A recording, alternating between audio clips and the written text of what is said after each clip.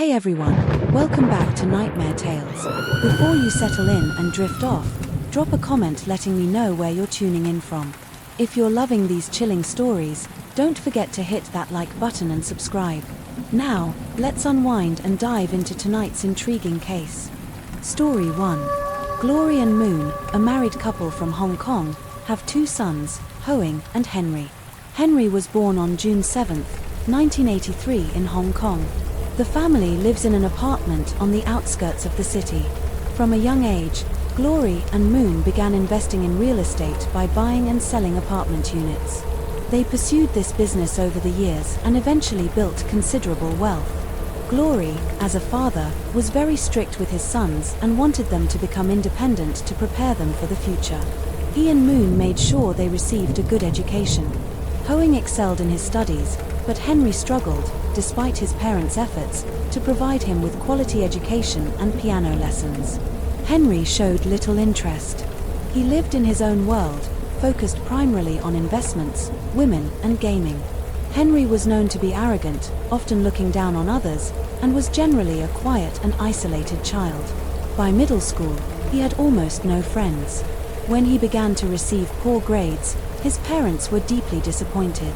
In response, Glory sent Henry to study abroad in Australia at the University of Canard in 2000. However, Henry faced bullying and discrimination from his classmates at university.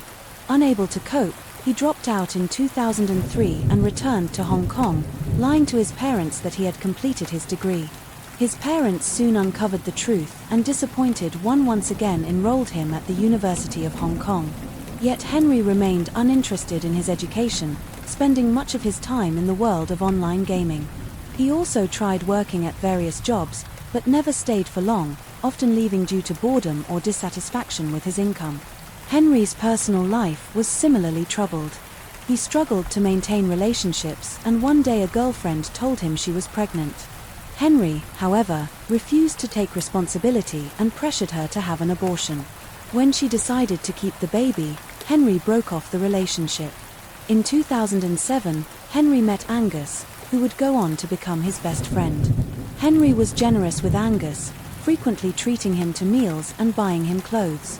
Their friendship was somewhat unbalanced, with Henry playing a dominant role, which led Angus to hold him in high regard and follow his lead closely. Angus has a very gentle nature. His background is quite different from Henry's. Angus shares a close bond with his mother and older sister, who often worries about him, as he is easily influenced and prone to manipulation. While Angus struggled academically and frequently failed his classes, he had a strong aptitude for mathematics. Throughout his school years, he was often the target of bullying, but also received protection from some friends. This shared sense of vulnerability brought Henry and Angus closer, as they both felt a connection in their experiences. Angus's romantic relationships were fraught with difficulties. He married a woman from Indonesia, only to be heartbroken on their wedding night when she confessed that she already had a husband, it turned out. She also had another boyfriend and had only married Angus as a way to stay in Hong Kong. Following the failure of his marriage, Angus traveled to New Zealand to reflect and recover. There he met another woman who ultimately deceived him and drained him, anally. Angus returned to Hong Kong penniless and deeply disheartened. Desperate and overwhelmed, Angus attempted to end his life by ingesting mercury from a thermometer mixed with rat poison and cough syrup. Fortunately, his older sister discovered his plan in time, saving his life, though he did suffer some nerve damage from the incident. In 2011, Henry's life also took a downturn. He was repeatedly dismissed from his workplace due to his undisciplined behavior, which gradually distanced him from Angus. To make matters worse, Henry had invested heavily in stocks, only to suffer significant losses when their value plummeted. Unemployed and out of money, Henry asked his parents to sell their apartment and split the proceeds 3 ways between his parents, his brother, and himself. However, his parents refused his request, insisting that Henry find a job and support himself. Feeling rejected, Henry left home, convinced his parents no longer loved him. His resentment grew, fueled by feelings of abandonment and anger. After leaving, Henry disappeared for a while with no one certain of his whereabouts. Eventually, he reached out to Angus, his only close friend from the past. Despite them not having seen each other in a long time, their bond remained strong and Angus welcomed Henry, offering him a place to stay. Confiding in Angus, Henry vented his frustration about his family. He expressed deep bitterness toward his mother, recalling how she forced him to take piano lessons as a child. He also harbored intense hatred for his father, who he described as an alcoholic who often came home late, sometimes taking out his anger on Henry's mother and older brother. Tensions with his parents had been simmering for years, and the argument over selling their apartment had finally escalated, deepening the rift between Henry and his family. On Tuesday, March 5, 2013, Hoang visited his parents' apartment intending to meet with them. However, he was surprised to find only his brother, Henry, there. When Hoang asked about their parents, Henry mentioned hearing that they had planned a trip to Sing Song, China for a vacation. Strangely, Hoang had not been informed of any such plans. Over the next 2 days, Hoang repeatedly tried to reach his parents by phone, but his calls went unanswered, leaving him increasingly worried about their safety. On Thursday, March 7, 2013, at Hoang's urging, he and Henry went to the police to report their parents as missing. At the station, Henry explained that the last time he had seen their parents was on Saturday, March 2, 2013, when they met for tea at Langham Place in Mok. After that, he claimed to have had no further contact with them. 5 days later, on Sunday, March 10, 2013, the police informed Hoang and Henry that, according to the Immigration Department, there was no record of their parents leaving Hong Kong. Their names did not appear on any flight schedules, nor was there any recent activity associated with their passports. The disappearance of Glory and Moon remained a mystery, leaving family and friends confused and concerned during this difficult time. While their parents were officially listed as missing, Hoang launched a public campaign. He created a Facebook page asking the public to share any information about his parents' whereabouts, hoping someone might help unravel the mystery. The next day, Hoang and Henry went to the Apple Daily News Agency to report their parents' disappearance. The story of the missing couple quickly captured public attention across Hong Kong, prompting the police to prioritize the case.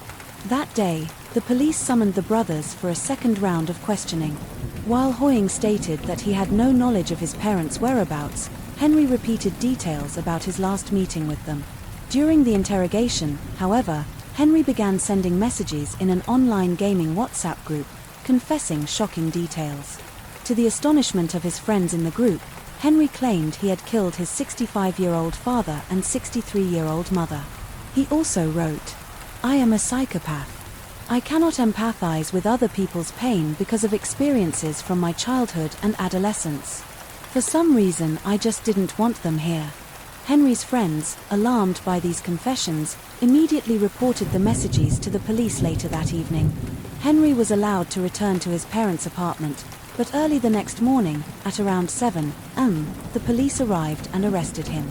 That same day, at 10:30 a.m., the police also detained 35-year-old Angus at his home. During questioning at the police station, Henry openly admitted to planning the murders as early as September 2012. He had meticulously listed the tools he would need and noted the gruesome steps he intended to take, including dismembering the bodies and draining the blood.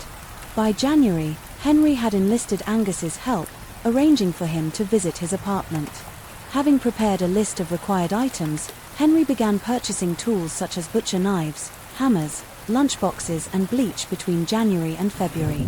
To avoid raising suspicion, Henry occasionally asked Angus to purchase various items, though Angus was unaware of Henry's true intentions. In the days leading up to the murder, however, Henry confided in Angus discussing his plans to kill his parents. Henry initially intended to carry out the crime near the border of Sanan City and Hong Kong, but Angus felt the location was too exposed and instead suggested using his own apartment in a remote area. On Friday, March 1, 2013, Henry invited his parents Glory and Moon to lunch at Angus's apartment under the pretense that he had moved there. Unaware of his intentions, Glory and Moon accepted the invitation. CCTV footage later showed Henry leading his parents through the apartment lobby.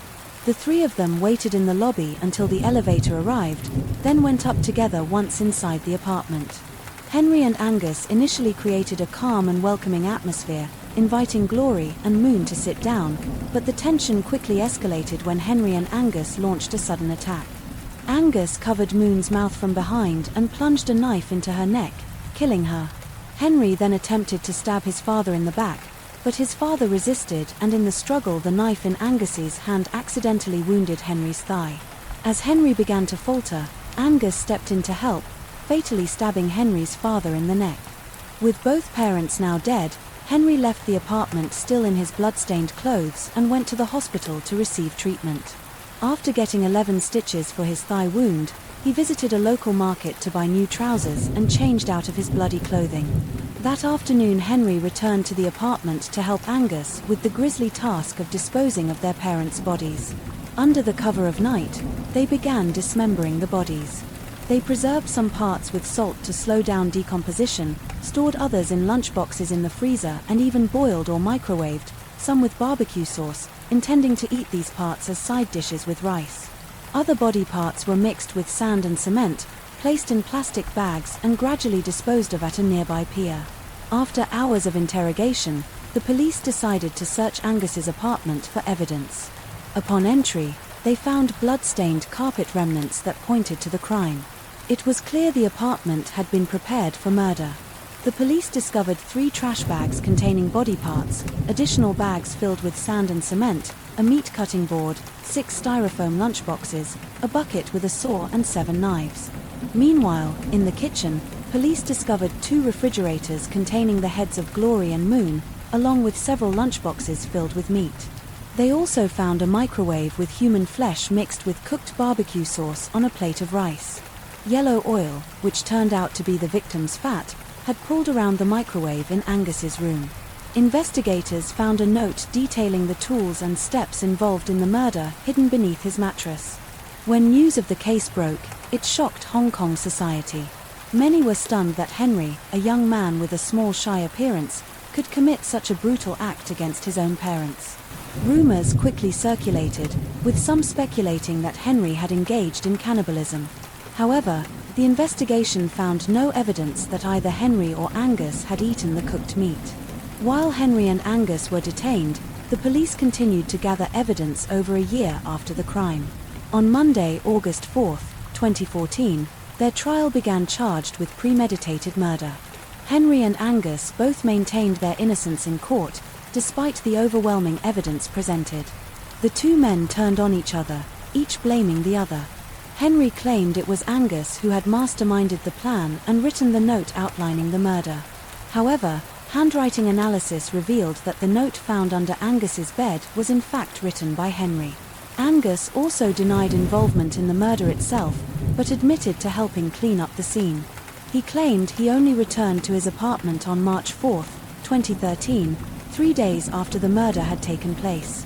According to Angus, Henry greeted him with a faint smile and showed him his parents' heads in plastic bags.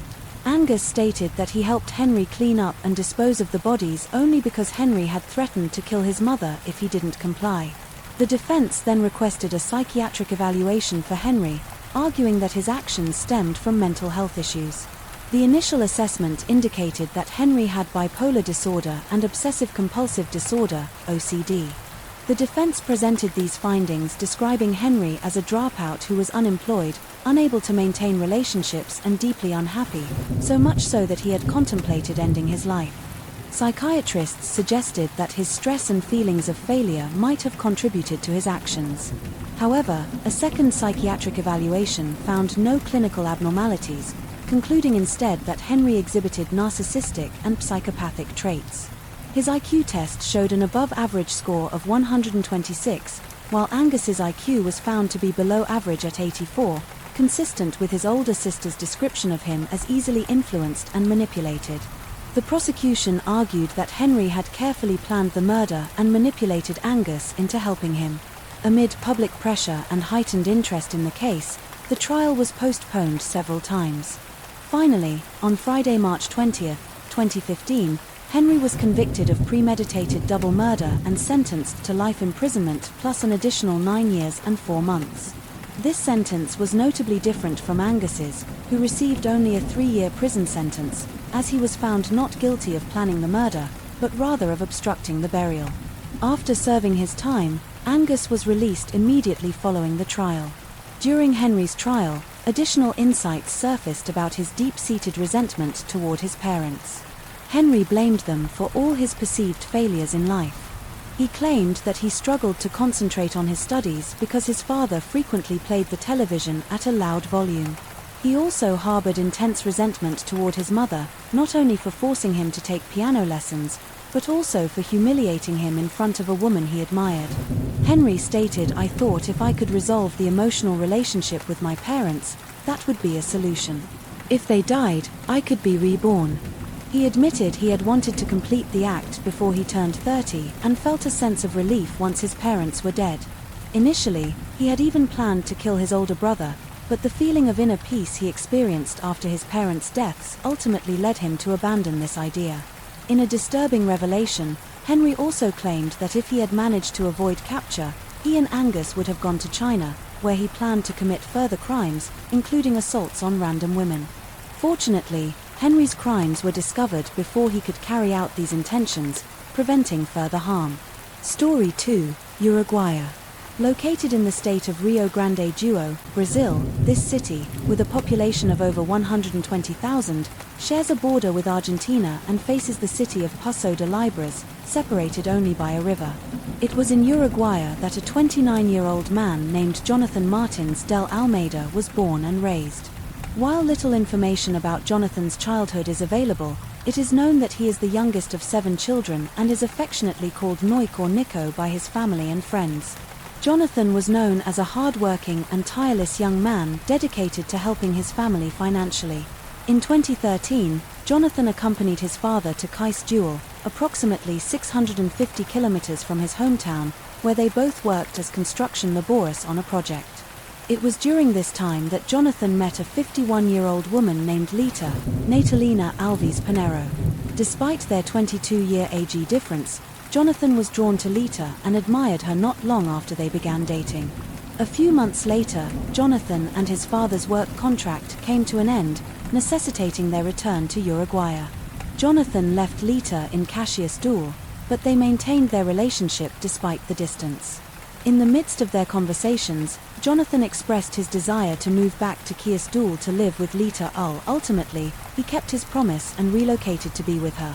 They lived together for a time before deciding to move again, this time to Arroio do Sul, a small coastal town in southern Brazil with a population of about 10,000. There, Jonathan found a job as an expert in installing home security systems, and he and Lita moved into a house not far from his workplace. Although Jonathan had grown more distant from his family in recent years, he maintained his connections through phone calls, WhatsApp message, and family group chats, where he often shared jokes and engaged in light-hearted banter. However, in mid-December 2016, Jonathan suddenly stopped responding to messages in the family group. On a Sunday in mid-December, he replied to a WhatsApp message for the last time, and soon after his family noticed his silence, they realized he hadn't even read their subsequent messages. In the hours that followed, they attempted to reach him, but to no avail. Assuming he was simply busy, they decided to wait until the next day to contact him again. When a full day passed without any communication, the family grew increasingly worried. Knowing that Jonathan lived with Lita, they reached out to her to inquire about his whereabouts. Instead of providing a clear answer, Lita claimed she didn't know where Jonathan was.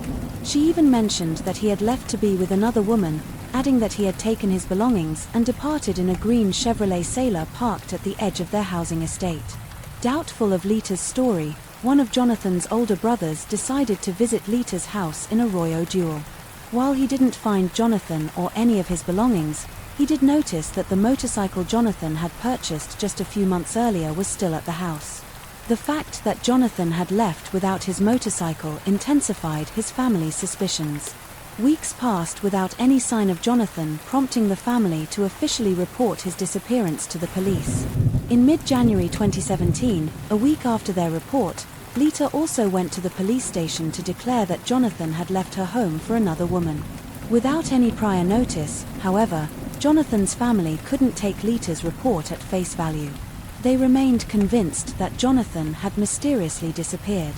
The following day, Jonathan's family and friends began distributing missing persons, posters, and sharing information on social media.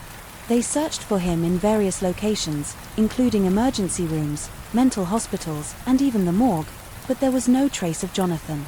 The police, who launched an investigation into Jonathan's disappearance, also visited Lita's house. Unfortunately, they found no evidence of wrongdoing. Jonathan's belongings were gone, with the exception of his new motorcycle.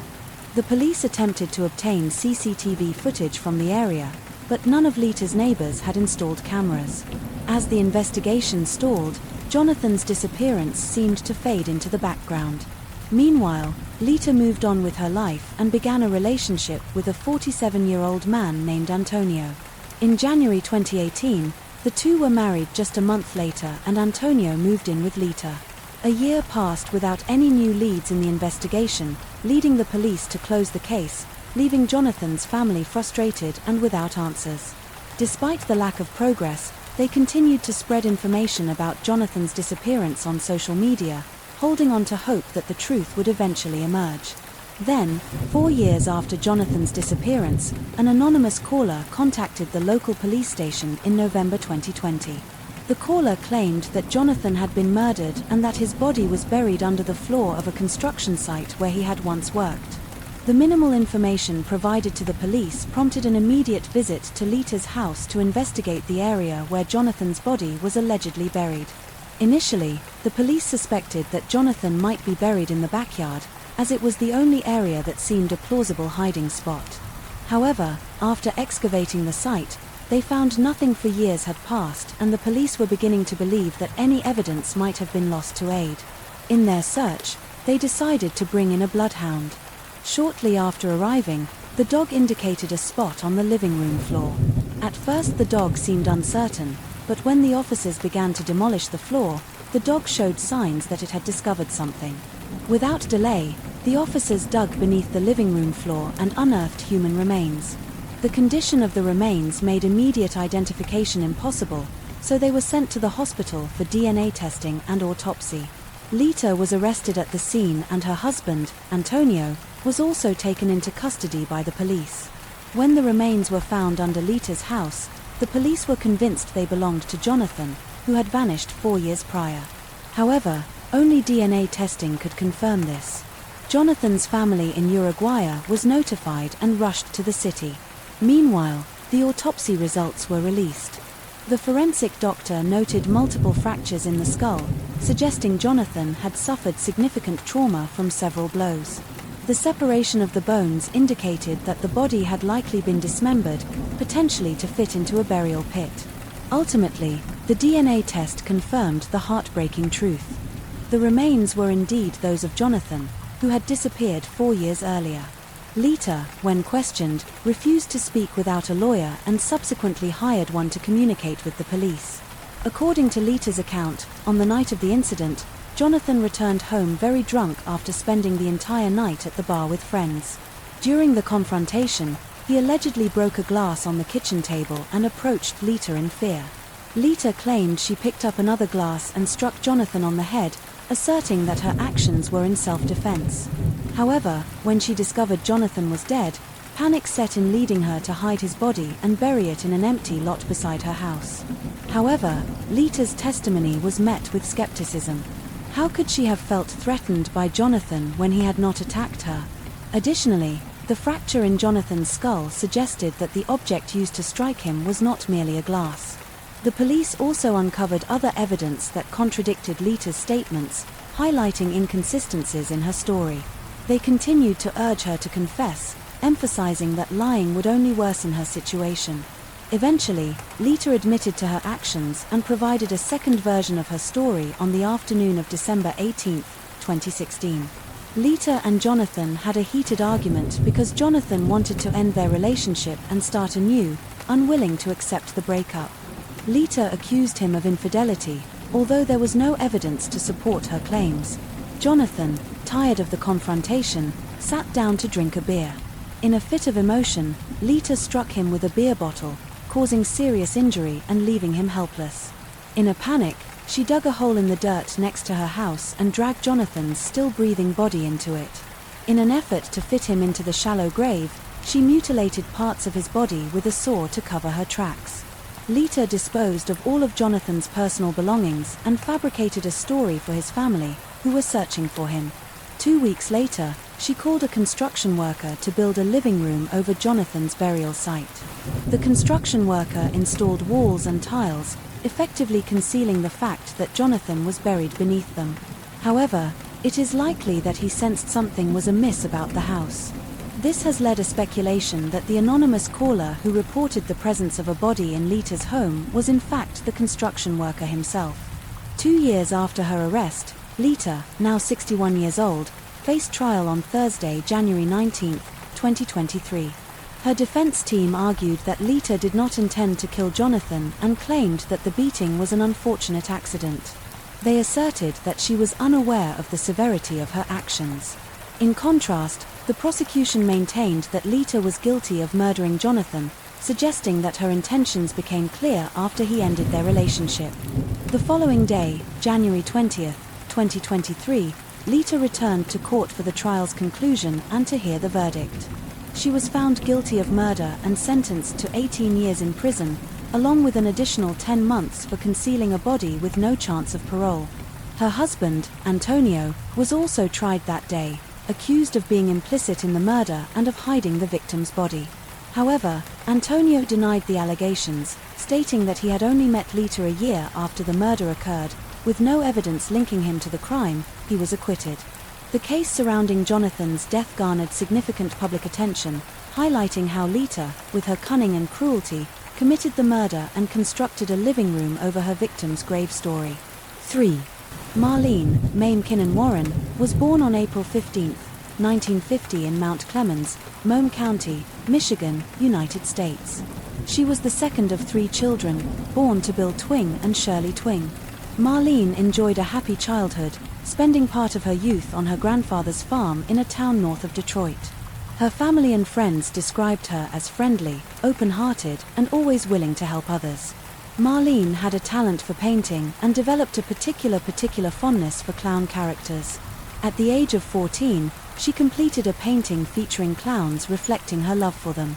She married her high school sweetheart at a young age and gave birth to her first child when she was just 15 years old. From this marriage, she had 2 sons, John and Joseph. Tragically, Marlene's first marriage ended prematurely when her husband died in a car accident in Texas, leaving her a young widow. At 20, she faced the challenge of raising her 2 toddlers on her own. 2 years later, Marlene married Michael Warren. At the time, Marlene was 22 and Michael was 19, becoming a stepfather to John and Joseph. Marlene was known for her hard work and determination. She became a successful businesswoman in her area, owning 20 rental properties, leased to large companies, and also worked as a cargo ship inspector. Marlene and Michael lived in a magnificent house on a spacious plot of land. Testament to Marlene's hard work, their home was located in West Palm Beach, Florida, while Michael worked as a used car sales agent running a company called Bargain. His success paled in comparison to Marlene's income. During this time, Marlene enjoyed a life of abundance. She had a loving family, financial security, and a comfortable lifestyle. She even purchased a private plane, which she parked in the expansive area of their property. However, Marlene's life took a turn when Michael was arrested in 1986 for a used car scam. He had been rolling back the odometers on the cars he sold to make them appear to have lower mileage. When customers discovered the deception, one of them returned the car and reported Michael to the police. Fortunately, he received only an 18-month probation sentence. Tragedy struck again in Marlene's life when her first child, John, died in a car accident in 1988 at the age of 22. Mirroring the fate of his father at that point, Marlene was left with only one child, Joseph. In early 1989, between January and February, Michael focused on expanding his business.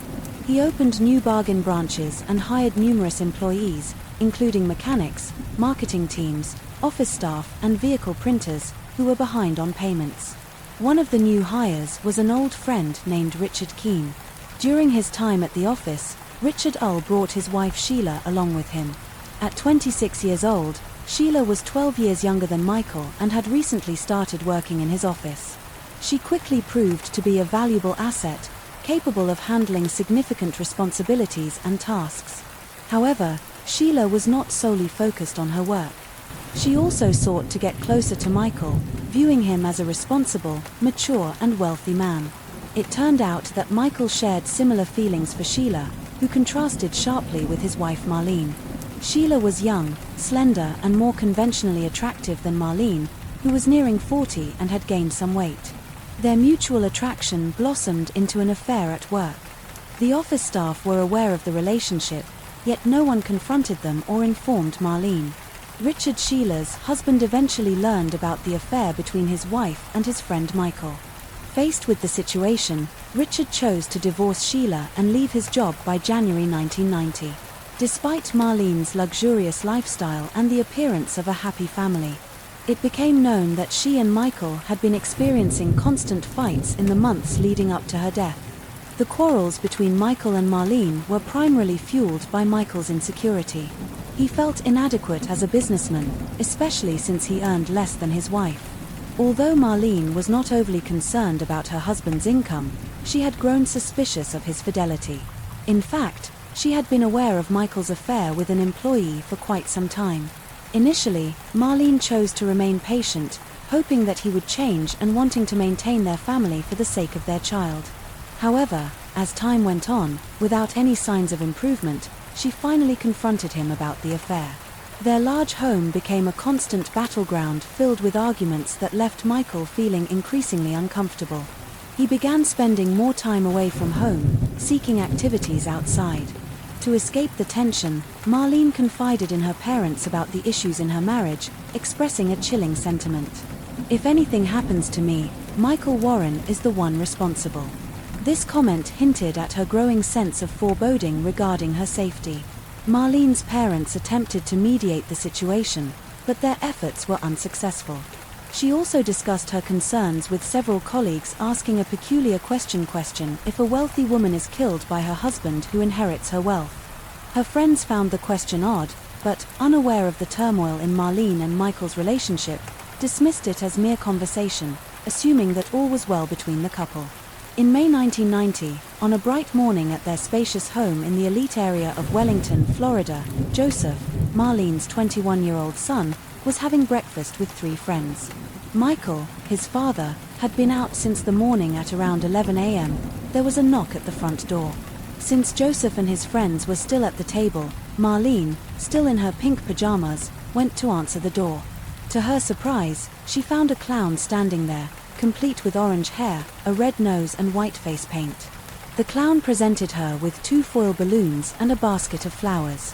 Joseph and his friends, watching from the dining area, commented on the clown's cheerful demeanor. Suddenly there was a loud bang that Joseph and his friends initially thought was a balloon popping, but when they turned to see Marlene lying on the floor, bleeding profusely from her face, they quickly realized the horrifying truth. The clown had shot her in a panic. Joseph's friends rushed to help Marlene and called 911 for emergency assistance. Meanwhile, Joseph caught sight of the clown, who calmly turned and walked towards a white Chrysler LeBaron convertible parked nearby, which had no license plates. Without thinking, Joseph and one of his friends jumped into their car to chase after the clown, but their efforts were futile.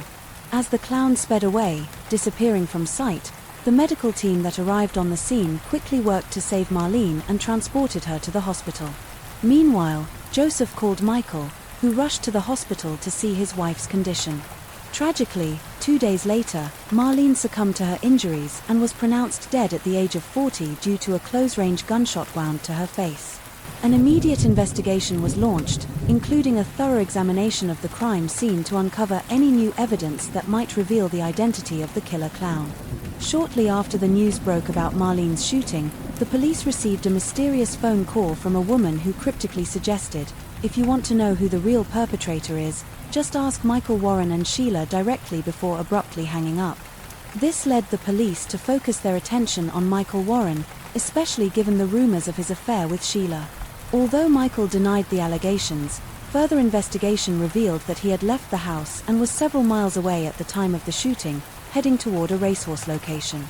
This alibi was corroborated by friends who had seen him en route. Consequently, the police turned their focus to local shops that sold balloons, flowers, and costumes, suspecting that the killer might have visited one of these establishments to purchase the item used in the crime. At that time, the police visited a shop that sold balloons and flowers to inquire whether anyone had purchased items identical to those found at Marlene's house. The employee on duty reported that a customer who matched Sheila Ku's description, a 20-year-old woman with brown eyes and shiny brown hair, had bought balloons and flowers shortly before the shooting. The police then turned their attention to local costume shops. One shop owner revealed that around 8 a.m., approximately 3 hours before the shooting, a woman had purchased a clown costume complete with a red nose and orange hair. Once again, this description aligned with that of Sheila Keane. Based on the statements from the shop employees, the police began to suspect Sheila as a potential perpetrator. However, due to the lack of strong evidence, they continued their investigation. 4 days after Marlene was shot, the police received a report about a white car without a license plate that had been abandoned for 4 days. Joe Joseph recognized the car as matching the one used by the clown.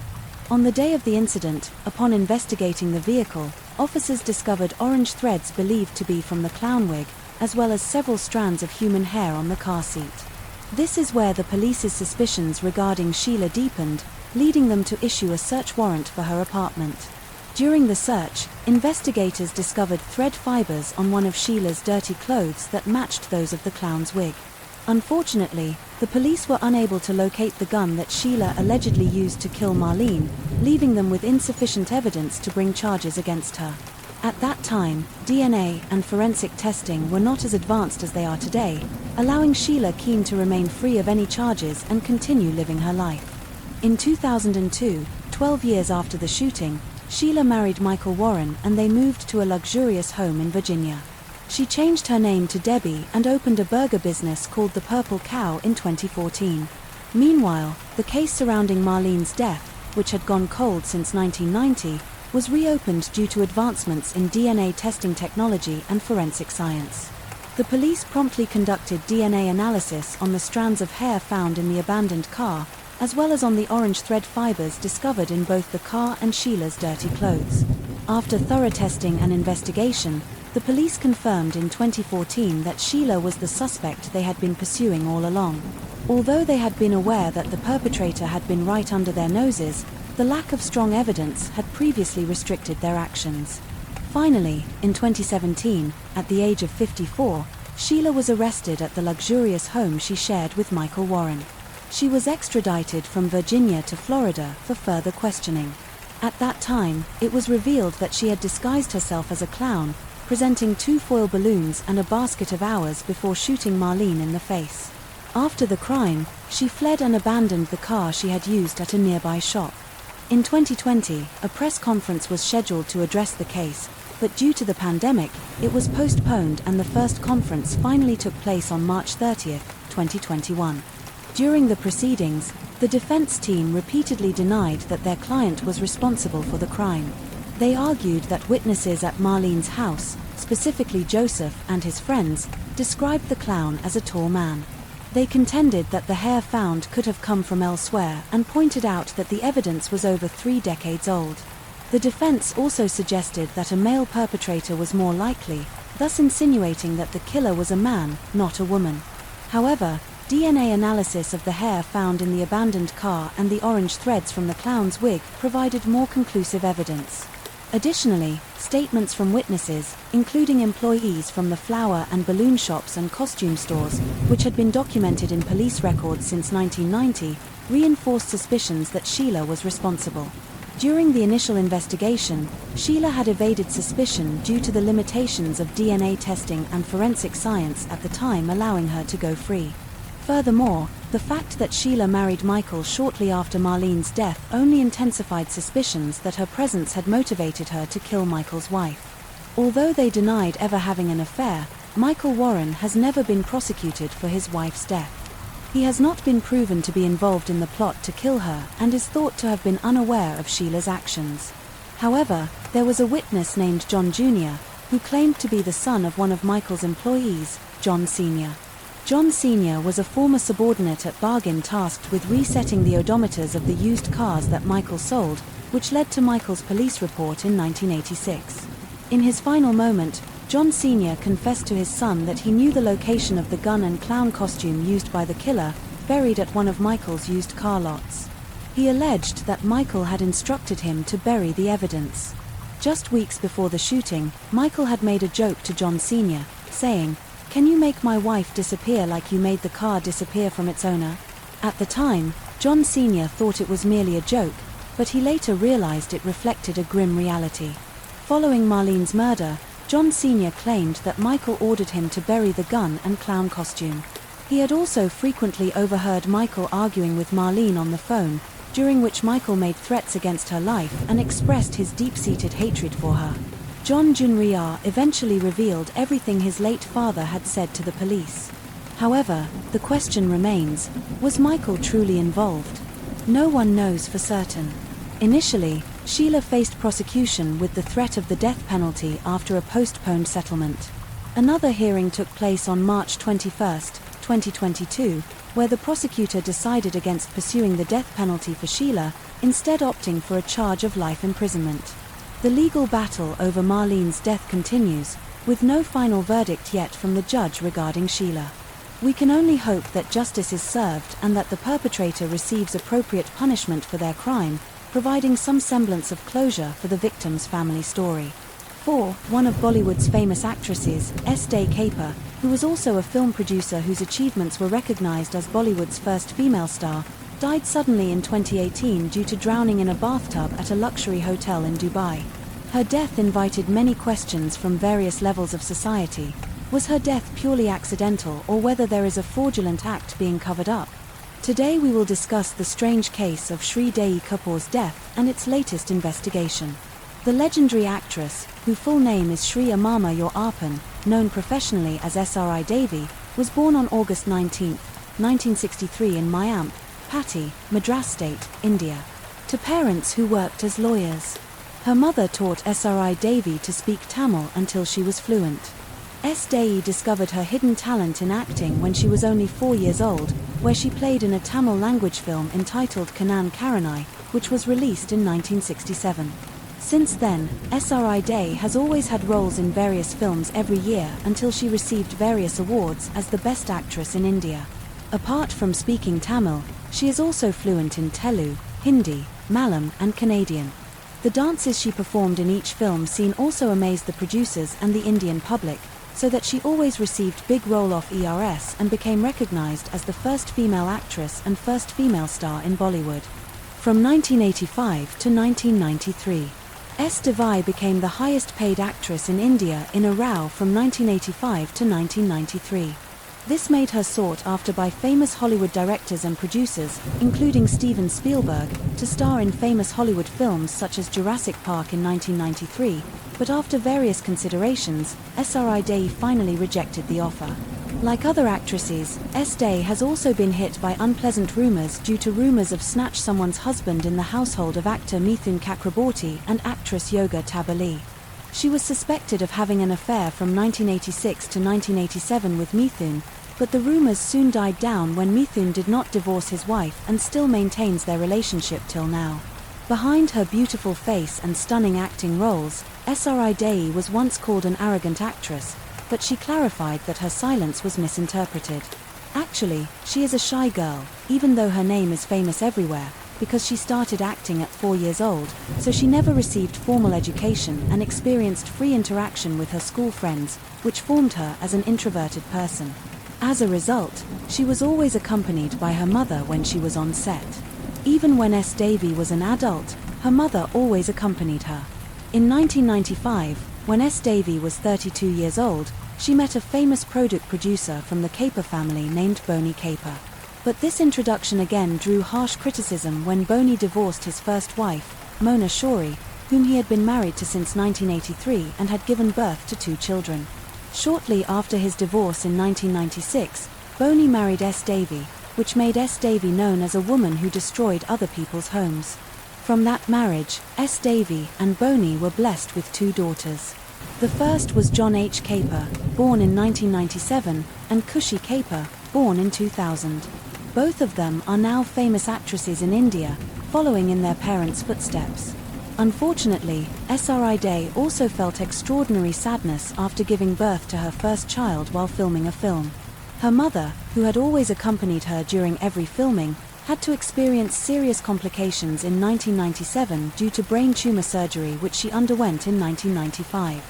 After investigation, a neurosurgeon discovered that there had been a procedural error surgery by performing surgery on the wrong part of her mother's head.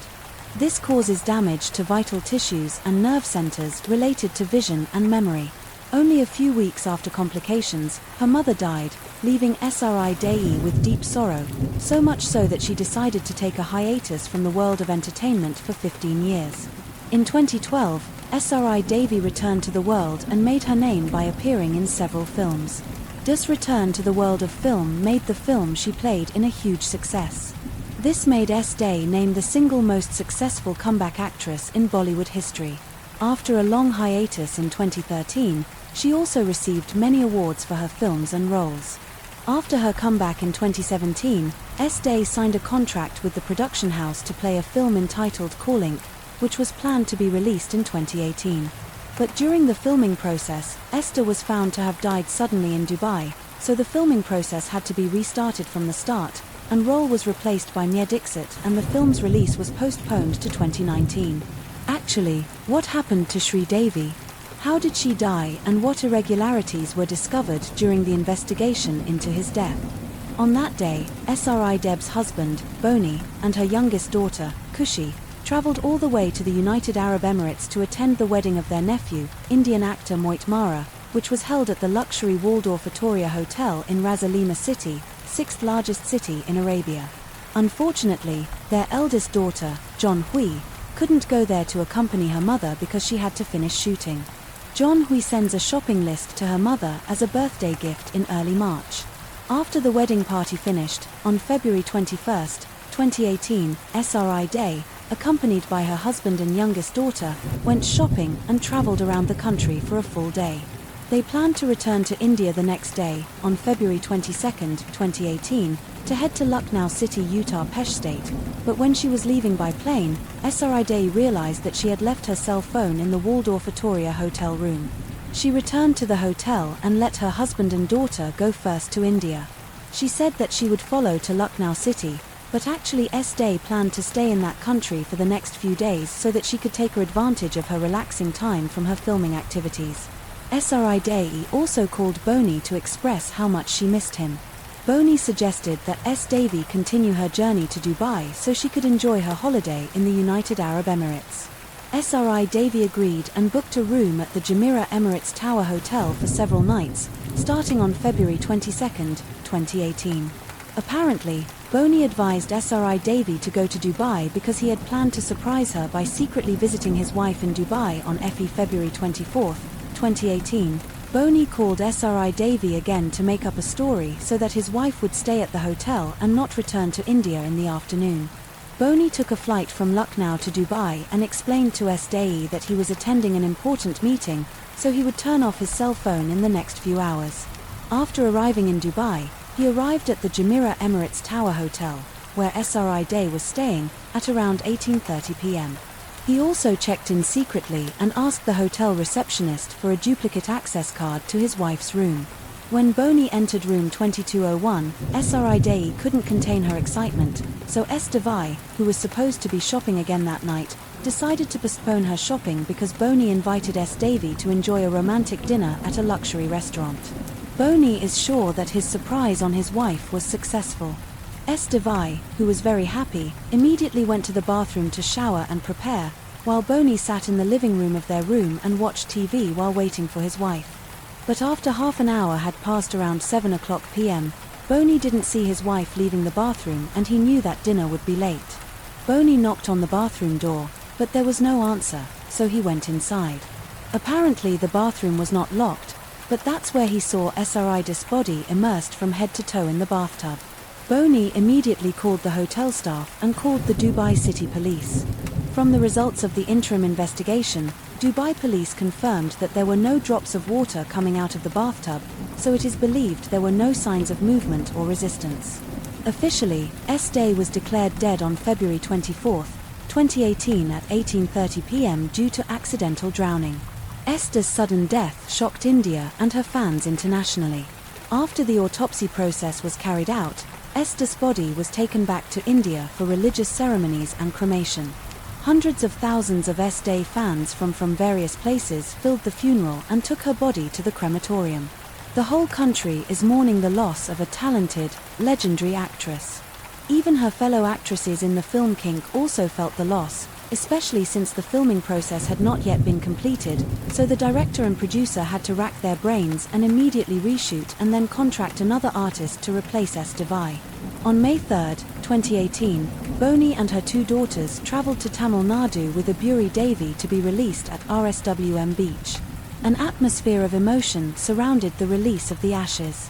On March 11, 2018, Esther's family held a private prayer ceremony and gave an opportunity to Bollywood actors and actresses to pay their last respects to S. Devi. After the series of ceremonies had finished, the discussion about S. Devi's death had not yet ended. Many parties have clearly voiced an investigation into the death of their idol, because the world does not believe that they died due to accidental drowning in the bathroom. One by one, the irregularities in S. Dev's death began to be revealed and became a heated discussion among the public. In fact, the initial suspicion that S. Devai died was not due to drowning, because, apart from the fact that Bond's story did not make sense, the authenticity of the document's release stating that Sri Day died was also questioned. The document wrote the cause of death as accidental drowning instead of accidental drowning, a spelling ER in English that caused further public distrust. In this case, the public is increasingly cornering the grieving Boney as the murderer, but the extended Kapoor family came forward to defend Boney. Boney's younger brother. An actor named Sanjay Kapoor defended his brother. He said that Sri Day died of a heart attack before she drowned in the bathtub, but his statement sparked a long debate because it was known that S. Day had no history of heart disease and looked very healthy. The results of the toxicology examination, which had been kept hidden, also stated that alcohol content was found in Esther's blood and water in her lungs. This proves that Sri Day was still trying to breathe when she was in the water. From here, the public believes that there are many things that the big Kapoor family is trying to hide when people question Sri Day's death. Surprisingly, Sunil Singh, an artistic director, film writer and music director who had worked in the Bollywood industry since 1982, revealed that Sri Day's death was the result of murder.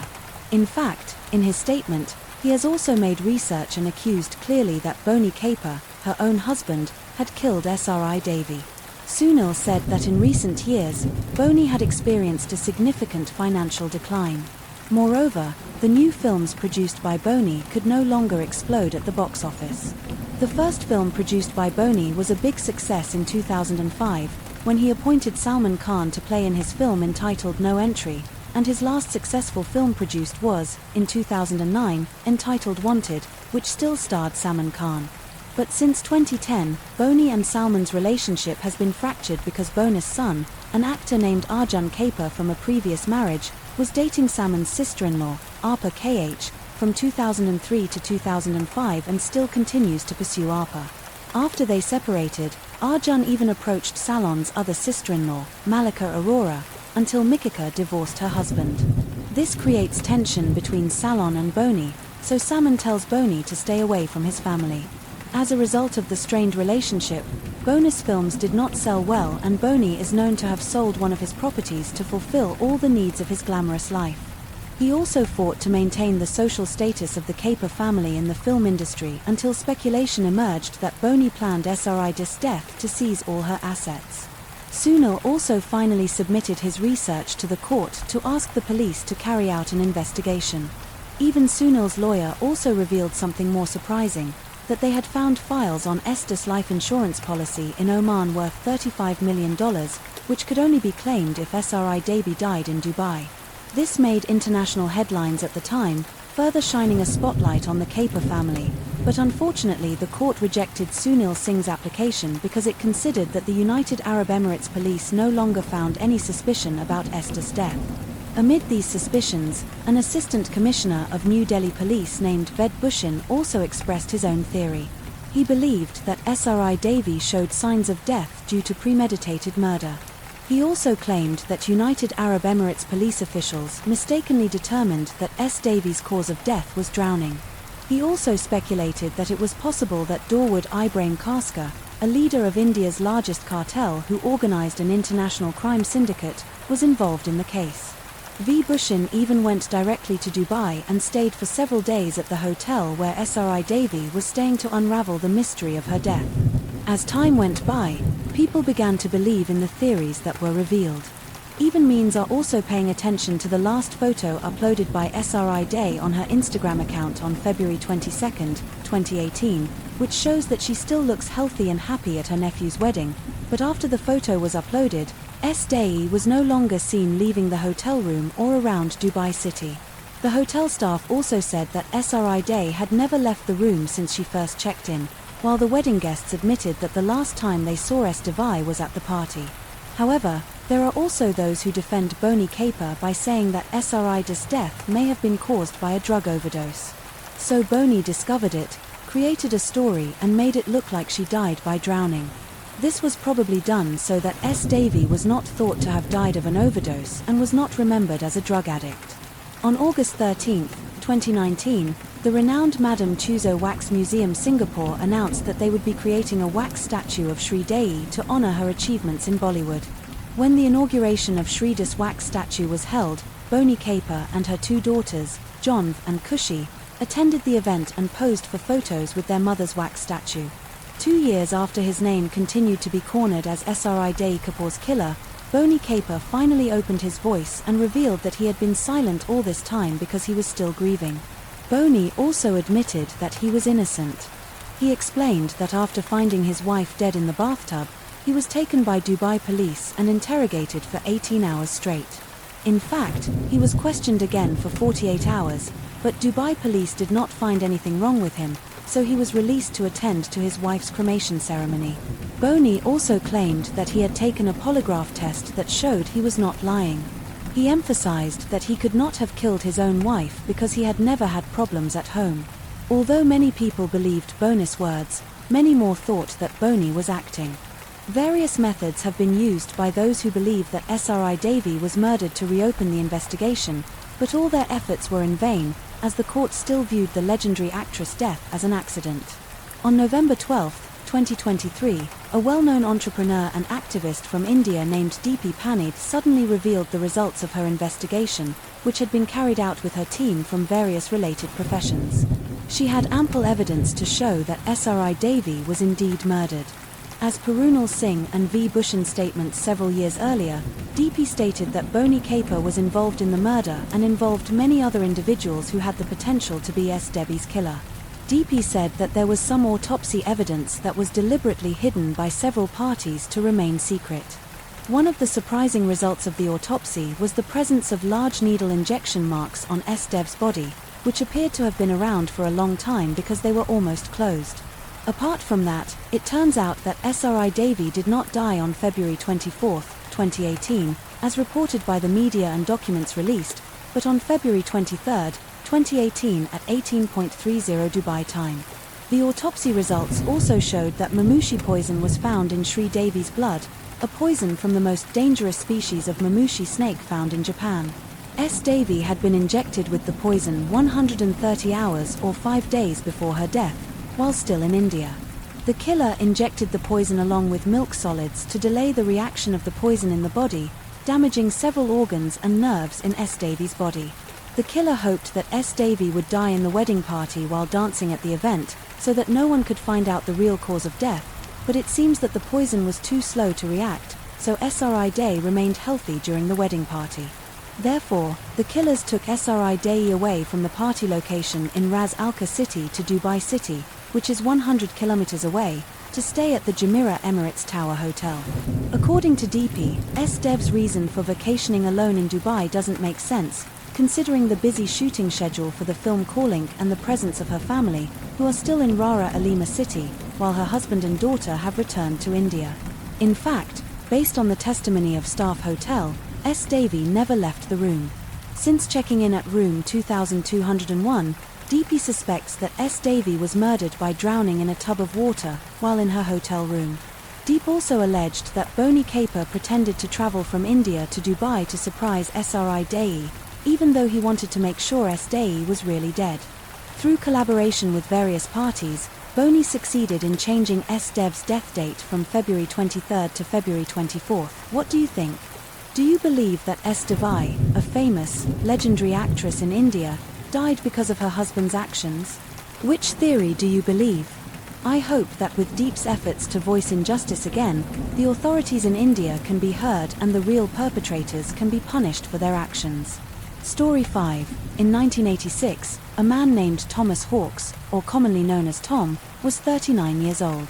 Tom had recently divorced his wife and was living with his 2 teenage sons. One evening, Tom was having dinner with his sons at a restaurant near his home in California. There he was captivated by a woman he found very beautiful and elegant. Tom kept looking at the woman until she finally noticed that he was staring at her. Since Tom was a cool widower with a strong build and a rugged beard appeared. The woman named Jackie, who was single and 29 years old, was also interested in him. Tom then approached Jackie who, as it turned out, was indeed single and 29. They started dating for 3 years until, in 1989, Tom and Jackie got married and lived happily before their marriage. Jackie had told Tom that she had been in an accident and the doctors had declared that she would not be able to have children. However, Tom didn't mind and accepted Jackie as she was. Jackie was also happy because she finally got to experience being a mother to her stepchildren, Tom's sons. Over the years, Jackie dedicated herself as a good homemaker for the 2 boys. However, as the boys grew up, they decided to work in other cities, leaving their parents feeling a bit of emptiness, especially Jackie, who felt very lonely since she was very close to them. Tom then took the initiative to sell their house and use all of his remaining savings to buy a boat, with the of enjoying their old age, relaxing and sailing along the California coast. In 2002, Tom bought a second-hand boat at a reasonably low price and he and Jackie worked on refurbishing and renovating it until it looked beautiful and comfortable. After 2 years of a relaxed life, in 2004, one of Tom's sons shared the exciting news that Tom and Jackie would soon become grandparents. Jackie was thrilled by the news and immediately felt happy, asking her husband, Tom, to sell their boat because they needed to live on land to be closer to their first grandchild. In response, Tom placed ads in several magazines to sell their boat for $500,000. It didn't take long before a couple called Tom, explaining that they had been saving for years to buy a yacht and were interested in Tom's boat.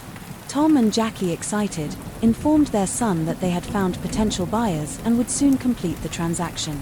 However, a few days later, Tom and Jackie suddenly went missing and couldn't be reached by either of their sons. This raised serious suspicions, as Tom and Jackie were the type of parents who would always be the first to reach out or, at the very least, always return any missed calls from their sons. When their son reported to their uncle, Jim, who was also a retired police chief in California, Jim immediately got into his car and headed to Newport Beach, where Tom's boat was docked. He went with a friend and when they arrived at the marina, Tom's yacht was indeed still there. Jim thought perhaps the transaction hadn't been completed, which was why the boat was still docked. However, when Jim boarded the yacht to check for Tom and Jackie, he found that no one was aboard. After inspecting the entire boat, Jim noticed several things that seemed unusual for the Tom and Jackie he knew.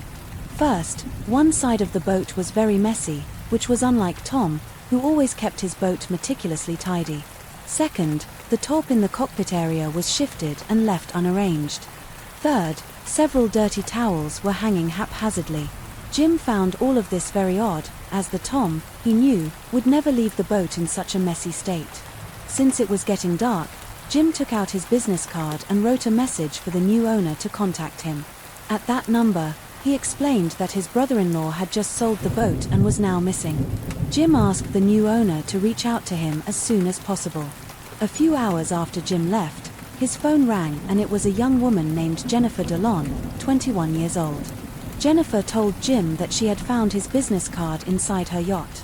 Indeed, her husband had just bought the boat from Tom and Jackie. However, like Jim, Jennifer admitted that they had trouble reaching Tom, as they had a few questions about the boat's controls. In addition, some personal belongings of Tom and Jackie had been left in the boat's closet, so they were also trying to return those items to them. Jennifer explained that the last time they saw Tom and Jackie was when they completed the transaction. After her husband handed a suitcase of cash to Tom and Jackie, the couple immediately got into their car and drove off. Since then, both Jim and Jennifer had been unable to contact Tom and Jackie. Jim then asked Jennifer if she had any idea where the couple might have gone, but Jennifer replied that she didn't know, as they hadn't discussed personal matters, only the details of the boat transaction. However, Jennifer did recall, while hearing a conversation between Tom and his wife, Jackie, in which Tom mentioned wanting to buy a house in Mexico near the Arizona border where his sons lived. Jim thanked Jennifer and asked her to inform him if she learned anything about Tom and Jackie's whereabouts. Jennifer asked Jim to do the same if he found out anything. After the call, Jim remembered there was someone who might know where Tom and Jackie were, Patricia, an accountant hired by Tom and Jackie to handle their finances, especially when they were at sea with limited internet access. Patricia managed their bills and paid their taxes. The first thing Jim asked Patricia was, "Hey, have you heard from Tom and Jackie in the past few days?" Patricia replied that she hadn't. Jim then explained the whole situation and asked, "Could you check if Tom made any large deposits into his or Jackie's accounts? A few days ago, Tom just sold his yacht and received a large sum of cash." After checking, Patricia confirmed that no money had been deposited into any of Tom or Jackie's accounts. Jim and Patricia both paused for a moment trying to figure out why Tom and Jackie hadn't deposited such a large amount of money. It seems something was wrong. Extremely concerned, Jim immediately called the Newport Beach Police Department in California to report Tom and Jackie's disappearance. The first step the police took in the case was to gather information from the young couple who had bought Tom's yacht, Skylar DeLon, and his wife Jennifer. Upon investigation, police discovered that Skylar, who was 25 at the time, was a former convict who had previously been imprisoned for armed robbery. This raised immediate red flags, and the investigation quickly focused on the DA-owned family, who were the last known people to see Tom and Jackie. Skylar was summoned to the police station to give his statement. There he was asked to explain his last interaction with Tom and Jackie. Skylar was very cooperative, telling the police that he initially saw Tom's yacht advertisement in a magazine and immediately called the number listed. After speaking over the phone, he and Tom met a few days later to do a test drive of the yacht. After the test drive, Skylar told Tom he loved the yacht and would complete the payment soon.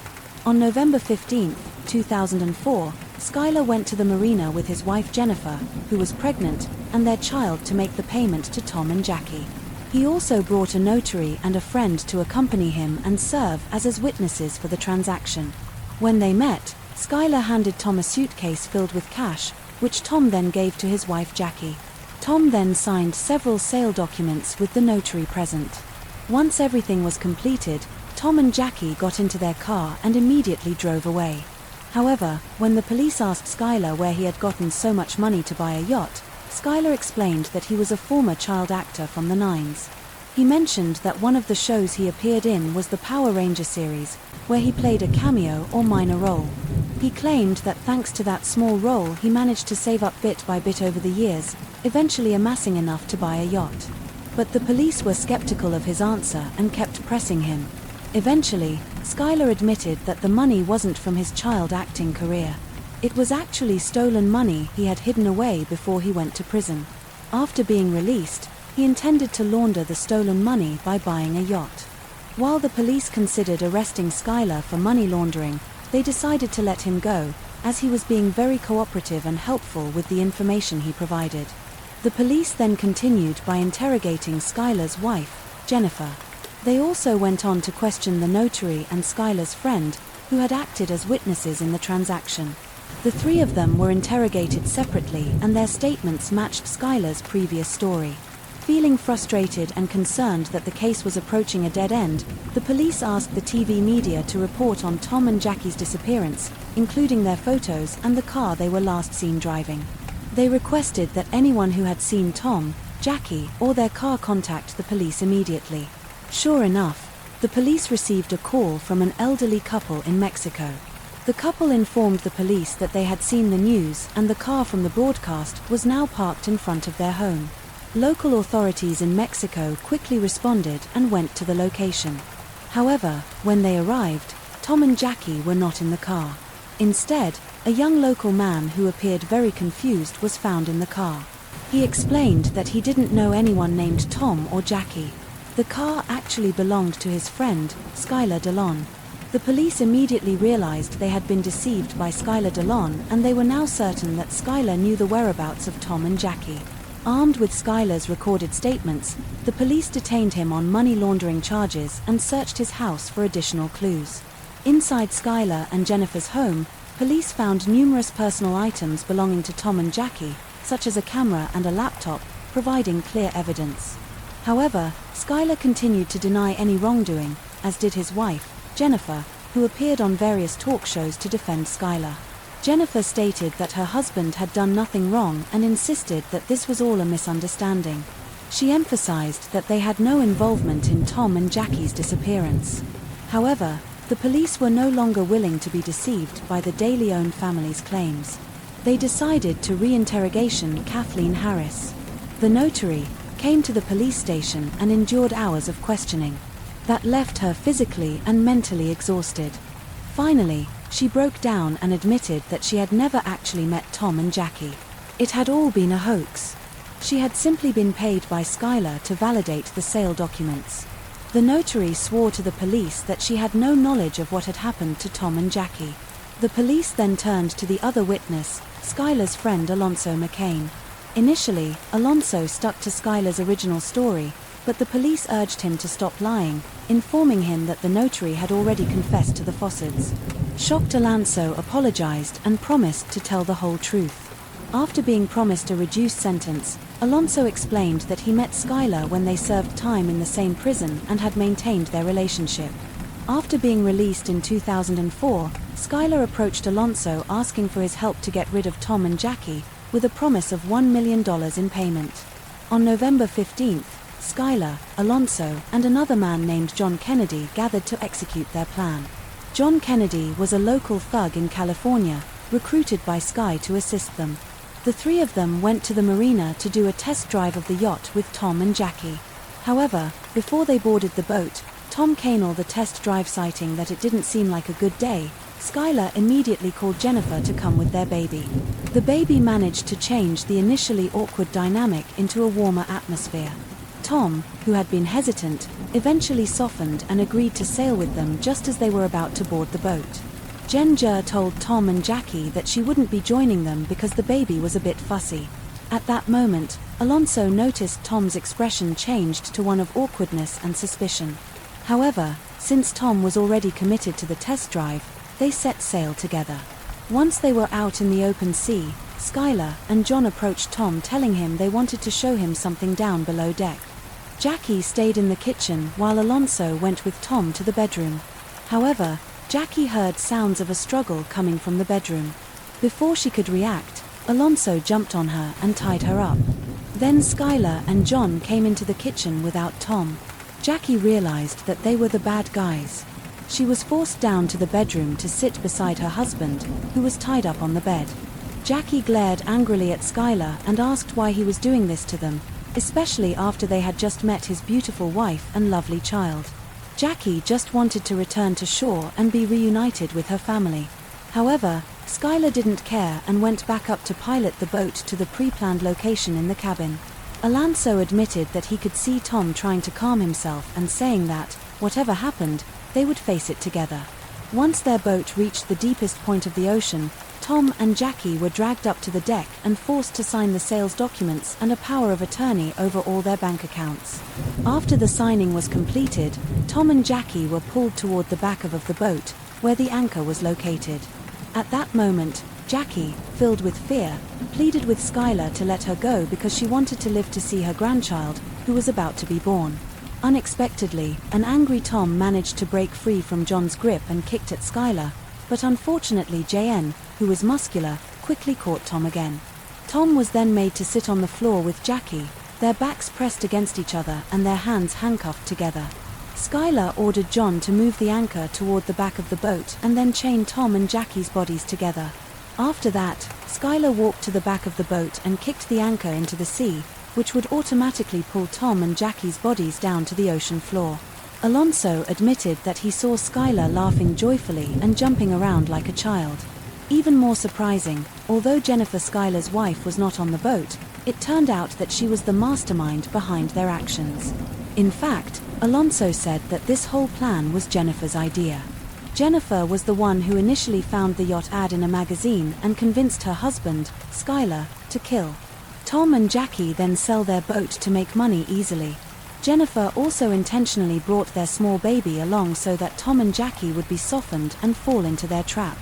Before and after they carried out their plan, Schuyler always made time to contact Jennifer just to update her on the progress of their scheme and to discuss what they should do next. The most shocking part of this case was Jackie's camera. When the police found the camera at Schuyler and Jennifer's home, they reviewed its footage and discovered a video recorded by Jackie herself. In the video, Jackie expressed her happiness about selling the boat and being able to reunite with her children and grandchildren. However, when the police tried to view the subsequent recordings, the video switched to footage recorded by Jennifer showing their small family celebrating a Thanksgiving dinner while playing with their little daughter. This happened just a few days after they had killed Tom and Jackie, which was extremely inhumane given that they had just committed such a heinous act. Jennifer and Schuyler even used the camera to record all of their family activities without feeling any guilt. In the end, Alonso was sentenced to 20 years in prison. Jennifer DeLon received a life sentence, while Schuyler DeLon and John Kennedy were sentenced to death. Story 6, San Jose, California, United States, is a quiet area with neatly lined residential houses. The residential neighborhood is well maintained because its residents are diligent about cleaning their surroundings and trimming the weeds in their yards. There are also several vehicles parked along the streets, such as buses, SUVs, and shiny sedans.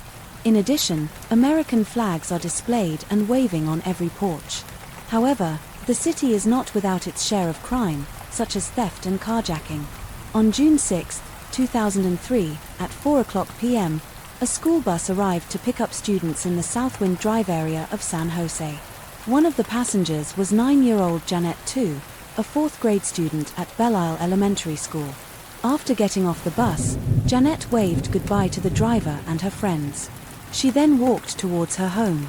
Upon arriving, Janet was surprised to find the front door slightly ajar. The 9-year-old had no negative thoughts, assuming that her mother and older sister had returned from gardening. The girl then closed the door and called out for her mother, but there was no response at all. It turned out that her mother and sister had not yet returned home. Janet then went to her room to change clothes and rest, while inside the girl was startled to find shards of broken glass scattered around. At that moment, Janet began to feel anxious. She suspected that an intruder was trying to break into her house. Before long, she heard footsteps and a knock on the door, but she did not want to open it and instead chose to peek through the living room window. Janet saw an unfamiliar adult man from behind the door. The man began talking to Janet and asked her many questions. This mysterious figure also said that he wanted to come inside the house. Janet started to panic as the strange man tried to peer into the house through the window.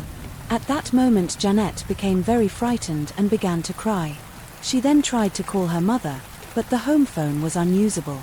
Moments later, Janet realized that the phone line had been cut before long. The mysterious man forced his way in and opened the sliding door of Janet's house. The girl tried to back away and evade him, but the stranger quickly caught her and took her to one of the rooms in the house. There the man unbuttoned Janet's pants and began to assault her. The girl was utterly confused by what was happening to her. She could only surrender and was unable to resist.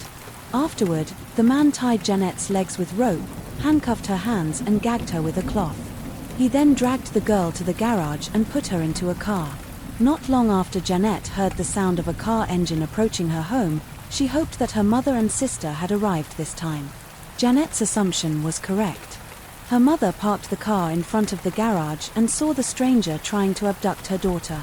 Janet's older brother, Paul, had also noticed from a distance that his sister was being kidnapped by someone. Realizing this, Paul became extremely angry and started to rage. The 14-year-old then grabbed a screwdriver from his car and attacked the stranger. However, the screwdriver was snatched from his hand by the assailant. Paul struggled and became overwhelmed. While battling the kidnapper, The teenager was dealt a barrage of blows that sent him staggering and crashing to the ground.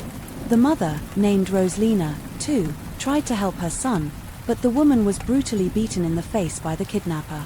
At that moment, Paul struggled to get up and ran to the kitchen to grab a pot, trying to hit the kidnapper on the head with it.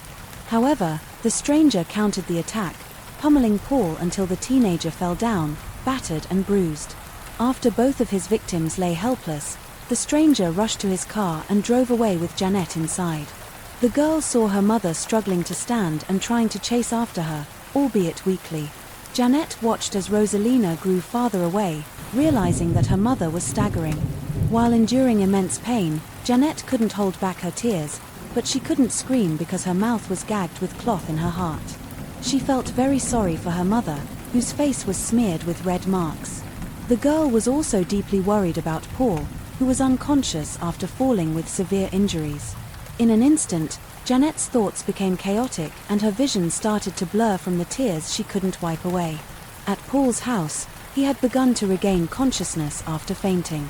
The teenager remembered his sister's safety, which needed to be fought for. Without considering his own pain, Paul ran around calling for help from anyone who could hear him. He pleaded for someone to notify the police about Janet's kidnapping. Soon after, several people approached Paul and helped him. They took the teenager back to his home and reported the incident to the police. Before long, officers arrived at the scene to conduct an investigation. Meanwhile, medical personnel intended to evacuate Paul and Rosalina to the hospital via ambulance, but the mother refused to go. She preferred to stay at home and asked relatives for assistance in caring for her. Meanwhile, the police interviewed the neighbors regarding the incident involving Rosalina's family. One neighbor, who lived 3 houses away from Janet's residence, informed the police that he had CCTV footage from his home. The surveillance camera captured the street in the neighborhood. The neighbor then provided the CCTV recording to the authorities for immediate investigation. In the footage, an old car was seen entering Janet's house, but the video was too blurry to clearly identify the vehicle's license plate. In handling kidnapping cases, the police usually activate an Amber Alert. However, in Janet's case, the officers postponed doing so because they did not yet have the suspect's vehicle license plate. An Amber Alert is a notification system for child abductions originating in the United States.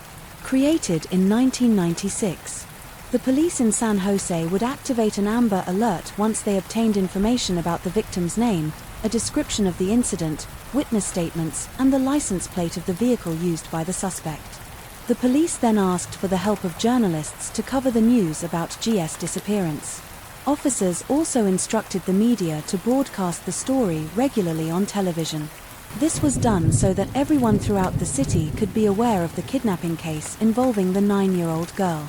After hearing this news, residents on Southwind Drive expressed their concerns about the safety of their children. Community members across San Jose were also very saddened by what happened to Janet. They hoped that such an incident would not happen again in the city. On the other hand, Rosalina felt that she had failed in protecting Janet. The woman deeply regretted that she could not adequately protect her daughter. In a different place, Janet, bound and gagged, was in a car with her kidnapper. The girl banged her body against the car door to attract the attention of other drivers, but her efforts never bore fruit. The kidnapper, seeing Janet's behavior, became very angry and struck her until she fell and lay under the car seat. Shortly thereafter, the kidnapper stopped the vehicle and took Janet to a 2-story house with brightly colored walls. The man then went up the stairs and entered the bedroom while carrying Janet. He laid the girl down on the mattress in the room. Although it was somewhat small, the room was equipped with a window, television, and bathroom. The kidnapper then untied Janet's legs and handcuffed her. Additionally, he removed the cloth covering the girl's mouth. The man then started a conversation and said that he would rape her for the 2nd time. The kidnapper also warned that if the girl resisted, he would act violently toward her. Eventually, Janet was raped again by the man multiple times. After that, the man instructed Janet to clean herself up and then handcuffed her again. At that moment, Janet tried to observe how the handcuffs worked. She realized that they were mechanical or automatic. When the kidnapper left her alone in the room, Janet began to fiddle with the handcuffs. Over time, she managed to unlock the device on both of her wrists, allowing her to watch television and use the remote. On one channel, Net watched a program discussing asthma and other health issues. The girl became inspired and planned to deceive her kidnapper. Not long after Gannett heard the footsteps of the kidnapper coming up the stairs and heading toward her room, she quickly put the handcuffs back on her wrists. As the kidnapper was about to assault her again, Gannett said that she suffered from asthma and a contagious disease. The girl also expressed that she could die if she didn't take her medicine soon. To her surprise, this tactic worked. The man felt pity for Jeanette's condition. The kidnapper then asked his victim, "Are you hungry and want something to eat?" Jeanette nodded and replied, "Yes, I'm hungry." The man then walked downstairs to get his phone. Shortly afterward, the kidnapper handed the phone to Gannett and told her to order pizza. He also provided his address to Gannett to relay to the food delivery person. At this opportunity, the girl tried to remember the details of the address given by her kidnapper. Additionally, Gannett memorized the kidnapper's phone number from the phone while ordering the pizza and stating the home address. Gannett spoke with hesitations, and the pizza delivery person could tell that the girl ordering the food was in a state of fear. A few minutes later, the doorbell rang and someone called out, "Excuse me." While half shouting that the pizza had arrived, the kidnapper left Gannett and hurried to collect the order at the front gate. While her kidnapper was walking to meet the pizza delivery person, Gannett stood by the window, facing outward, hoping that the delivery person would notice her. On the other hand, the kidnapper received the pizza and paid for it. The man then headed straight to Jeanette's room and handed her a box of pizza along with a folded piece of paper. On top the paper was a missing person flyer with Jeanette's face on it. The mysterious man then instructed his captive to eat the pizza, but surprisingly the kidnapper also mentioned that he would soon get rid of Gannett that very night. Hearing this, Gannett became very frightened, feeling that she would never return home safely. Gannett thought that the man would take her life in a very cruel manner. On one hand, the girl missed her mother and her older sister very much. She did not want to be separated from them for such a long time. Meanwhile, the pizza delivery person had noticed Gannett from the gate. The person did not move from their spot and continued to observe the girl's room from a distance. Vaguely, they sensed something unusual, but the delivery person had to return to the shop to continue their tasks. As night fell, Gannett prayed to God that she would be able to return home safely. The girl then forced her mind to think hard to find a way to save herself. Soon Gannett remembered a television show she often watched at home together with her sister. The show featured detectives dealing with criminal cases. From there, Gannett learned that a detective needed fingerprint evidence to identify the perpetrator. Not long after, the girl took the kidnapper's watch from a small table in the room. She also grabbed a turtle-shaped toy and the kidnapper's underwear that had been left in the bathroom. By taking these items, Gannett hoped that the police could collect samples from the kidnapper's body. Gannett then stored these items in the empty pizza box. Next, she placed the box under her bed. Shortly afterward, the kidnapper returned to her room and asked if the girl had eaten her pizza. Gannett said that she had eaten all the food. Fortunately, the kidnapper did not check the food box or look for the items that Gannett had taken. The man then left the girl alone in silence for a while. Gannett always thought that the kidnapper would execute her right then, and there she shuddered at the thought of the crimes that the mysterious man might commit. Not long after the kidnapper returned to Jeanette's room and observed the girl's face, the man noticed that his victim was very scared when she saw him, but he did not want to show her too much compassion. After that, he tied Jeanette's legs and gagged her mouth. The kidnapper then picked her up and laid her in the trunk of the car. Before long, the man drove his vehicle very fast. In the cramped, dark and stuffy trunk, Jeanette cried softly while imagining her mother's and sister's faces. She was overwhelmed with fear, picturing the kidnapper, hurting her and taking her life. The journey felt very long for Gannett. She forced herself to concentrate and memorize some of the turns they had taken. A little while later, the kidnapper stopped his car in a shopping area in Palo Alto. He then opened the trunk and pulled Gannett out. The man untied the ropes on Jeanette's legs and removed the cloth that gagged her mouth. After a moment, the kidnapper grabbed Jeanette's chin and threatened her not to report him to the police. Gannett could only nod her head while crying. The man also warned that he would hide Jeanette and her family if the police found out about her. He then pushed the girl into the middle of the road and told her to go away. At that moment, Net ran laboriously toward a convenience store located not far from the highway. She sat on the store stoop, crying uncontrollably. She felt very scared because there was no one around her. However, on the other hand, Gannett felt a great sense of relief that she was still alive and had not been eliminated by her kidnapper. Not long after a store clerk approached Gannett, he tried to calm the girl down and engage her in conversation. The man asked, "Child, what is your name and why are you here?" At that moment, Net didn't respond right away. Instead she cried and babbled. The girl spoke incoherently, saying that she was scared. It turned out that the kidnapper's threats were still echoing in Jeanette's mind. She pleaded with the clerk not to report it to the police. Hearing this, the store clerk became confused by the girl's words. He tried to reassure her, giving her some water and urging her to come into the store. After that, the clerk introduced himself and said his name was Isa Yassin. A little while later, Isa realized that the girl was Gannett, who had been reported missing a few days earlier.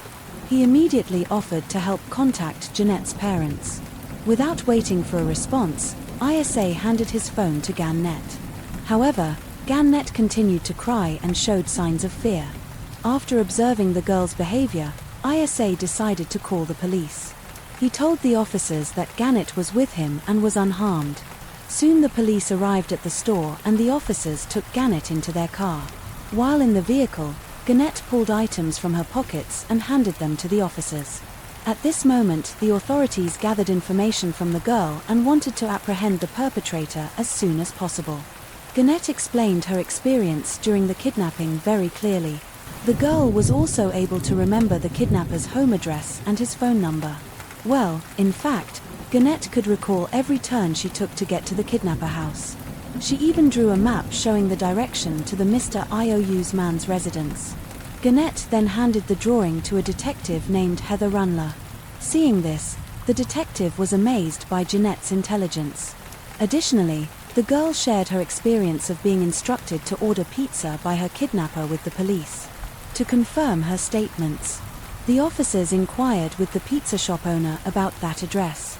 It turned out that the information matched what Net had said. The police immediately rushed to the house indicated by the girl.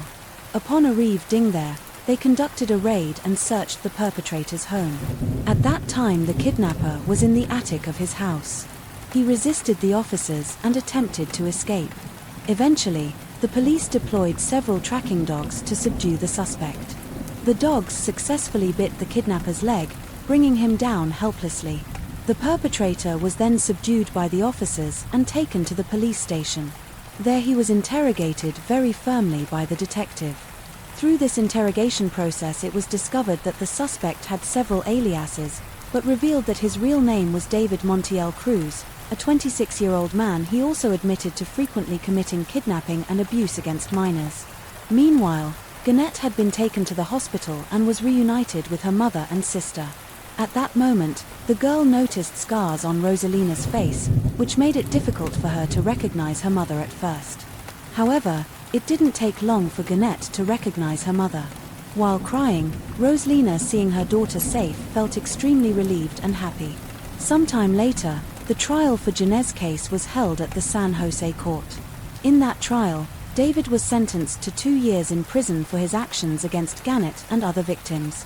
Gannett was very grateful to have escaped that ordeal and felt that the perpetrator received a fitting punishment. She also vowed to help many people out there who were struggling and experiencing kidnapping and assault. The girl aspired to become a detective and wanted to assist victims of crime. After several decades, Gannett was reunited with the detective who had helped her. They embraced each other and happily exchanged stories. At present, Gannett is still undergoing training to become a detective, while Heather has been promoted to head the San Jose Police Department. Story 7. It was supposed to be the best day of Gladys Ricard's life. Dressed in her wedding gown, she moved around her home, sharing happy moments with family and friends as they all got ready for the big day. Laughter filled the air and photographers snapped every joyful smile, But outside, someone from her past was watching from his car. Unable to let her go, he waited, growing more tense with every passing moment, until finally he decided to go inside, glad, as family, busy with last-minute details, didn't notice him at first. What happened next would change everything for everyone there that day. Gladys Ricard was born on October 15, 1960, in a small town in the Dominican Republic. She was raised by her mother, Ana Rosario, a single mother of 4.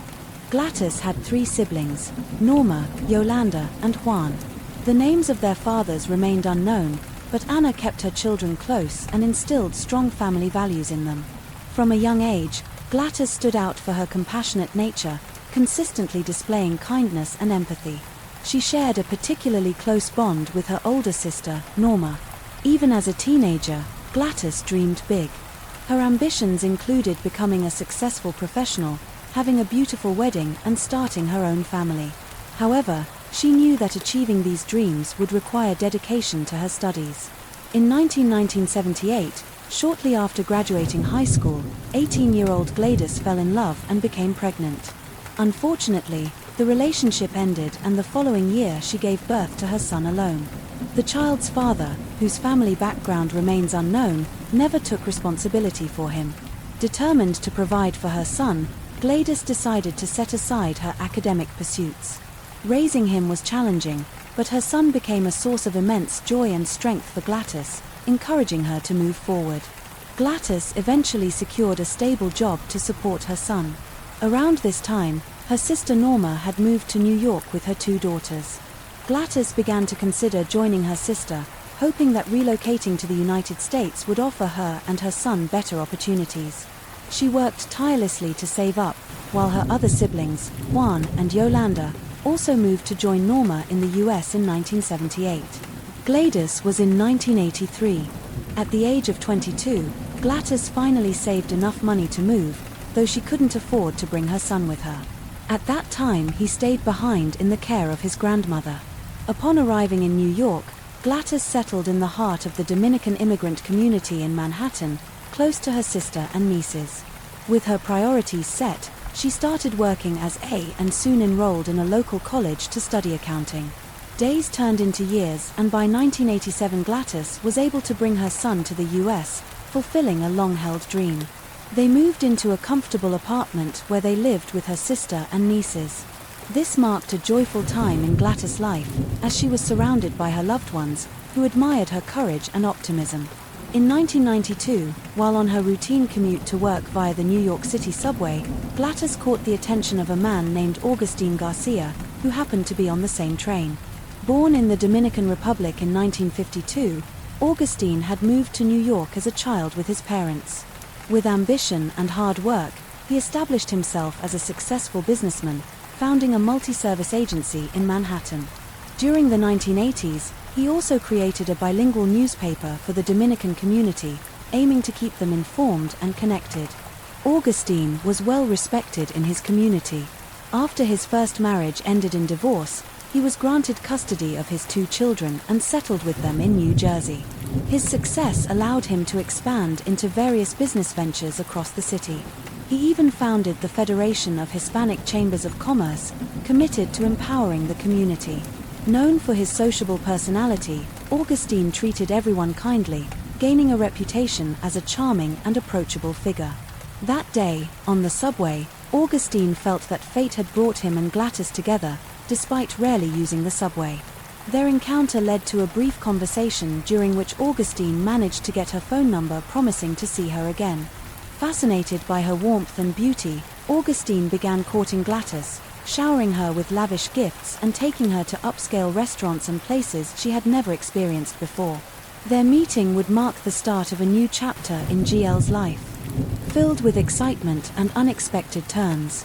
Gradually, Gladys and Augustine's relationship deepened, with Augustine sparing no expense to show his affection. After about a year of dating, he proposed they move in together, and Gladys agreed. Yet a yearning lingered in her heart. Gladys deeply wanted marriage and a family with Augustine, but he seemed resistant to the idea. Meanwhile, tensions arose between her son and Augustine's children. Hoping to smooth things over, Gladys encouraged her son to be patient, believing that the children just needed time to adjust. Fortunately, the reality proved to be more challenging. As Gladys noticed, Augustine often seemed indifferent to her son. After 2 years of living together, the unresolved issues prompted Gladys to suggest they live apart. Though saddened, Augustine agreed, even helping her find a new home. In 1995, with his financial support, Gladys purchased a lovely 2-story house in New Jersey, conveniently close to Augustine's residence. From then on, Austin proudly introduced Gladys as his wife to friends, family, and the Dominican community in the US, projecting an image of a partnership. Yet behind the public facade, their relationship faced serious strains. Augustine had multiple affairs, which Gladys eventually discovered. This deeply hurt her, and her once vibrant personality began to dim. Many assumed her sadness stemmed from Augustine's reluctance to marry, so they chose not to pry. Whenever marriage was brought up, Augustine dismissed the idea, saying he didn't want to risk another divorce. Gladys, however, longed for the security of marriage and made her feelings known. Gradually, she also began to confide in friends about Augustine's infidelities and his increasingly controlling and possessive behavior, which led to frequent arguments. During one heated confrontation, Augustine, completely out of control, threatened her with a firearm. Terrified, Gladys sought comfort in her sister's support. Then, in the fall of 1998, Gladys unexpectedly visited Augustine's office and found him in a compromising situation with a younger woman. This was the final straw. She immediately ended the relationship and, with her family's support, decided to cut him out of her life. But Augustine was not ready to let go, treating her more as a possession than a partner. He began persistently calling and leaving gifts at her door, from roses to Bibles, but Gladys disregarded these attempts. By March 1999, Gladys had moved on emotionally, feeling a newfound sense of freedom and hope. Around this time, during a lunch break at a nearby restaurant, she met James Preston, a 40-year-old accountant with a passion for music. They hit it off instantly, enjoying a lively conversation and deciding to stay in touch. As they went on more dates, James proved to be kind, considerate and attentive to Gladys and her family. For the first time in years, Gladys felt truly happy, something her family noticed and celebrated. Only 2 months after they met, James proposed to her with a ring and Gladys, overjoyed, accepted. Gladys was finally on the brink of the happy ending she had always dreamed of. Their families and friends joined in the excitement, helping with wedding plans and even involving the neighbors in the celebration. Gladys and James set the wedding date for Sunday, September 26, 1999. However, when Augustine heard about her engagement, he became increasingly desperate to win her back. His calls intensified and he would often park near her house at night, watching from his car and noting down the license plates of visitors. Though several neighbors noticed him lurking, Gladys remained unaware of his behavior until the night of August 12, 1999. That evening, while she and James were enjoying a quiet night at home, Augustine showed up unexpectedly at her door. Augustine arrived at Gladys' door with a calm demeanor, asking her to let him in so they could talk. But Gladys, sensing his true intentions, firmly refused. When he realized she wasn't going to let him in, Augustine's facade fell and his anger surfaced. He began throwing stones at her windows, frightening Gladys enough to call emergency services. Within minutes, a patrol car arrived and officers restrained Augustine. However, Gladys decided not to press charges, hoping the incident would scare him into leaving her alone. She only wanted peace and to focus on her upcoming wedding, but Augustine's obsession would not end there. On September 24, 1999, just 2 days before her wedding, Gladys went out late in the evening to pick up a last-minute item for her bridesmaids. She didn't realize that Augustine was following her inside the store. He approached her, wrapping his arm around her shoulders as if they were a couple, and walked alongside her throughout the aisles. Security cameras captured this encounter. Afterward they parted ways, but the incident left Gladys feeling unnerved. She sensed that Augustine was becoming increasingly dangerous. Then the morning of her wedding day, September 26, 1999, arrived. Friends and family gathered at her home as photographers and videographers captured joyful moments of the bride and groom preparing outside a classic car, and 2 limousines awaited to transport everyone to a church in Queens.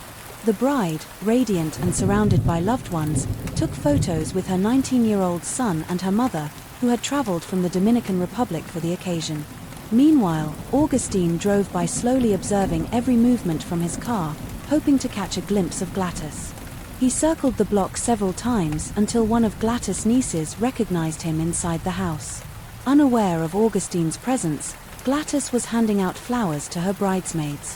When he parked directly in front of her home, he placed a gun in his bag and a few extra bullets in his pocket. Before heading to the front door, Augustine made his way into the house with Gladys' brother trying to keep a close eye on him. Upon seeing Gladys in her tiara and wedding dress, Augustine ignored everyone else in the room, pulling out his gun and, in a moment of rage, fired at her. The horrific scene was captured on film by the cameramen who were there for the wedding. Though Gladys' brother Juan attempted to intervene, it was too late. Gladys had been hit by 3 bullets and was fatally wounded. Juan and Augustine then struggled as others called emergency services. Police and paramedics arrived to find the 2 men still fighting with Augustine, yelling that he wanted to end his own life. Officers eventually separated them and restrained. Both paramedics tried desperately to revive Gladys, but she was pronounced dead at the scene. News crews arrived quickly and the story began spreading across local stations. Norma Gladys' sister learned of the tragedy from the news and rushed to the house in shock. James Gladys' fiancé was waiting at the church, assuming his bride's delay was due to wedding preparation. But when someone broke the news to him, his day of joy turned into a nightmare. Augustine was taken into custody and investigators swiftly began piecing together the crime. Surveillance footage and the extra bullets found in his pockets were clear evidence. In his car, police discovered a list of license plate numbers from vehicles parked near Gladys' home. Forensic examinations revealed 3 gunshot wounds on Gladys, one in her upper arm, another in her spine, and the fatal one to her head. During his initial interrogation, Augustine claimed he had simply planned to stop by and hadn't intended to harm Gladys, but when pressed by investigators, he finally admitted to the killing, expressing regret for what had happened. The following day, September 27, 1999, Augustine appeared in court for his first hearing. Despite his claim of innocence, he was charged with murder, illegal possession of a firearm, and endangering the lives of minors present at the scene. The judge set Augustine's bail at $5 million and he was confined to county jail to await trial. On October 1, 1999, Gladys' funeral was held, attended by a large number of people, including the investigators working on her case. Loved ones gathered around her casket, where she lay dressed in her wedding gown to bid their final farewell. Later that day, Gladys' family, along with James' relatives, traveled to the Dominican Republic to bury her. Due to the high-profile nature of the crime and Augustine's status, the case quickly gained widespread media attention in both the Dominican Republic and the United States. The trial was scheduled for early October 2001. During preliminary hearings, Augustine's defense introduced an alternative version of events, holding press conferences where they argued he had acted in self-defense against an attack by Gladys' brother. They claimed Augustine never intended to harm Gladys. From that point, the defense pursued an aggressive strategy aiming to tarnish Gladys' public image to sway opinion in Augustine's favor. The defense team suggested that although Gladys was engaged to James, she had supposedly maintained a secret relationship with Augustine. They argued that jealousy had driven him to kill her impulsively and requested the charges be downgraded to involuntary manslaughter, which would result in a lighter sentence of 5-10 years in prison under New Jersey law. This tactic found some traction in the community, where gossip began circulating that Augustine was actually a victim of heartbreak, with some saying Gladys had brought it upon herself. However, on the first anniversary of Gladys' death, a Dominican-born woman in Miami, deeply moved by the story, started a campaign to raise awareness about domestic violence and support victims. She wore her wedding dress while participating in a marathon, sparking a powerful movement that led other women to join her each year in what became known as the Bridal March. Gladys' family joined this initiative, attending press conferences and supporting the cause to preserve her memory and stand against domestic violence. The defense meanwhile continued its efforts, holding public discussions about the case. This led the prosecution to ask the judge to issue a gag order, which was granted. Yet much of the damage was already done, as rumors persisted in the community. The prosecution knew that showing the wedding video footage which captured the tragic moment was crucial for their case, a move Glattis' family supported in the hope of attaining justice.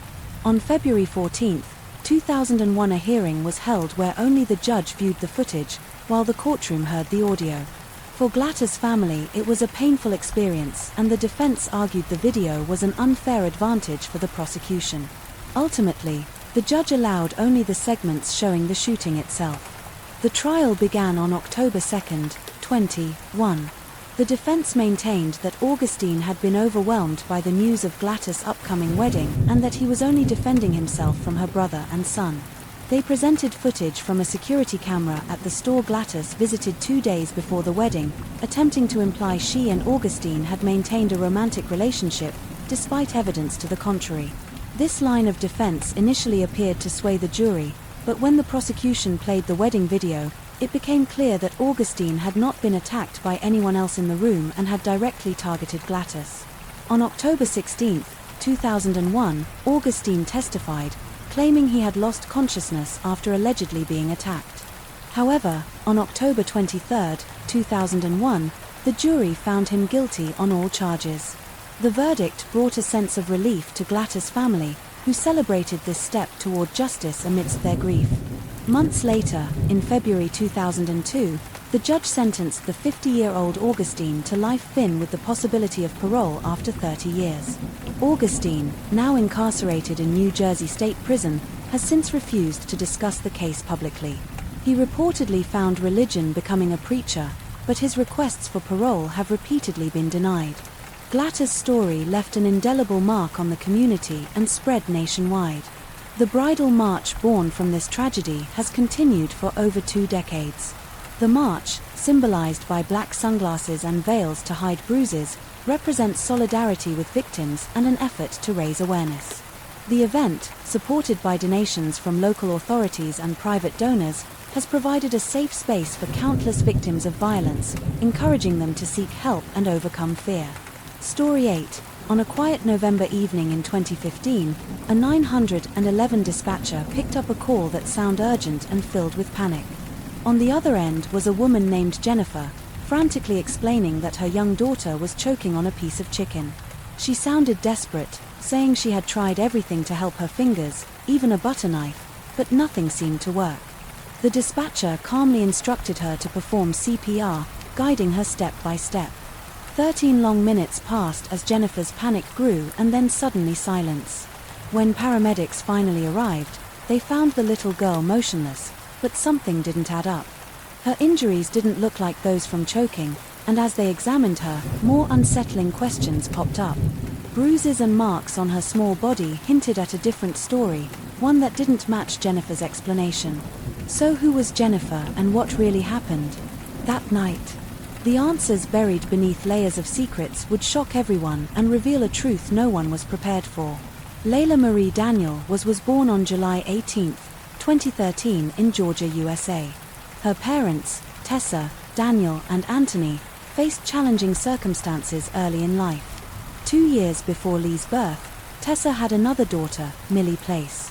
Both Tessa and Anthony grew up in difficult environments. Tessa, from a young age, encountered significant struggles that led her into the child care system, spending her formative years in various foster homes. Anthony's experiences were similarly challenging, and when he and Tessa decided to build a life together, they lacked the stability needed to create the nurturing family they had envisioned.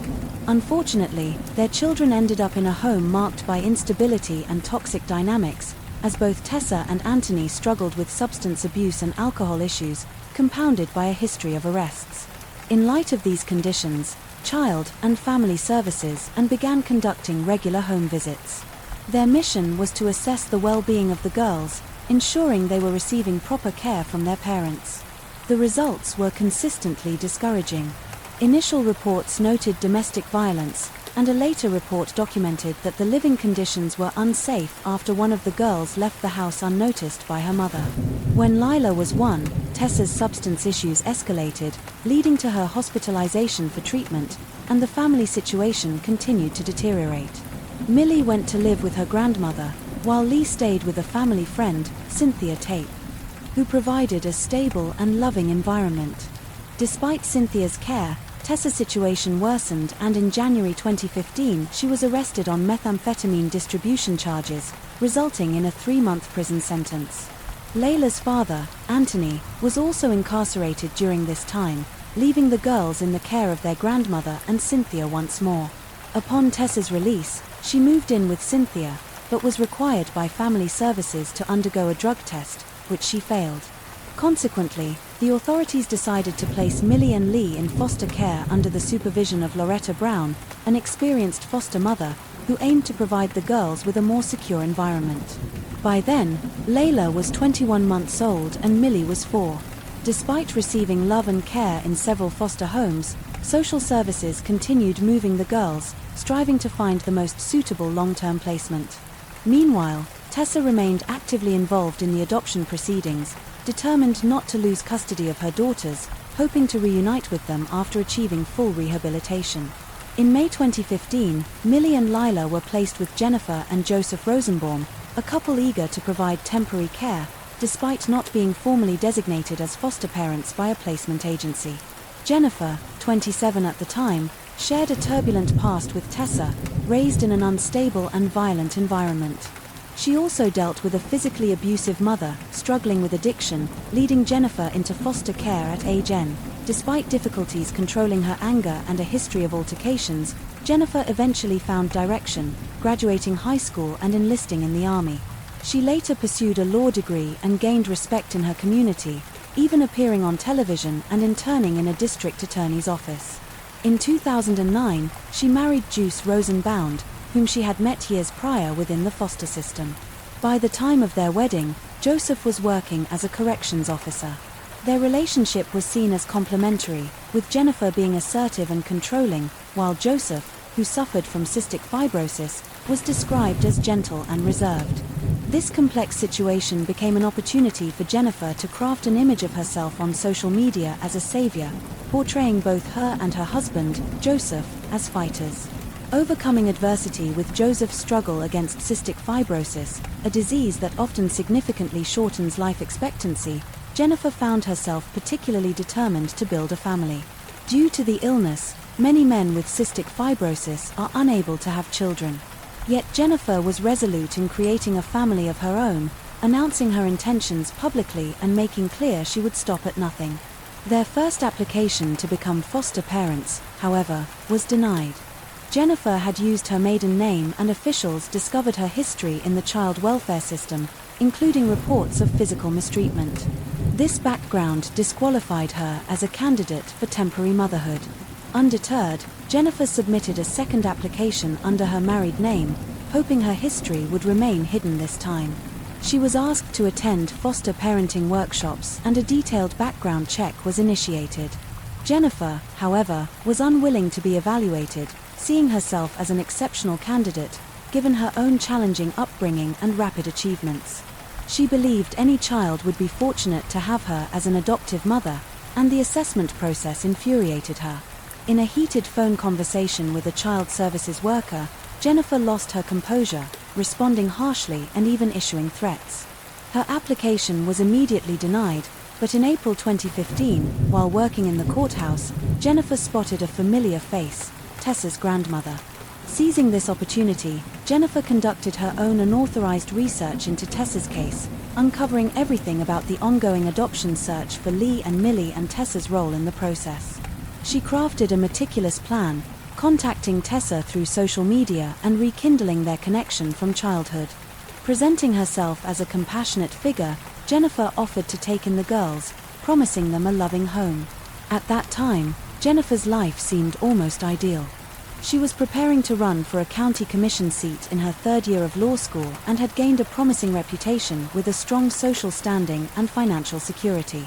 Her life appeared to offer a world of possibilities for Lila and Millie, convincing Tessa that this was the right choice. Feeling hopeful, Tessa contacted the Cass's social worker, requesting that her daughters meet the Rosenbaums. Soon Lee and Millie began visiting the Rosenbaum home. Despite being 2, Lee was not yet speaking and had inconsistent eating habits, while 4-year-old Millie acted protectively toward her younger sister. During these visits, the sisters' temporary caregiver, Patricia Lambert, who meticulously documented everything related to the girls' care, noticed concerning signs. After visits to the Rosenbaums, the girls would return with burns and bruises. Patricia reported these incidents to social services, but her concerns went unaddressed. Persisting, Patricia even brought the girls directly to the agency, supporting her claims with photographs, but still no action was taken. Speculation arose that Jennifer, leveraging her professional connections, influenced the outcome. Jennifer even claimed the injuries occurred during visits with the girls' biological family, a false statement that could have been disproven had Patricia's records been reviewed. Ultimately, the system failed the girls. On July 24, 2015, a judge ordered that Lila and Millie be permanently placed, with Jennifer and Joseph bypassing essential requirements and paperwork needed to finalize their status as adoptive parents. After the girls moved in, Jennifer emailed Tessa, falsely stating that social services had mandated no visits for at least 30 days to allow the girls to adjust. Even after this period, Jennifer continued to fabricate reasons to restrict contact between the girls and their biological family, tightening her control and severing family connections entirely. Amid the ongoing manipulation, Tessa discovered she was pregnant again. Jennifer, who seemed intent on gaining custody of this new child as well, needed to keep lines of communication open and avoid further tension. Tessa, still somewhat trusting, often asked Jennifer to send her photos of her daughters. Although Jennifer had roughly 2,000 photos of Millie on her phone, she sent only the old ones.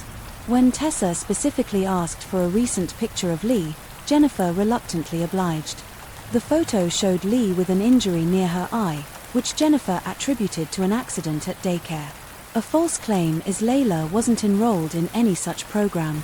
The case was overseen by a social worker tasked with making monthly home visits, documenting observations, and conducting private interviews with each girl to assess their physical and emotional well-being.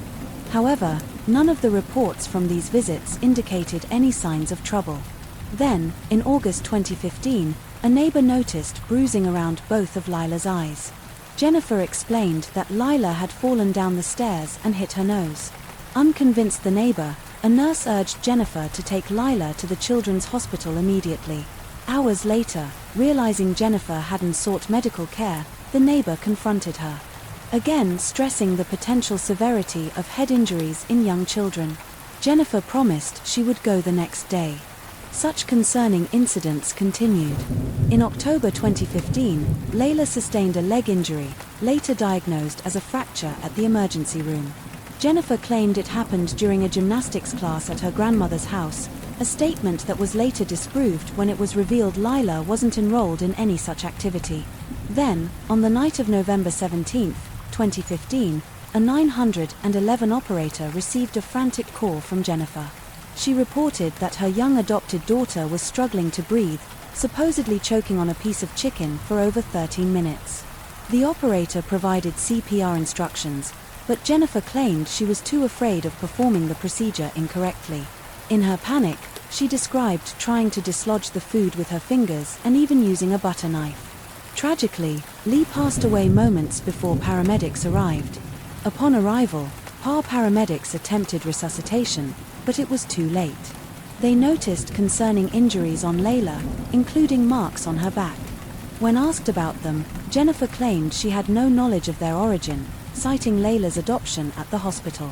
Further examination revealed a disturbing number of injuries, prompting staff to alert social services and authorities. Millie was also brought to the hospital, where she was found to have bruises in various stages of healing on her hip, head, arm and back, clear signs of child abuse. A nurse noted that while Millie's injuries weren't as severe as Layla's, they were nonetheless concerning. This discovery led police to investigate the home environment, eventually moving Millie back to Patricia's care. The following day, on November 18, 2015, An autopsy on Lila revealed extensive injuries, including numerous bruises and fractures.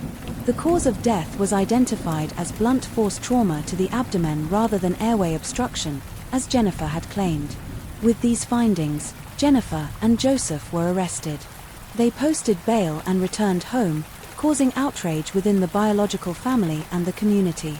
The case also sent shock waves through the Child Welfare Department, leading to the dismissal of the 2 social workers responsible for overseeing Lee and Millie's case. After an internal review found they had ignored critical warning signs that could have prevented the abuse. In July 2019, the trial against the Rosenbaums began with 49 charges, including murder, aggravated assault, and child cruelty.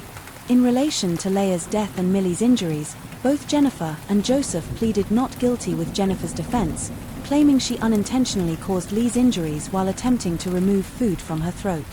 However, Millie's heart-wrenching testimony recounted specific incidents of physical punishment inflicted by Jennifer on both her and Lila, exposing the brutality of their treatment. In October 2019, both were found guilty. Jennifer was sentenced to life in prison plus 40 years, while Joseph received 50 years with 30 in prison and 20 on probation. Jennifer appealed her sentence, arguing ineffective representation, but the state Supreme Court denied her appeal in March 2023. Lee's tragic death and Millie's harrowing experiences sparked intense public debate on foster care oversight and child protection laws, highlighting how a single failure in the system can lead to catastrophic consequences for vulnerable children. Story N. As the sun set in a quiet Florida neighborhood, neighbors were startled by sudden shouts and urgent knocks on their doors. Ashley Benefield appeared on a neighbor's doorstep holding a gun and looking terrified. She pleaded for help, saying she had no choice but to defend herself. Inside her home, Douglas Benefield lay badly injured as paramedics rushed in and police began securing the area. How had things come to this point? Was it just the result of built-up tension, or was there something deeper and more troubling in their relationship? Douglas Benfield was born on October 2, 1961 in Palo Alto, California. He was the second child of John and his wife, Suzanne, who had 3 children in total.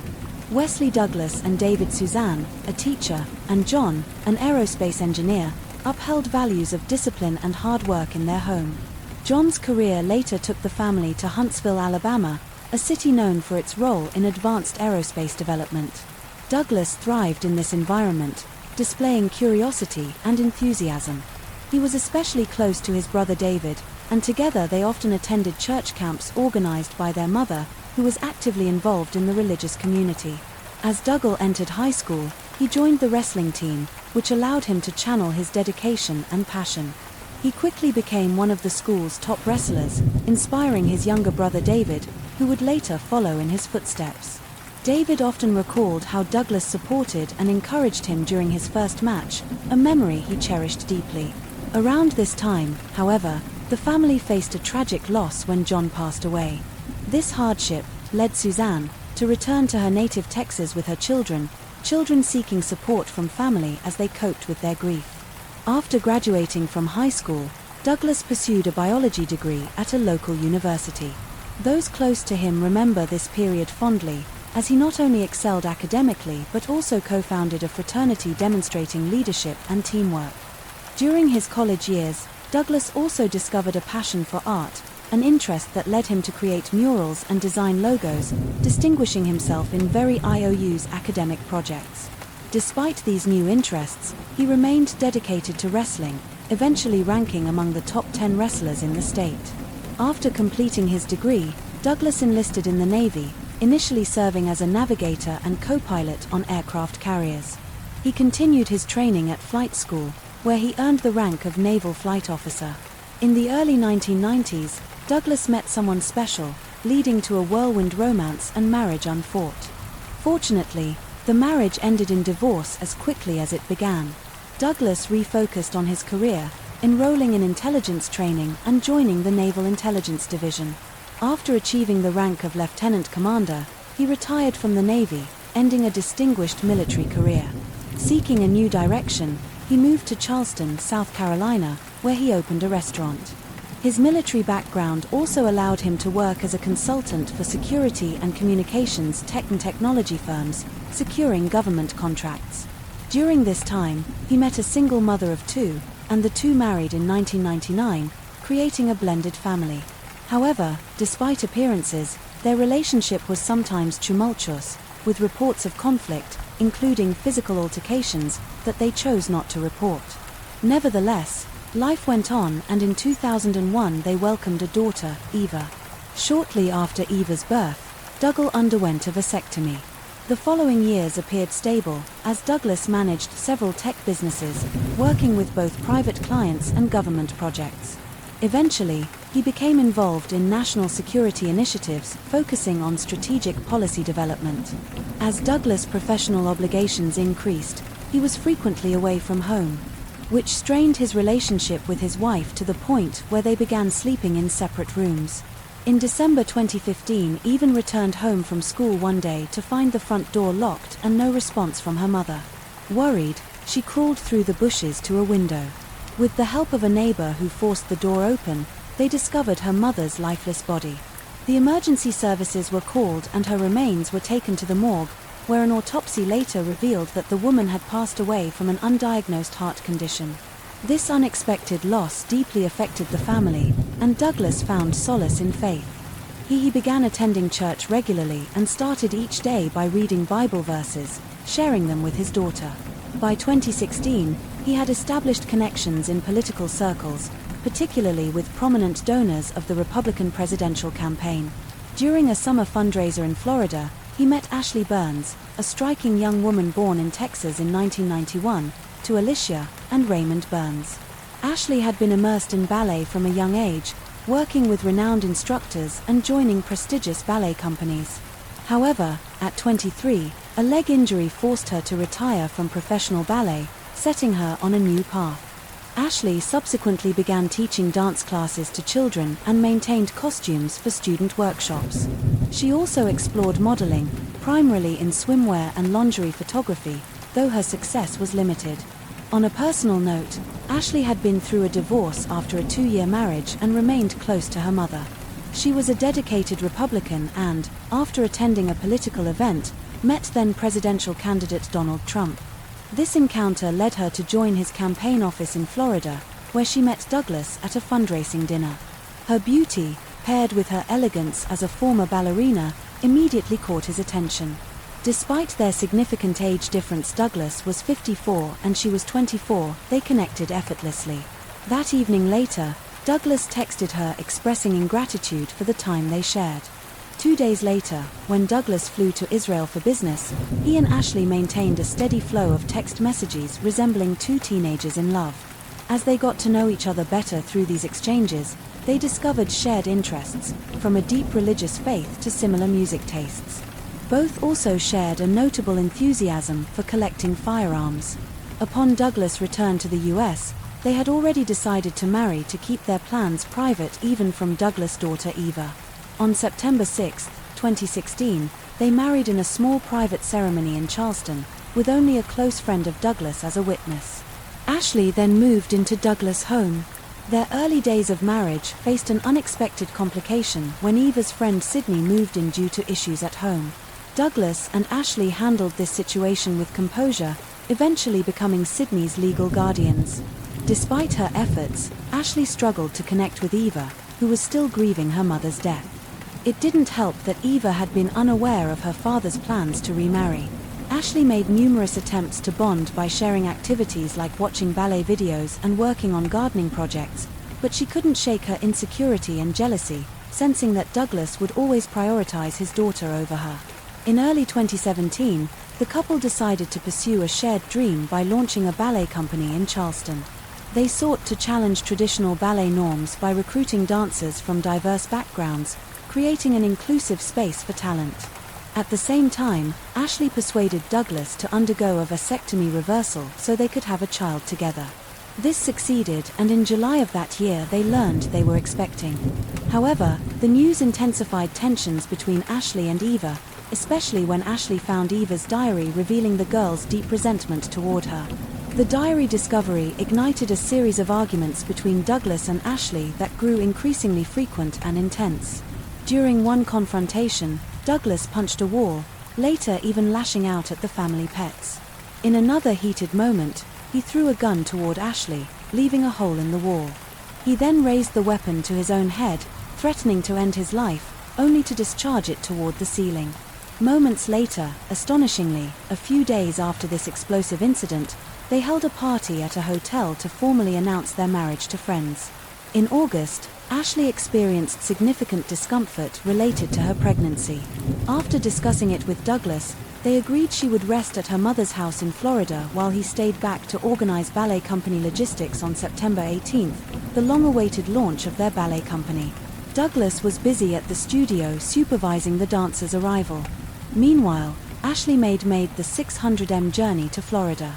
She quietly packed her belongings, left a letter on the table and departed without a word. In the note, she described Douglas as possessive and controlling, alluding to the gun incident. She expressed fear for her own life and that of their unborn child. She warned him not to contact her, threatening to involve the police if he tried. After reading her letter, Douglas was filled with regret and began texting Ashley promising to change. For weeks, he sent apologies, declarations of love and assurances of a different future. Ashley's responses, however, remained practical, focusing only on company contracts and financial matters. Despite his continued promises, Ashley wasn't open to reconciliation. She eventually contacted the police, informing them of Douglas' anger issues and recounting the incident with the firearm. As a result of the ongoing conflict, Child Protective Services visited Douglas' home and conducted an interview with his daughter Eva. Following this, Douglas was required to undergo a comprehensive psychological evaluation. However, the results showed no signs of mental health issues, nor was he considered a threat. Ultimately, he was cleared of the accusations. By this point, though, Douglas was grappling with financial issues. As his efforts to save the ballet company were in vain, the initial investment, they barely was secure, didn't exist. Despite his optimism, he hoped to secure enough funding to avoid exposing the truth. Under mounting pressure, he borrowed tens of thousands of dollars to cover the first payroll. Nonetheless, by late October, half of the dancers were dismissed and Ashley publicly distanced herself from the organization. On social media, Douglas asked her to take down the post to avoid affecting the remaining dancers, but she refused. Shortly afterward, he admitted the financial reality and had no choice but to close the company. Meanwhile, in Florida, Ashley's health was worsening, plagued by intense pain and fatigue.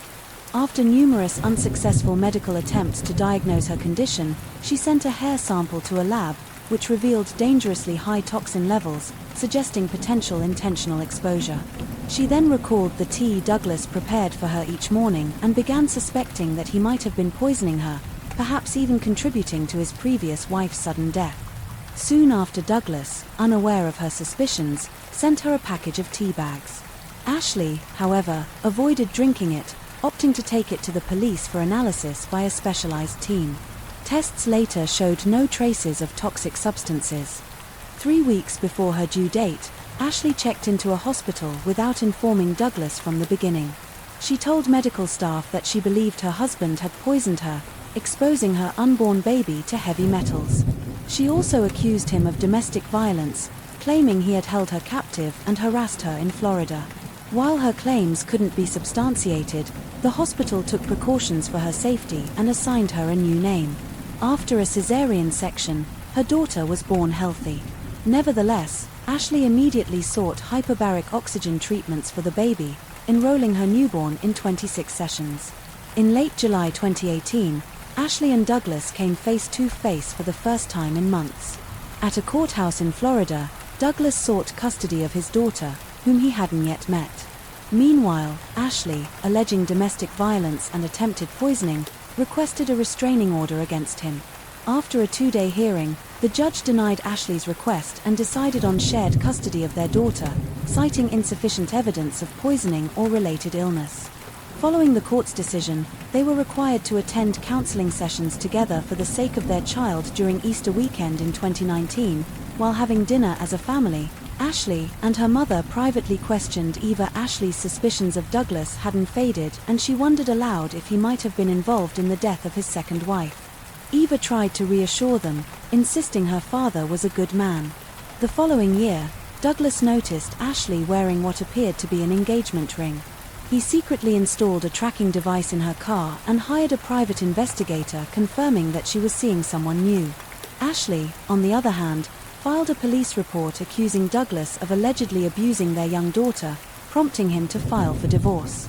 After an investigation, authorities found no evidence supporting the allegations. Frustrated, Douglas emailed the police claiming Ashley had a split personality. By then, their relationship seemed irreparable. Yet in mid-2020, despite divorce proceedings, Ashley surprised Douglas by reaching out, hinting at reconciliation. They began seeing each other again and, hopeful that things might work out, made plans to move in together.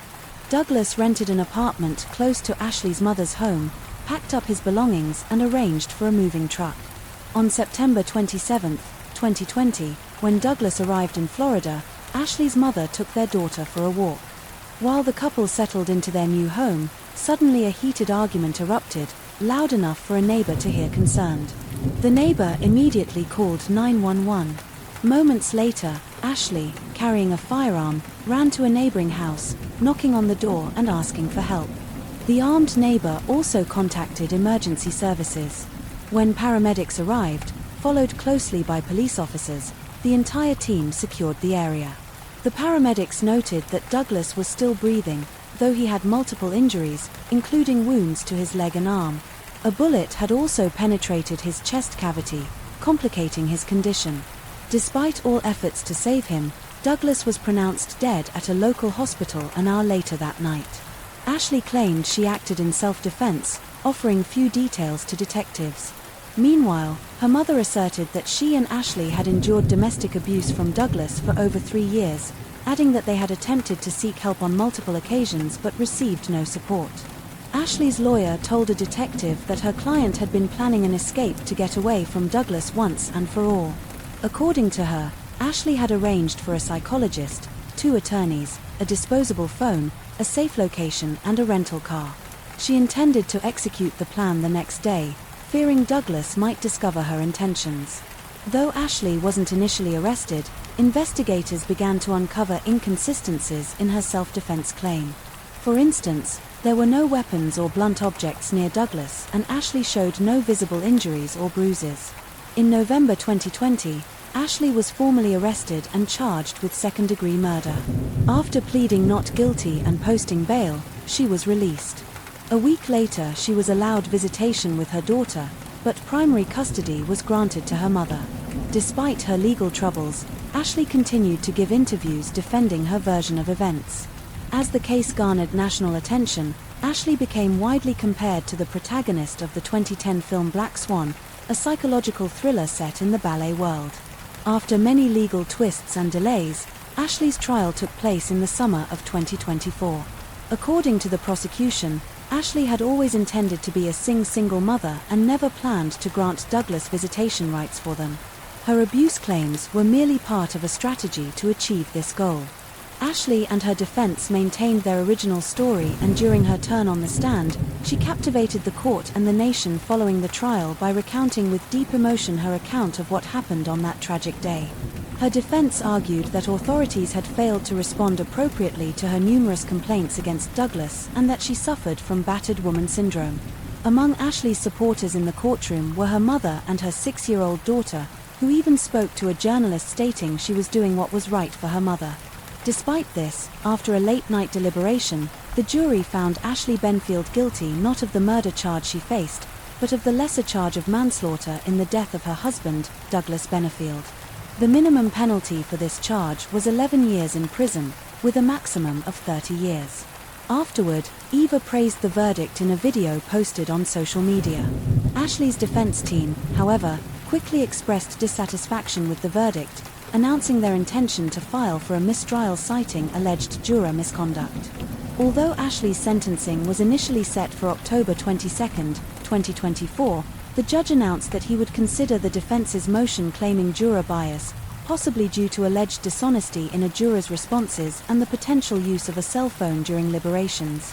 As of the final week of October 2024, our investigation found that the court was still deliberating on the defense's motion. Ashley's fate remained uncertain, as she could face up to 30 years in prison if the judge denies the motion and issues a sentence.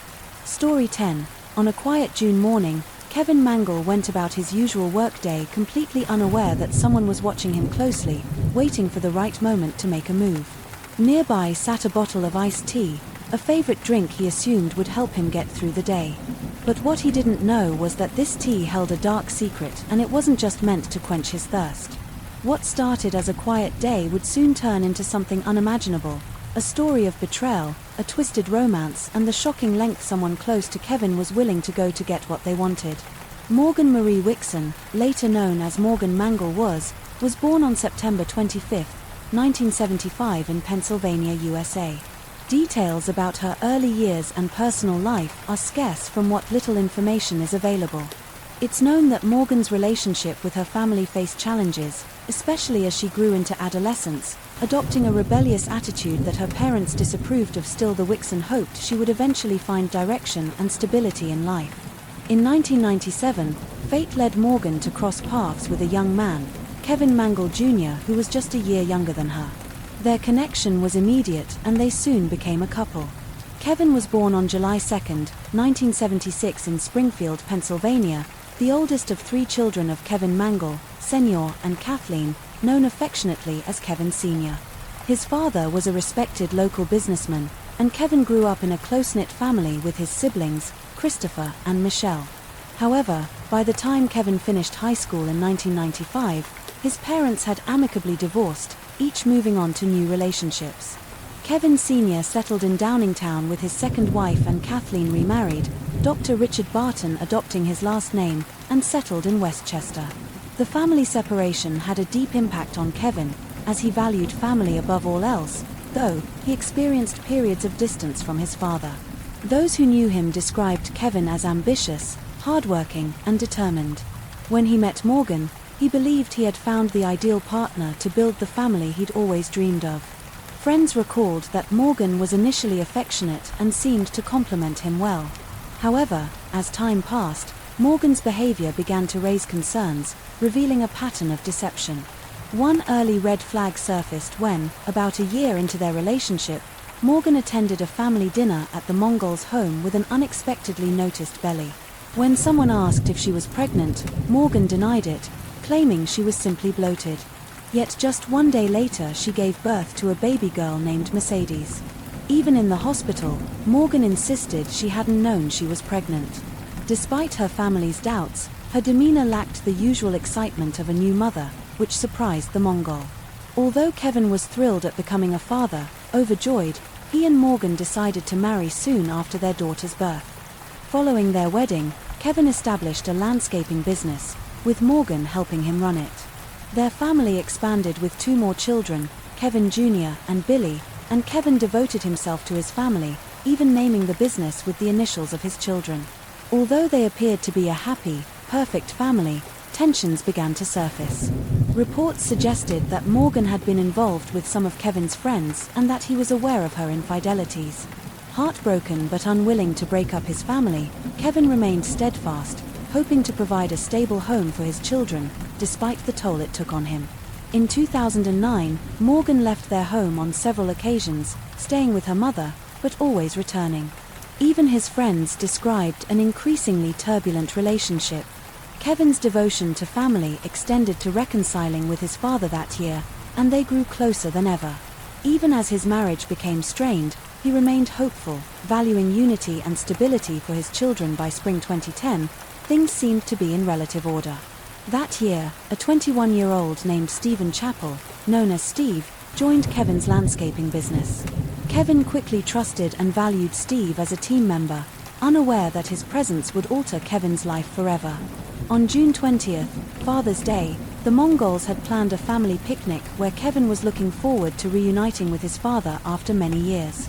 Yet as time passed and Kevin didn't appear, his family grew anxious. Kathleen received a message from Morgan explaining they wouldn't be attending due to unforeseen circumstances. This puzzled everyone, knowing how much Kevin had anticipated this reunion. Familiar with the couple's dynamics, his family couldn't shake the feeling that something was amiss, given Morgan's history of infidelity, financial deceptions, and even arrests for petty theft and bad checks as worry grew. Family members began calling and messaging Kevin, but he didn't respond. Upon piecing together their recent interactions, they realized that no one had seen or heard from him for several days. For Kevin's family, his silence was uncharacteristic and concerning. Close as he was with his mother, he would never go so long without contacting her, leaving them certain that something was very wrong. Concerned family members grew increasingly anxious as Kevin remained unreachable, prompting Kathleen to contact the police and officially report his disappearance. The following Monday, officers visited Kevin in Morgan's apartment, where they encountered Morgan, who seemed calm and unconcerned. She explained to the officers that Kevin had messaged her to say he was fine but needed a break, instructing her to take over the landscaping business temporarily. According to Morgan, Kevin had felt overwhelmed by business pressures and decided to step away for a bit. She showed the officers text messages sent from Kevin's phone supporting her claim, leading them to conclude that Kevin was merely taking a personal break. Consequently, they decided not to pursue an investigation at that time. However, Kevin's family found this hard to believe. They couldn't imagine him abandoning his children without warning. Determined to reach him, they continued calling and texting, but each time they attempted a call they received only brief text replies telling them to leave him alone and let Morgan handle the business. The lack of phone conversations, along with the unusually short messages filled with abbreviations uncharacteristic of Kevin's usual writing style, only heightened their worry. Suspicious, the Mangles alerted the police again, who then initiated a missing persons investigation. Detectives soon discovered that Kevin had allegedly left home on June 15th following an argument with Morgan. Just a week after Kevin's disappearance, the family learned Morgan was seeing another man, Steve Chappell, a young man, 13 years her junior, who had recently started working in Kevin's landscaping business. When questioned, Morgan explained that Kevin had been fond of Steve, viewing him almost as a brother, and had asked him to help take care of the children in his absence. She even introduced Steve to her children as Uncle Steve, but suspicions only grew, especially as people saw Morgan and Steve acting affectionately in public, holding hands and lounging together at the apartment pool. Additionally, Steve was frequently seen driving Morgan's truck while out with the children, leaving Kevin's friends and family stunned. Police then brought Steve in for questioning. Under pressure, Steve admitted to having an affair with Morgan, stating she had initiated the relationship by showering him with compliments until he fell in love with her. Steve described intimate encounters in Morgan's truck and at the company workshop, but denied that Kevin knew of their affair. During the interview, Interv detectives warned Steve that if anything had happened to Kevin, suspicion would naturally fall on him overcome. Steve broke down in tears and refused to answer further questions. Days later, as the investigation progressed, Kathleen received an unexpected request from Morgan to watch the children for a few days, arousing suspicions that Morgan might be planning to flee. On June 24th, Kevin's brother, Chris, and some friends decided to keep watch outside Morgan's apartment early that morning. They saw Steve leaving the apartment with a bag, followed shortly by Morgan, who loaded more bags into a truck before driving off. Notably, the children were not with them. Chris immediately alerted the detectives and began following them. The pair drove to the landscaping business, where one of the detectives was coincidentally present, hoping to uncover any clue to Kevin's whereabouts. When Morgan exited the vehicle, the truck's back was filled with clothing. She walked past the detective in a hurry, but when he tried to speak to her, Steve suddenly sped away in the truck. Confronted, Morgan claimed that Steve might have harmed Kevin, leading the police to take her to the station for further questioning. During the interrogation, Morgan admitted that Steve had expressed his love for her and his willingness to do anything to be with her. When detectives asked if she thought Steve had hurt Kevin, she quickly revealed that Steve had struck Kevin in the back of the head with a shovel. Morgan was then left in the interrogation room while police used phone tracking to try to locate Steve. Though they didn't find him immediately, they uncovered something far more incriminating: an extensive exchange of messages between Steve and Morgan. Realizing these texts might hold clues to Kevin's disappearance, a dedicated team spent hours analyzing the conversations. That same afternoon, they discovered the extent of the chilling plan Morgan and her lover had devised to eliminate Kevin and G's control of the business and children. In one exchange, Morgan had explicitly told Steve that once Kevin was gone, they could take over the company and build a life together as a family. The investigation revealed a premeditated scheme involving poisonous nicotine. Messages showed that on the evening of June 16, 2010, Steve had been in his mother's kitchen concocting a potent nicotine solution, lethal with just a few drops. After researching its preparation online, once the poison was ready, Steve added it to Kevin's favorite tea and handed it to Morgan the next morning. She placed the bottle in Kevin's truck, hoping he would drink it throughout the day. Sure enough, while working, Kevin took a sip to quench his thirst, unaware that Steve was watching him closely. When the tea didn't seem to take effect immediately and Kevin continued working as usual, the two resorted to their backup plan. Steve texted Morgan indicating he was ready to act with a shovel in hand, waiting for Kevin to bend down. Around 10:20 a.m., while Kevin was trimming hedges, Steve seized the moment, striking him hard on the head with the shovel. The blow was so forceful that the shovel broke, prompting Steve to grab another and continue the assault until Kevin stopped breathing. Steve messaged Morgan confirming it's done, to which she insisted on seeing for herself. Morgan arrived at the workshop, reportedly stepping over her husband's life body, showing no remorse for the man she'd been married to for 13 years. She kissed Steve and took control of the situation, giving him instructions to dispose of the evidence and the body. Together, they wrapped Kevin in a top, bound it with rope and hid his body in an unused garage at the landscaping company. After cleaning up, they left the scene. According to court records, they appeared to take satisfaction in their actions, with Morgan even joking about endorsing the brand of tea they used in their failed poison attempt. 4 days later, Steve transported Kevin's body to a wooded area behind his former high school, where he buried him in a shallow grave. He had dug in advance. Meanwhile, Morgan began using Kevin's phone, sending texts to his family, friends, and even herself, attempting to create the illusion that he was still alive and simply taking time away. However, she failed to consider that technology could reveal both phones' locations as the same, a clue that would soon unravel their plan. While still at the police station, Morgan was confronted with the incriminating messages and she was promptly placed under arrest. By tracking their cell phone locations, authorities found Kevin's burial site shortly afterward. 2 days later, Steve, who had fled to Colorado in Morgan's truck, was apprehended. Although he initially resisted extradition, he eventually agreed to return to Pennsylvania, where he tearfully confessed to everything. On July 18th, a memorial service was held for Kevin, with his family asking for donations to a trust fund for his children instead of flowers. The children were left in the care of Kathleen and her husband, with support from extended family, as they faced the challenge of helping them cope with the tragic loss of their father and the absence of their mother. As the family mourned, they found solace in knowing the perpetrators of Kevin's murder were behind bars and facing justice. During the trial, shocking evidence emerged that revealed Morgan's depravity from prison. She had sent Steve letters claiming she was pregnant with twins and that he was the father, hoping to manipulate him into taking sole responsibility for the murder. She even sent fake birth certificates describing the twins in detail, but investigators quickly exposed her lies. Ultimately, Steve cooperated with authorities, becoming the prosecution's key witness at Morgan's trial. He recounted how their affair began, how Morgan persuaded him to participate in the plan to kill Kevin with nicotine poison and, when that failed, to attack Kevin with a shovel. Steve described burying Kevin's body behind his high school and the extensive communication between him and Morgan before, during, and after the murder. Morgan continued to attempt deception, even posting messages on social media to imply Kevin was simply taking time off. However, Steve revealed that she had tried manipulating him from prison by pretending to have given birth to twins, hoping he would take the fall.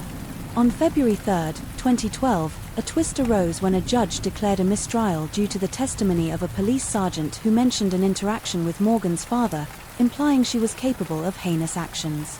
This comment was deemed prejudicial, leading to a new trial. Despite the setback, the Mangle family remained hopeful that justice would prevail for Kevin.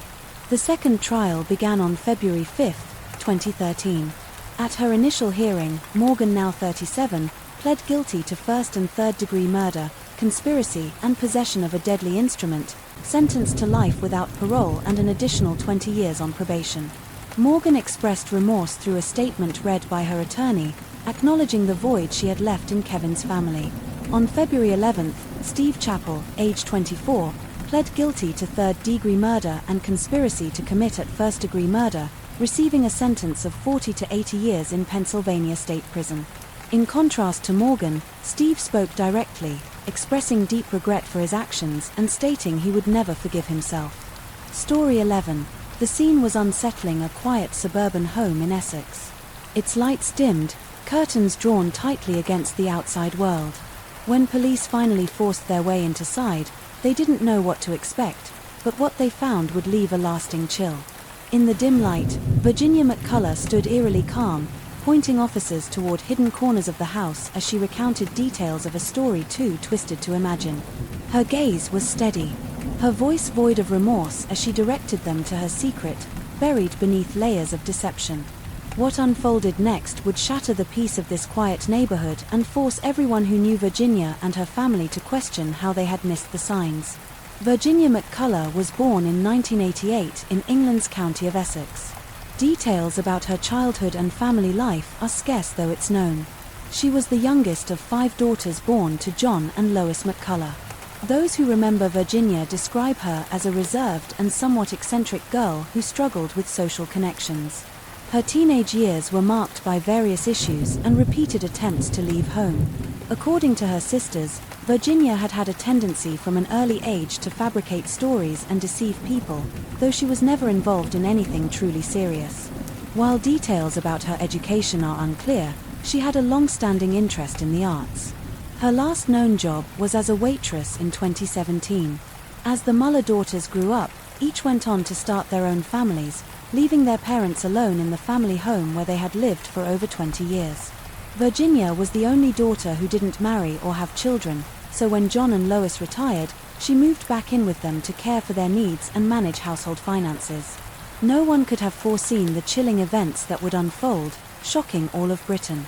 John McCullough, born on January 8, 1949, was a dedicated father and husband, known for his years as a university professor in business studies.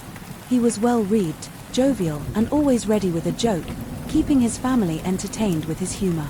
He enjoyed billiards and golf in his free time. Lois, who was reportedly born on October 15, 1948, was more reserved but equally caring. She had a long career in education and a keen interest in British royal history.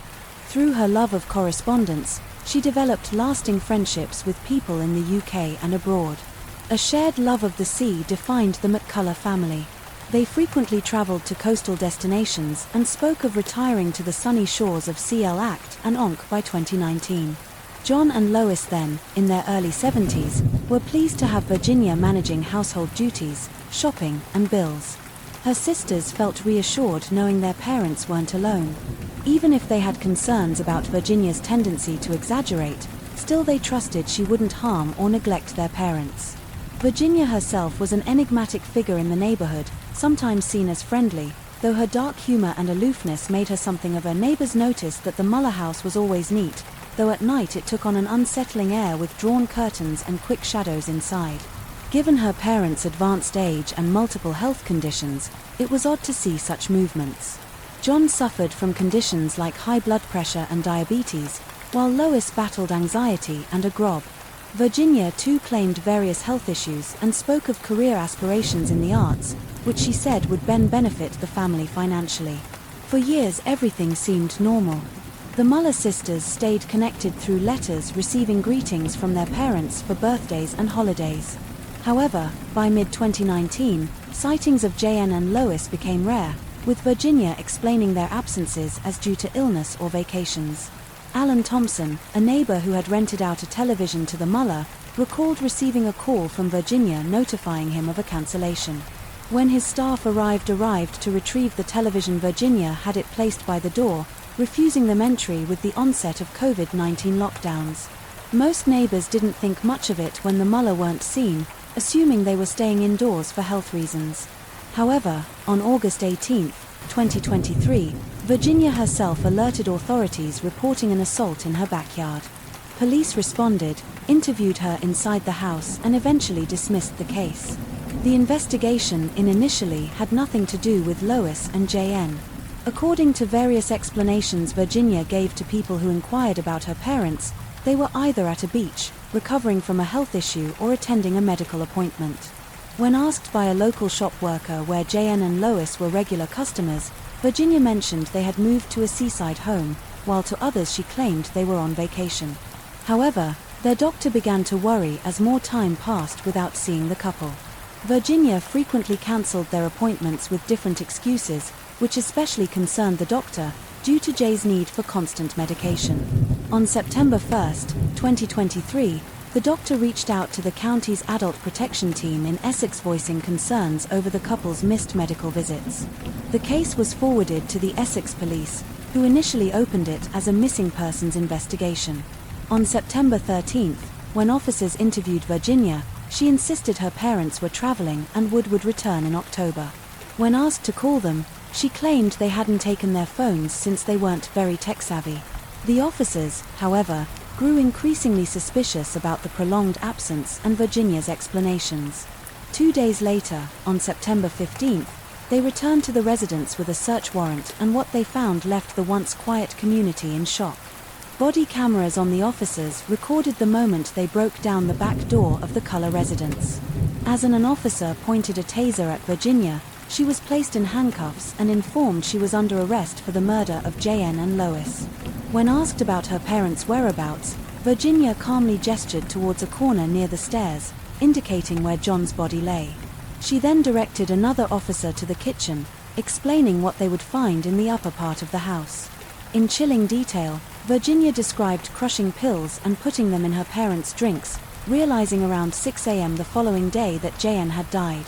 According to Virginia's account, when she went to her mother's room, Lois, who didn't usually drink alcohol, was still awake, fearing her mother would discover what she had done.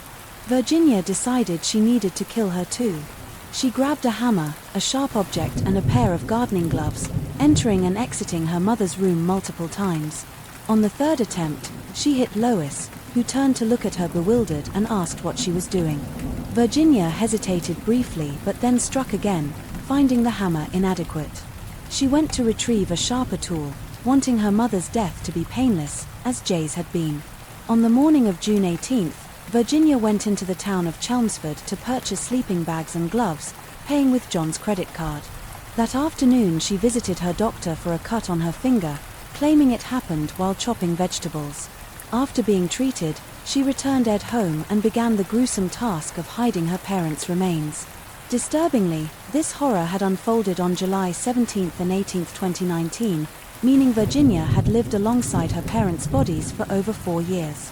According to records, 2 days later, on June 20, Virginia ordered 40 building blocks, cement, and sand. A month after she ordered other supplies, including a ladder, a roll of paper, and extra strong tape.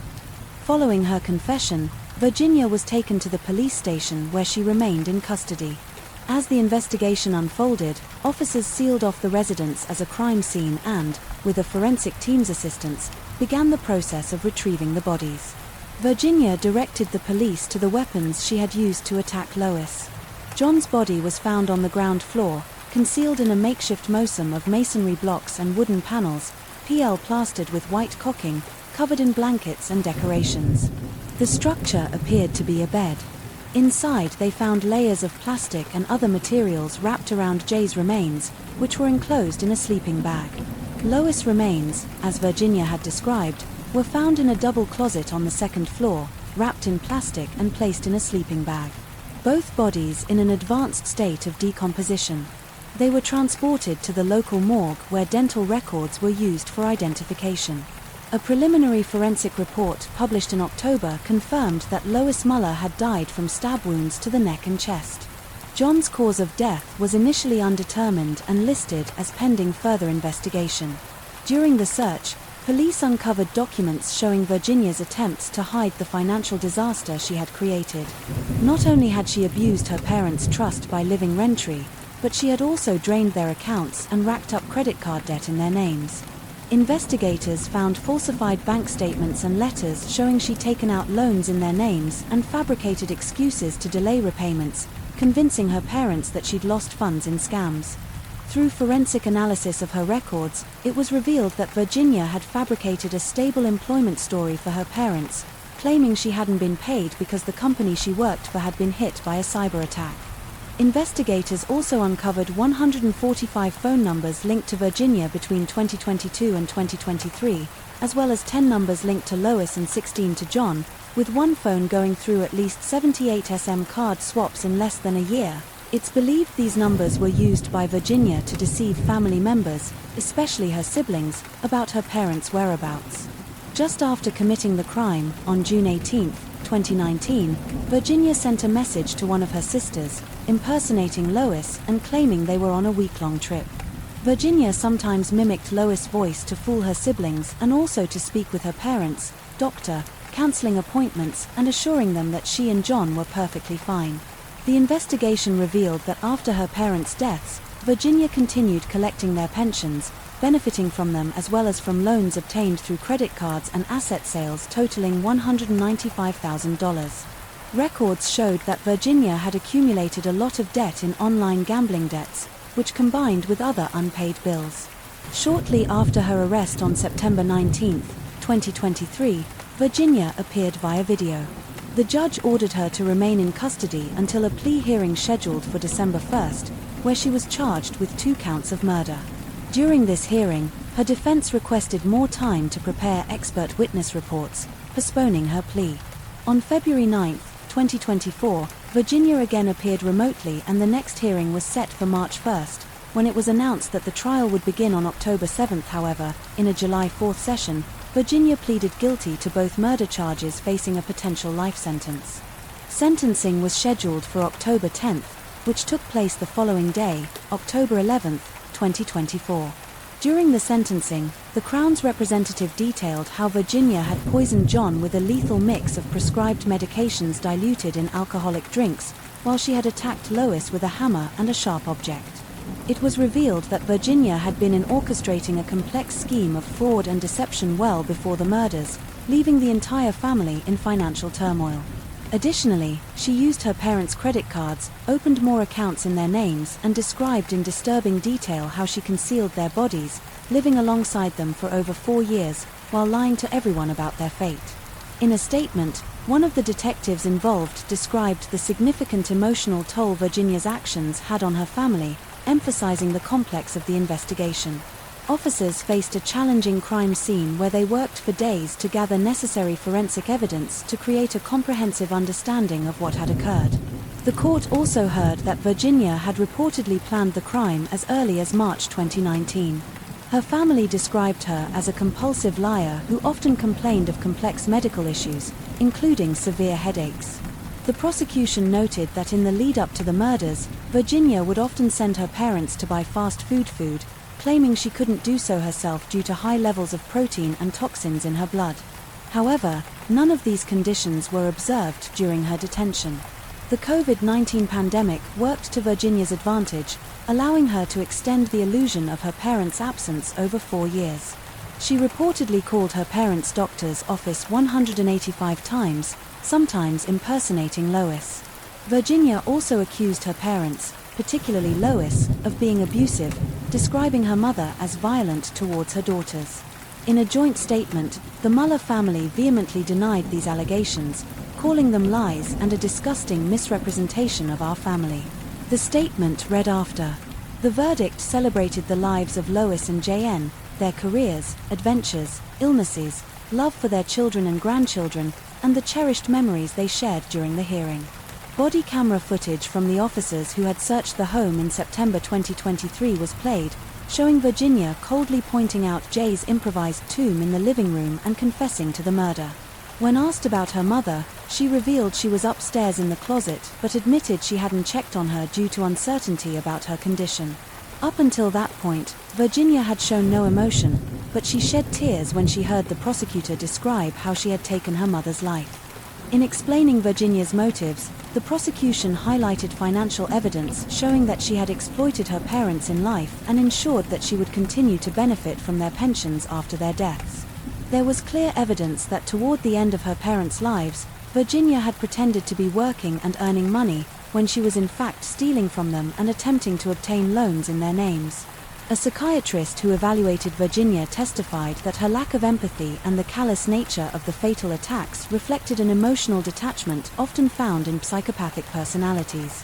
The expert stated that while Virginia displayed traits of autism spectrum disorder, there was no substantial impairment in her ability to understand her actions, make rational judgments, or exercise self-control. Virginia was fully aware that her actions were wrong. She confided in the psychiatrist that she had always wanted her parents' deaths to be non-violent and claimed that she hadn't meticulously planned everything, but she kept a hammer as a backup weapon. She also mentioned that before the murders, she had once tampered with John's drink, using him as a test subject. Apparently, Virginia told the psychiatrist that after the crimes, she fell into depression, began self-harming, and often dreamed of Lois and John, while continuing to live in the house with their bodies. In closing arguments, the prosecution argued that the murders were financially motivated, pointing to the extensive measures Virginia took to hide the bodies, and requested a life sentence. Virginia's defense countered, arguing for a reduced sentence due to mitigating factors. They highlighted that she had confessed at the first opportunity during her arrest at home, providing full details of her actions. The defense emphasized her mental health struggles and remorse, asserting that these justified leniency, adding that Virginia had been the sole caregiver for her parents, without external support, and considered the funds obtained after their deaths as compensation for managing the household. The defense noted that Virginia didn't attempt to flee, acknowledging the pain caused to her siblings, and from the beginning admitted she deserved punishment. Her attorney stressed that, while Virginia's autism wasn't used as a defense, it may have influenced her decision-making leading up to the murders. Before issuing the sentence, the judge addressed Virginia, condemning her for deceiving and stealing from her parents for years, taking out credit in their names and spending the money on online gambling and purchases.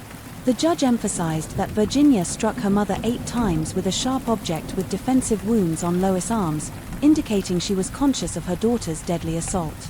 The judge noted Virginia's deliberate and prolonged preparation, accumulating prescription drugs to use in her calculated plan.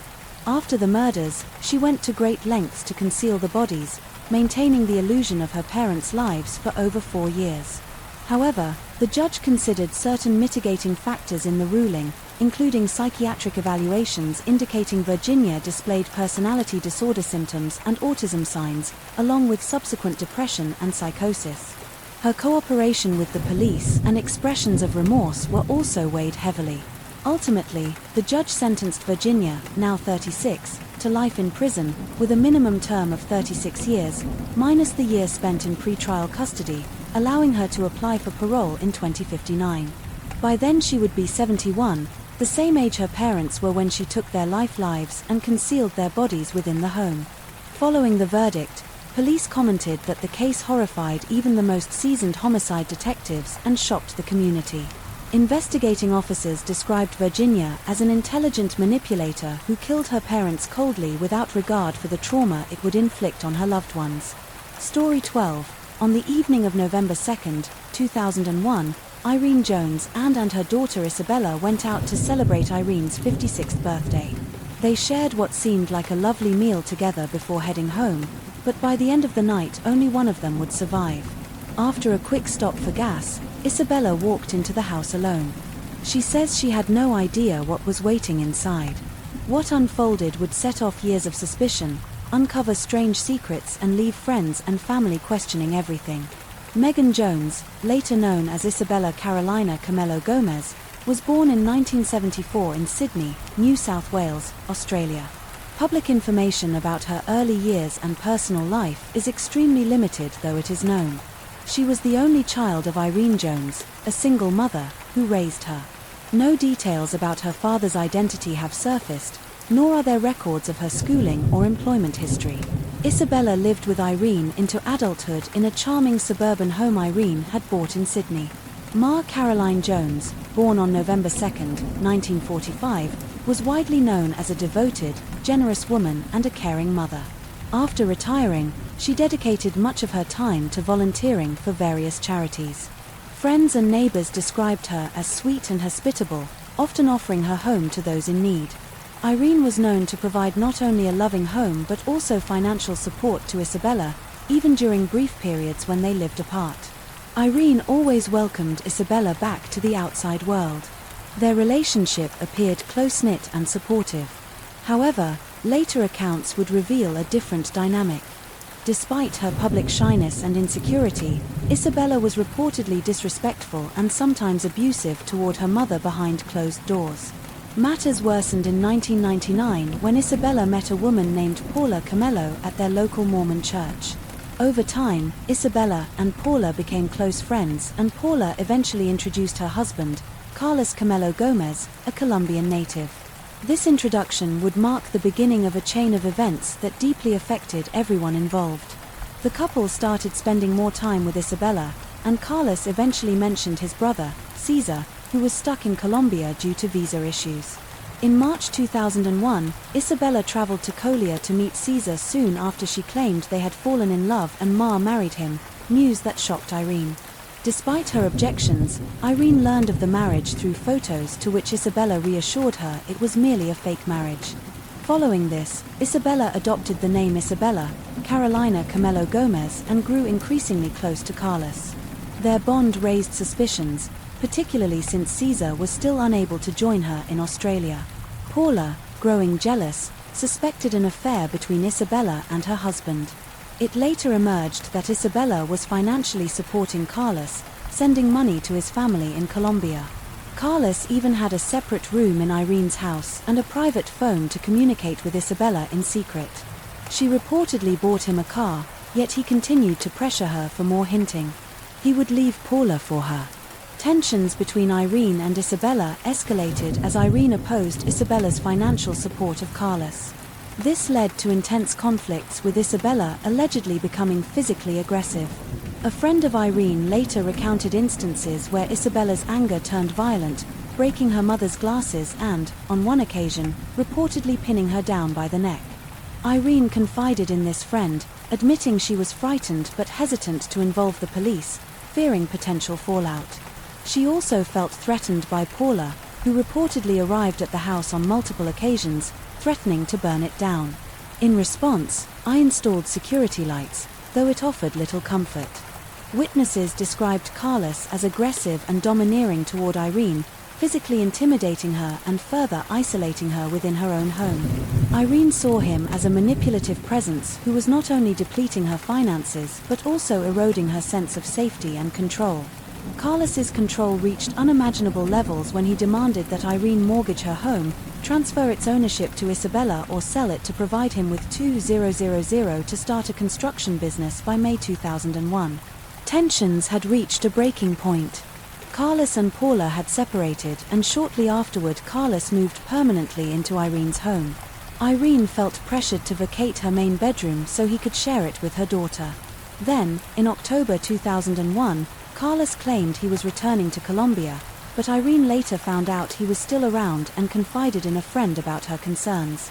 She grew more anxious after learning that her mail was being redirected to an address in Maryland where Carlos and Isabella had briefly stayed earlier that year. Irene was perplexed by the situation, especially as Isabella, despite receiving money to pay household bills, had not done so, using the funds to pay off her own debts instead, with mounting debts from the car she had bought for Carlos. Isabella even owed Irene a significant amount. As the financial strain intensified, Isabella read her push for Irene to sell the house. However, Irene refused, threatening to change her will, which had initially left her assets to Isabella in the event of her passing.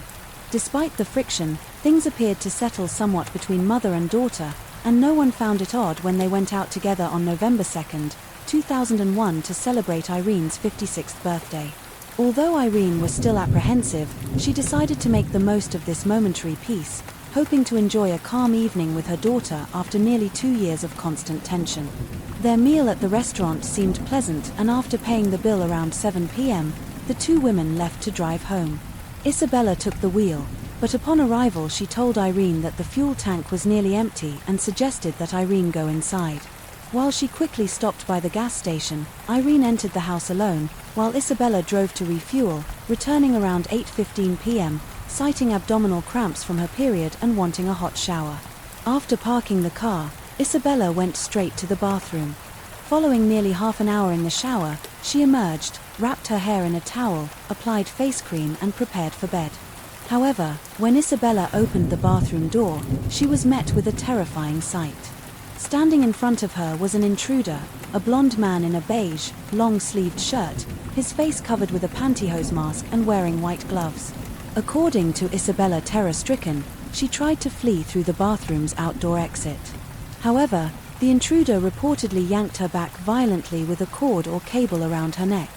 Isabella claimed she struggled fiercely, but the man struck her and pushed her onto the bed, attempting to undress her. She screamed for help, causing the man to flee. Shaken and terrified, she bolted to the nearest neighbor's house, frantically knocking and crying out for help, saying someone had broken into her home. The neighbors let her in, and Isabella urgently expressed concern for her mother. They advised her against going back, fearing it was unsafe. Isabella then borrowed the neighbor's phone and dialed Australia's emergency number 000, anxiously informing the operator that an intruder had attacked her and that her mother was still inside. Police and ambulance units arrived shortly after. While paramedics attended to Isabella, officers searched the home, where they made a horrifying discovery. Irene's lifeless body was found face down on the floor, showing signs of strangulation and cuts on her neck. Officers immediately cordoned off the crime scene, calling in homicide detectives and forensic experts. The home appeared disturbed with items scattered, initially suggesting a burglary gone wrong. However, valuable items were left untouched and there were no signs of forced entry or missing belongings. Isabella was taken to the hospital to receive treatment for her injuries and to recover from the traumatic incident. During the ambulance ride, a friend of Irene's accompanied her. Isabella repeatedly asked about her mother, insistent on seeing her. Irene's body was transported to the morgue, where a post-mortem examination revealed that she had died from a combination of asphyxiation and sharp force injuries. It was determined that she had been rendered unconscious by strangulation before being attacked with a sharp object on the left side of her neck. The cuts were not immediately fatal, leading the assailant to use 2 ligatures around her neck, leaving a distinctive double mark on her skin. In total, she sustained 22 injuries, with the time of death estimated around 9:30 p.m., with a possible margin of error of 3 hours. The ligatures and sharp object used in the assault were never found. After leaving the hospital, Isabella stayed with one of Irene's cousins and her husband. The couple, deeply fond of Irene, described her as a kind soul, incapable of harming anyone, and were devastated by the brutal nature of her death. The investigation into Irene's death continued, but interviews with neighbors, friends, and family yielded no leads to help authorities identify or arrest a suspect. Frustrated investigators sought to arraign Isabella, but Irene's cousin and her husband reported that Isabella was constantly distressed and often cried when remembering her mother. Some sources even claim they had to call an ambulance after Isabella overdosed on sleeping pills prescribed to help her rest. When the police finally spoke with her, they asked if Irene had any enemies or if anyone might wish to harm her. Isabella mentioned only a minor traffic incident she was involved in, but the other driver was quickly ruled out. By this point, investigators began doubting Isabella's account. Although both Isabella and Carlos were seen as suspects, there was no concrete evidence tying them to Irene's murder. At Irene's funeral on November 9th, some attendees allegedly heard Isabella mutter incriminating words, though this information would surface only years later, as witnesses initially believed she was rambling in grief. After the murder, Carlos and 2 of his friends were questioned. One of them, named Sean, stated he was at home, arriving around 5 p.m. and then falling asleep until 8:30 p.m. When Carlos and another friend, Nicholas, joined him. He explained that Carlos sometimes stayed oversleeping on his couch. Around 1 a.m., Sean woke briefly to find his friends on the sofa. By 3 a.m. the police arrived to interview him, to which he claimed no knowledge of Carlos' connections with Irene or Isabella. Carlos and Nicholas provided statements, placing themselves together in various locations until midnight, giving Carlos an alibi. Near the time of Irene's death, Carlos admitted meeting Irene and Isabella through his ex-wife, Paula, claiming they had helped him post-separation. He noted that he once held a key to the Jones house but had since lost it. The investigation seemed to stall until a year after Irene's death. Her daughter sold the house for $300,000. In November 2002, Isabella gave birth to her first child with Carlos. Initially, she denied he was the father, stating he was only a friend and brother-in-law. Later, she admitted the child resulted from a casual encounter, after which she realized her true feelings for Carlos, deciding to divorce Caesar to be with him. Disturbing details about Isabella's relationship with the Camello family heightened police suspicions. However, without solid evidence, Isabella remained uncharged and Caesar was never questioned, despite his occasional stays in Australia. Over time, the case languished without arrests or a clear answer regarding who was responsible for Irene's death. In January 2003, the case took a new turn when Isabella reported Carlos for assault. Police records revealed that she stated they had known each other for about 4 years and had been in an on and off relationship for the last 3 years past, with no progress until November 2007, when a forensic inquest took place to re-examine evidence with the potential to refer the case to prosecutors if warranted. Though Isabella attended, she offered no new information. However, one witness, Diane McLeod, who had accompanied Isabella in the ambulance, shared new details. Diane recalled that Isabella had initially told detectives she did not see her mother during the attack, but had mentioned seeing Irene in the house to her during the ambulance ride. Diane also reported that Irene had confided in her about her fears regarding Isabella's connection to the Camello family, particularly Paula's threats. Carlos, in a follow-up interview, stated that he met Isabella at a cyber cafe around 7:30 p.m. on November 2nd, before heading to Sean's house between 8 and 8:30 p.m. He then claimed he returned to the cyber cafe before heading back to Shaw's and then to a club with Nicola, where they stayed until midnight. He denied being near the Jones house that evening, though his statements contained minor inconsistencies. Ultimately, the investigation concluded with insufficient evidence to proceed to trial, leaving the true identity of Irene's killer undetermined. The lead investigator recommended offering a $100,000 reward for information leading to an arrest and suggested the case be transferred to the Homicide and Cold Case Unit for further examination. Between March and September 2013, the deputy state coroner reviewed the case again, yet it remained amid 700 other unsolved cases, limiting resources and attention. No further developments occurred until March 2017, when the Ministry of Police approved the suggested reward. New witnesses came forward and a forensics team re-examined evidence collected from the initial investigation. Among the items was a yellow blouse Isabella wore the night of the crime, preserved in a forensic lab since 2001. This item had not previously undergone forensic analysis, as the technology available today didn't exist at the time. According to records, the blouse was retrieved from storage by state forensic staff in March 2013, photographed and then returned to the lab for analysis in April that year, remaining under police custody thereafter. The forensic analysis from July 2017 provided significant insights when microscopic tests and DNA sampling were conducted on the blouse Isabella wore on the night of Irene's death. The tests revealed small brown stains consistent with traces of bodily fluids on the front and back of the blouse, along with several strands of hair. The forensic report concluded that the blouse had been exposed to an area with blood splatter, indicating direct exposure rather than mere contact with the perpetrator or the victim's body. Experts suggested the splatter likely came directly from the victim, Irene. Further tests showed that traces of bodily fluids on the blouse matched Irene's DNA, while seminal fluid found on it matched the genetic profile of Carlos. Unfortunately, by this time Carlos was unavailable for questioning due to a severe brain injury from a 2013 motorcycle accident which left him with deep retrograde amnesia, erasing memories of events. Before the accident, though, investigators hit a dead end with Carlos. The forensic findings and additional witness statements provided grounds to implicate Isabella in a conspiracy to orchestrate her mother's death. Supporting evidence included statements from witnesses at Irene's funeral, where some recalled hearing Isabella whisper that she didn't mean for things to go so far. This admission prompted authority to wiretap Isabella and Carlos' phone conversations and set up listening devices. Surveillance tapes captured sounds of intimate interactions between Carlos and Isabella at the residence, confirming a long-standing relationship. Combined with Isabella's 2003 assault report, in which she admitted to a 3-year relationship with Carlos, it became clear that her marriage to Caesar was merely a facade supposedly arranged by Carlos to facilitate Caesar's immigration to Australia in exchange for affection and sexual encounters.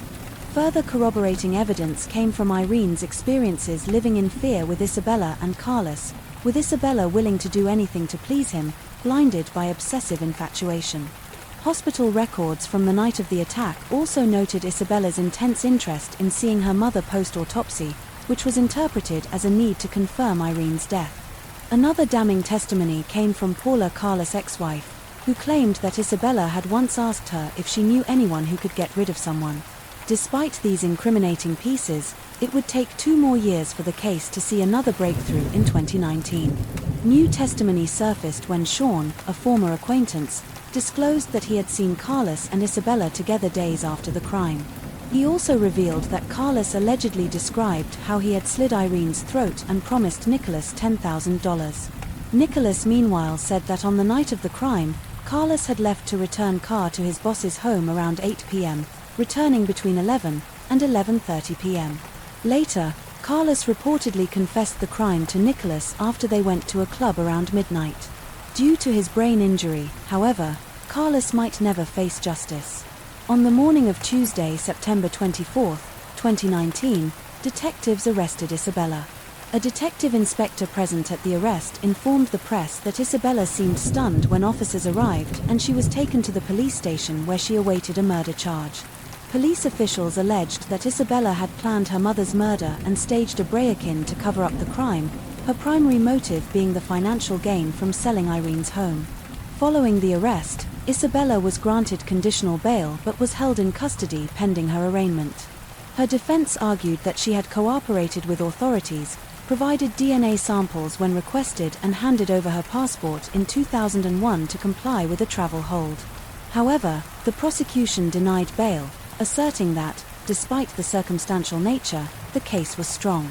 The prosecution highlighted that the murder was financially motivated with traces of Irene's blood found on Isabella's blouse from that night.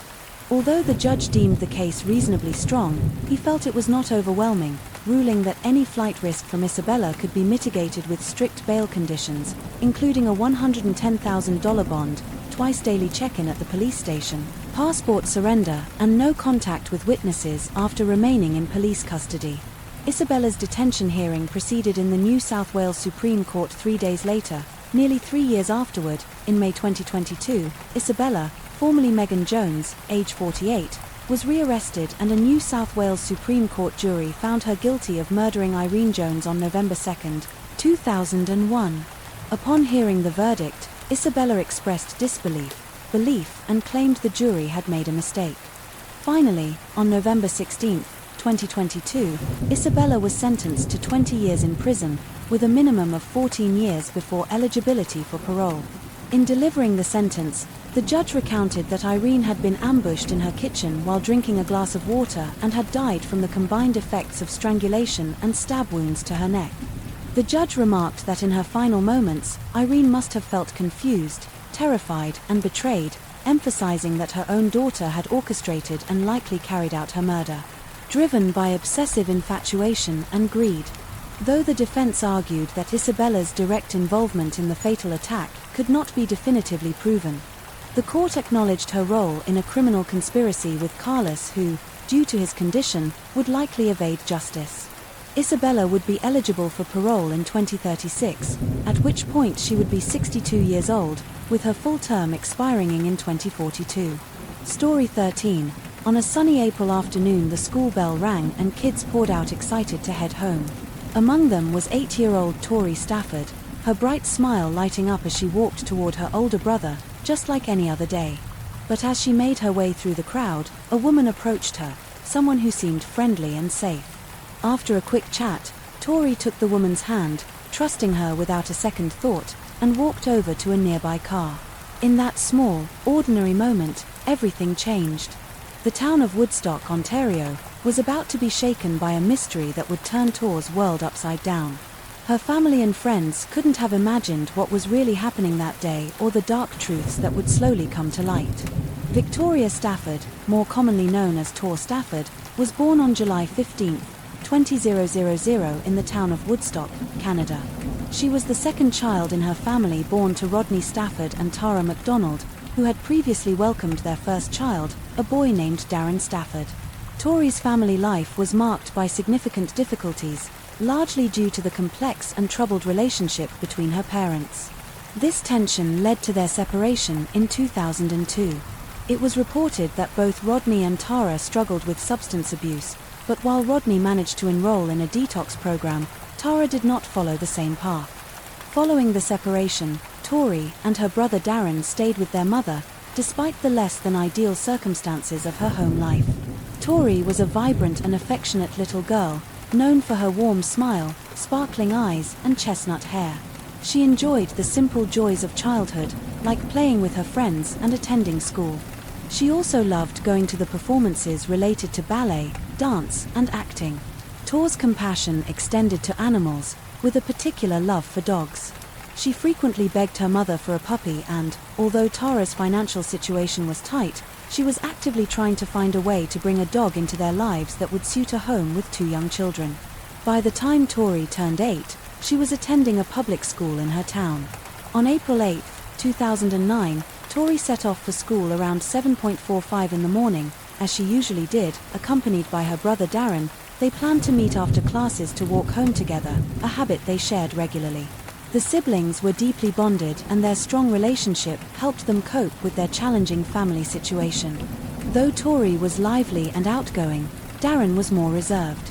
She often encouraged him to enjoy typical childhood activities, helping him stave off the sadness that their circumstances occasionally brought. As the school day ended around 3:30 p.m., Darren waited outside the school building for Tori, intending to go home with her. However, his friends asked him to join them briefly and he agreed, assuming it would only take a few minutes. When he returned to their usual meeting spot, he found that Tori was gone. Thinking she might have decided to go home alone, he headed back only to discover she wasn't there. Worried, he told Tara, who tried to reassure him, suggesting that Tori was likely with her friends, but Dar remained unsettled. He quickly took his bicycle and began searching the neighborhood, checking with neighbors and searching nearby streets. While Darren was searching, Tara decided to call her mother to ask if Tori was with her, but she wasn't growing concerned. Tor's grandmother contacted the police around 6 p.m., reporting her granddaughter's absence. Officers arrived promptly at Tara's home and started asking questions. Noting Tara's delayed reaction to alerting the authorities, which they found unusual. Learning of terrorist struggles with substance abuse and her unemployment, investigators placed her high on the list of individuals potentially involved in Tor's disappearance. Meanwhile, the search for Tori intensified. News of her absence quickly reached Rodney, who immediately joined the efforts to locate his daughter. The community rallied with neighbors and friends, helping to distribute posters of Tor across the area. The school even closed temporarily to allow teachers and staff to join the search. Posters featuring Tori's face appeared on almost every corner and search parties combed through Woodstock asking anyone they encountered if they had seen her. Despite the widespread effort, no clues emerged as to her whereabouts. Determined to uncover any leads, investigators decided to check the footage from security cameras located around the school.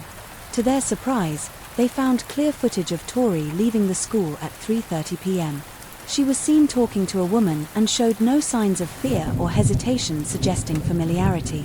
The woman took Tor's hand and together they walked toward a vehicle parked nearby.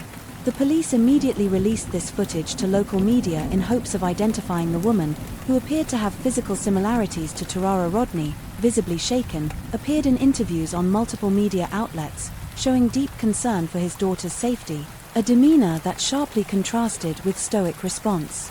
The public quickly noticed this contrast, with many expressing suspicion toward Tara.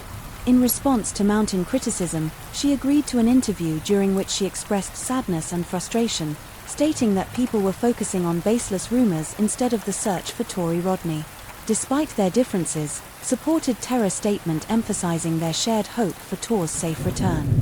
As the footage circulated, the public became more involved in the search, while Tara viewed the clips multiple times, feeling a strange familiarity with the woman.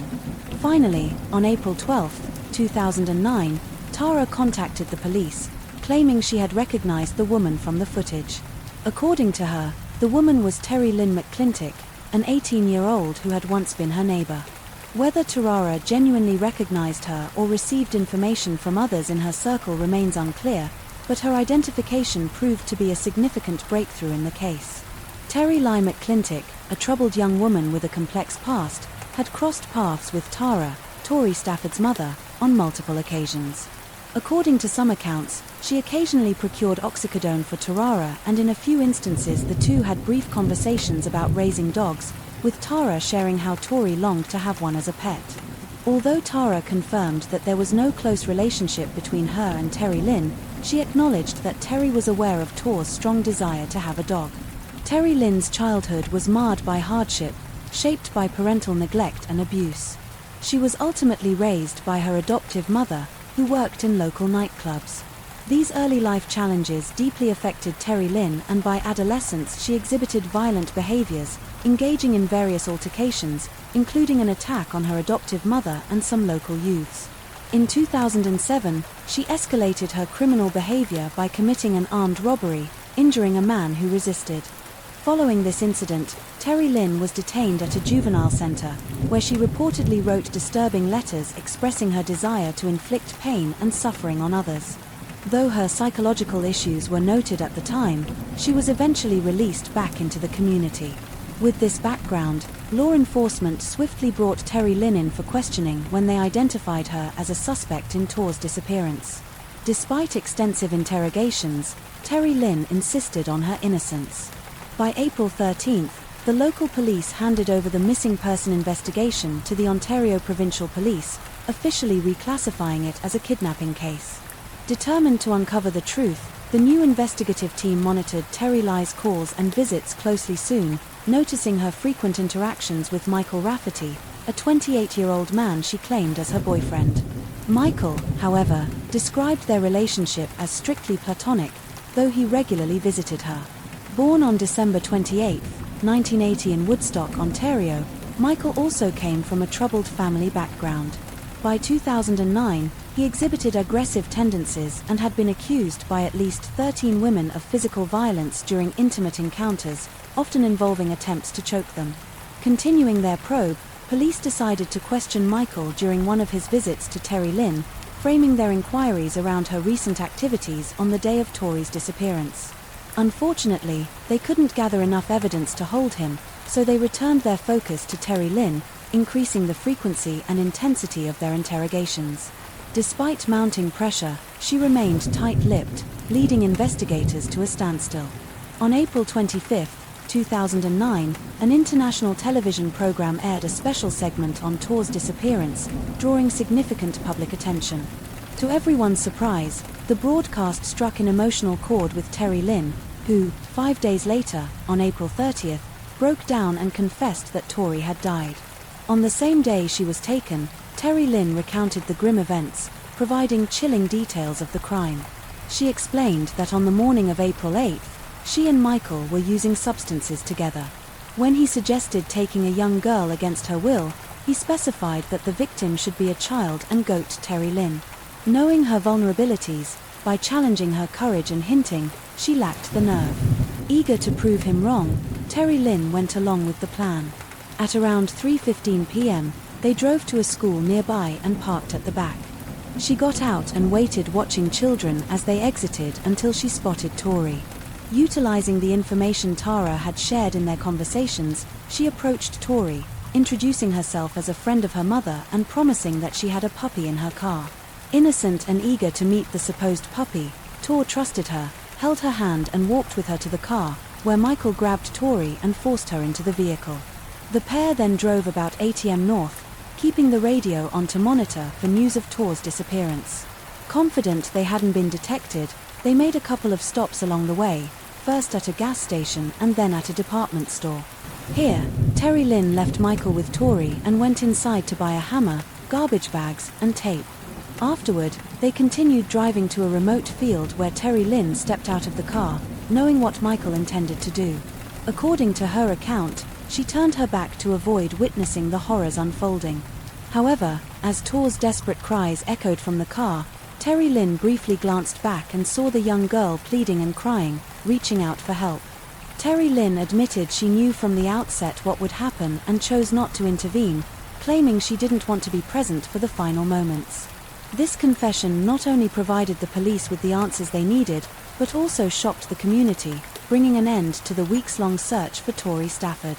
Back in the car, Michael Raffi unleashed unimaginable cruelty on Tori Stafford. Afterward, Terry Lynn placed a bag over Tor's head and struck her with a hammer, ending her life. Together, they buried her body at the remote location. On the drive back to town, Michael made Terry Lynn numerous promises that they would always be together and that the police would never catch them. Following Terry Lynn's harrowing confession, investigators immediately headed to Michael's residence to place him under arrest. During the journey, they discovered a security camera and obtained permission to review its footage. The video was a crucial piece of evidence capturing the pair on their way to commit the crime. In subsequent interrogations, police managed to extract information about the location where Tori's body had been hidden. A search led them to a wooded area where they found her remains wrapped in garbage bags and secured with tape. On July 20th, the preliminary autopsy report was released, revealing that Tori had suffered multiple hammer-inflicted injuries, with at least 4 blows penetrating her skull, resulting in fatal trauma. She also had 16 fractured ribs and liver damage. However, due to the body's advanced state of decomposition, it was impossible to determine if she had been assaulted in other ways. On July 21, 2009, authorities confirmed publicly that the remains found were indeed those of Tori Stafford. This heartbreaking announcement devastated her family and the community who had come together in hope throughout the search. A funeral was held for Tor on July 30, 2009, attended by family, friends, and community members who gathered to honor her short but impactful life. The ceremony included heartfelt memories shared by loved ones, and the emotional impact of her case resonated deeply within society. Once the police investigation concluded and all evidence was gathered, the legal proceedings against the two accused commenced. Initially, prosecutors considered a joint trial, but eventually decided on separate trials. After Terry Lynn pled guilty to first-degree murder, she faced an expedited trial and was sentenced to life in prison without the possibility of parole for 25 years. In contrast, Michael Rafferty maintained his innocence, refusing to testify and claiming no responsibility as a result. His trial took place 3 years after Tor's disappearance, involving 62 witnesses and more than 200 pieces of evidence. Michael, now 31, did not testify. Although he admitted to some involvement in Tor's abduction, he denied the charges of murder, kidnapping, and sexual assault. The jury, however, found him guilty on all counts. Following the guilty version, ICT, Michael Raffi received a life sentence for the murder of Victoria Stafford, also known as Tori Stafford, with parole eligibility only after 25 years. Additionally, he was given 10 years for kidnapping and sexual assault to be served concurrently with his life sentence. Even if he were to be released, the judge permanently prohibited him from owning firearms. He was also required to submit a DNA sample to Canada's National Sex Offender Registry. After his sentencing, Michael continued to protest his innocence and even offered to meet with Tor's mother, Tara, ostensibly to fill in the missing pieces. Tara, however, refused any communication with him, stating she could never forgive him. Despite his repeated legal appeals, over the years, all attempts to overturn his conviction have been denied. Tori Stafford's tragic story has left an indelible mark on Canadian society, underscoring the importance of child safety, parental responsibility, and the necessity for prompt police response in critical situations. Story 14. On the night of September 29, 2015, a shocking 911 call broke the silence in a small town in upstate New York. Thomas Clayton, a former hockey player, came home from a poker game to find his wife Kelly lying on the kitchen floor lifeless. The scene was disturbing. There was no sign of forced entry, but Kelly had clearly been attacked, but bloodstains on the walls showed signs of a terrible struggle. As detectives started looking into what happened, they uncovered secrets that hinted at something much darker. What really took place that night and who was responsible for Kelly's tragic death? The truth would soon reveal a shocking twist no one expected. Kelly Elizabeth Stage was born on August 1, 1980 in Elmira, New York. She was the youngest of 3 children of Elizabeth and Howard Stage, both of whom were beloved in the community, especially Howard, who had served as the longtime chief of the local volunteer fire department.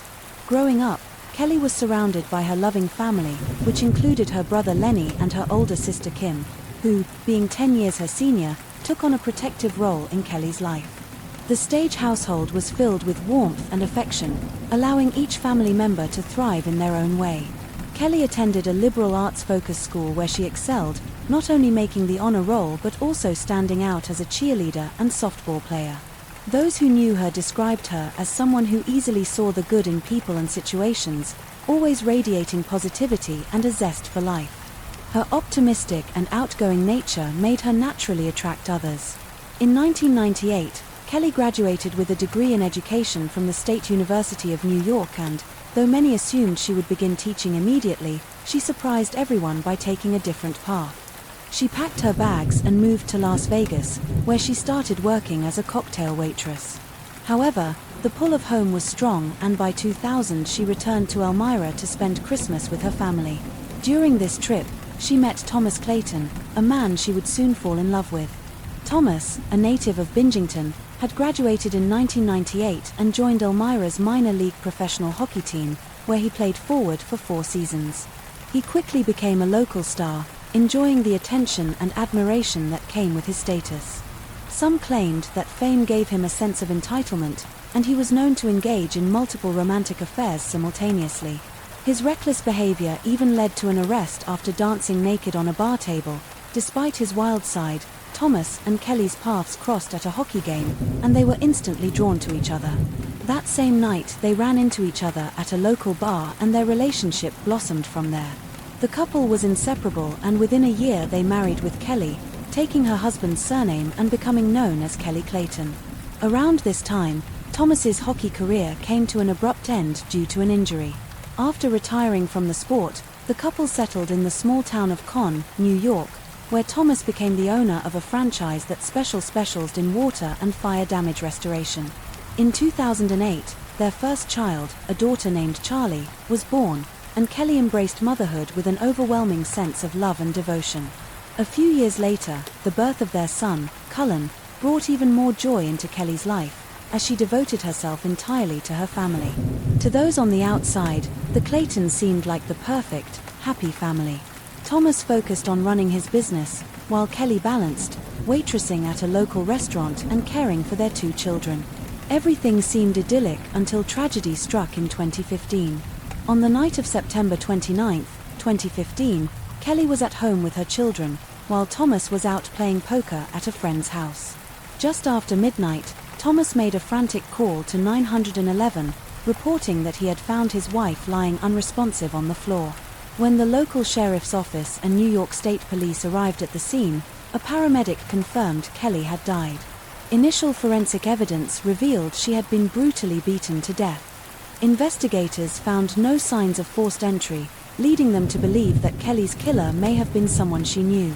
A trail of blood led from the upstairs to the kitchen where Kelly's body was discovered, indicating that she had tried to flee during the attack. A hole in the wall at the bottom of the staircase was evidence of the sheer violence of the assault, and blood spatter on the walls and floors pointed to her having been struck repeatedly with a blunt object. While questioning Thomas and neighbors in the hours following the murder, a critical piece of evidence came from an unexpected source: Kelly's daughter Charlie. The 7-year-old told the county sheriff that she had seen a man hurting her mother. During her conversation with the officer, Charlie revealed a chilling detail. She described how her mother had run down the hallway yelling for her to escape. But the most haunting part of her account came when she mentioned that, although the attacker had been wearing a hood, his eyes looked just like her father's. At that moment, authorities called in a child forensic investigator to assist with talking to Charlie about the traumatic event. A second interview with her took place at the county's Child Advocacy Center, where every question revolved around Thomas. According to Charlie, the mask worn by the ASIL resembled one her father used when he went hunting. When asked to describe the man's size, Kelly's daughter, Charlie said he was as tall as her father. She also pointed out a similarity in the jeans the man was wearing. Although suspicion toward Thomas grew due to the child's statements, he was at a friend's house that night, about 20 miles from his home, a drive of roughly 30 minutes. Furthermore, when he discovered Kelly's body and rushed to a neighbor's house to call 911, there was no blood on his hands or clothes, and he hadn't had enough time to clean himself up. The police were left with several unanswered questions. Thomas's alibi was corroborated by others who were with him that night. However, investigators learned that Thomas had borrowed a woman's cell phone to make a call only 90 minutes before returning home and finding Kelly's body. This raised more doubts. As the hours passed, the preliminary autopsy report on Kelly's body was released. It revealed that she had died from severe head trauma and damage to the lower part of her brain. In addition, her body was covered in bruises. She had abrasions, fractures to her face, and a serious contusion on her right hip. According to the forensic expert, the blows were so brutal that Kelly's body was almost unrecognizable, making it difficult to estimate her age and appearance. She also had defensive wounds on her arms and hands, including broken fingers, which indicated she had fought for her life. With the growing suspicion surrounding Thomas, investigators analyzed his cell phone records and noticed a high volume of messages and calls that pointed to a mysterious connection with a man named Michael Beard. In fact, Beard was the person Thomas had called the night of the murder. Michael Beard was a worker living in Elmira in an apartment owned by the Clayton family. He had previously worked for Thomas's business and was often invited to do jobs around the family property. At the time of the crime, however, Beard had recently been fired from a company that also specialized in home restoration after fires and floods. State police investigators questioned Michael Beard multiple times over the next few days. Initially, he denied any involvement, but on October 2, 2015, after getting caught in several contradictions, he eventually broke down and confessed. In an unrecorded interview, Beard admitted that he had killed Kelly. He revealed chilling details, stating that Thomas had paid him $10,000 to carry out the murder. Beard then led the investigators to the place where he had hidden the murder weapon, a hammer handle stained with blood, which was found not far from the Clayton home. Beard also handed over the blood-stained clothes he wore that night and directed the authorities to a creek where he had tossed the keys to the family's home given to him by Thomas. Forensic analysis of the blunt object used in the attack confirmed that the DNA matched Kelly's blood. Investigators determined that Beard had worn gloves during the murder, and though he had tried to dispose of them to eliminate DNA evidence, he failed to do so because the gloves belonged to Thomas. As more evidence pointed to Thomas, other discoveries raised further suspicions about him. Notably, a year before the incident, Thomas had doubled Kelly's life insurance policy from $500,000 to $1 million. During a media interview, Kelly's sister didn't hesitate to assert that Thomas stood to benefit from her death. The case became clear and justice began to move forward with Charlie's testimony, the evidence collected, and Michael Beard's confession. Prosecutors concluded that Kelly's death was a murder for hire. Both men were charged with first and second-degree murder, and it was announced that their trials would be held separately. However, a third arrest shocked everyone. Mark Blanford, another suspect, was charged with second-degree murder, robbery, and conspiracy. According to the investig, Michael Beard had been recruited to act as a lookout and help commit a robbery at the Clayton home.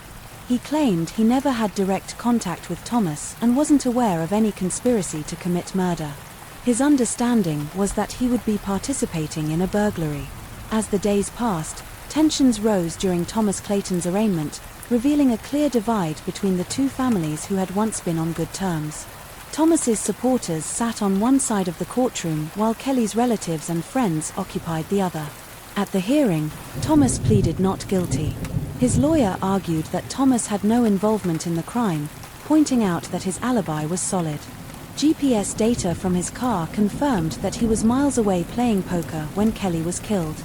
The defense also noted that Thomas had passed a polygraph test. However, the The prosecution countered by stating that the GPS evidence was irrelevant, since the charges were based on a murder-for-hire plot. They also opposed the use of the polygraph test in the trial, arguing that it should not be admitted as evidence. Kelly's murder garnered significant media attention, stirring feelings of outrage and sadness within the community. Purple ribbons lined the streets and posters demanding justice for Kelly were displayed throughout the town. For Kelly's family, the tragedy was immeasurable. Her 2 young children were now left without a mother and their father was in prison. The emotional toll was immense, but so was the financial strain, as Kelly's sister, who was granted custody of the kids, suddenly faced the challenge of raising and supporting 2 young children. Friends and relatives rallied for support to help the children through this difficult time.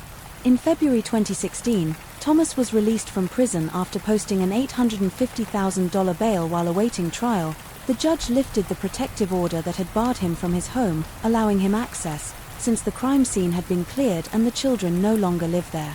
Michael Beard was the first to go to trial, but in the days leading up to it, he shockingly recanted his confession, which had not been recorded.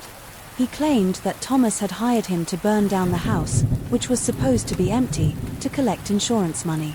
According to Beard, when he arrived, he found Kelly's body and heard the children upstairs, at which point he abandoned his mission and left. Michael's defense attorney argued that his client had been coerced by the police into signing a false confession and that they would present evidence in court to prove this. On October 25, Beard pleaded not guilty before a jury of 8 men and 4 women. He even referred to Kelly as a friend, expressing sympathy for her family. The prosecution, however, remained confident that the testimony and evidence would show that Michael and Thomas had conspired together. Despite Beard's change of story, the prosecution presented the details of his signed confession, which was read aloud during the testimony of the New York State Police investigator, who had been present. When Beard initially explained the events in the confession, Beard said that Thomas had asked him to do something that could land him in prison and, though he didn't initially specify what the tone of Thomas's request had shocked the investigator, Beard had first refused, but ultimately agreed.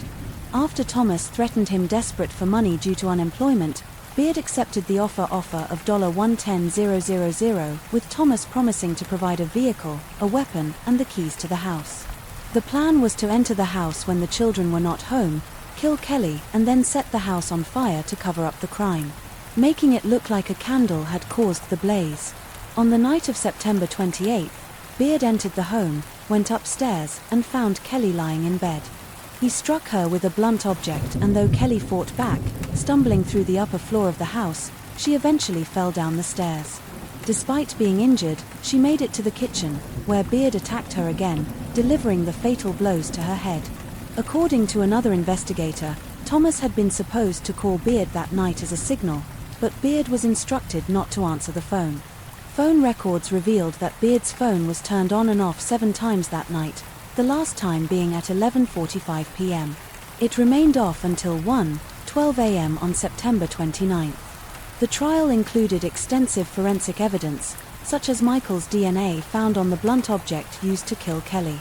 Michael's attorney argued that his client's confession was coerced, claiming he had feared his wife would be implicated if he didn't take responsibility. The defense also pointed to the lack of direct evidence, such as fingerprints, and questioned the reliability of witnesses suggesting they had been influenced or had misunderstood what had happened on the night of the crime. After a 2-year trial, Michael Beard was found guilty of 1 count of first-degree murder and 2 counts of second-degree manslaughter. He was sentenced to life in prison without the possibility of parole. The reaction from Kelly's family and friends was one of immense relief and satisfaction. Kelly's sister publicly called Michael a coward who deserved the harshest sentence. Bringing Thomas Kelly's husband to justice proved more challenging. His trial began in January 2017.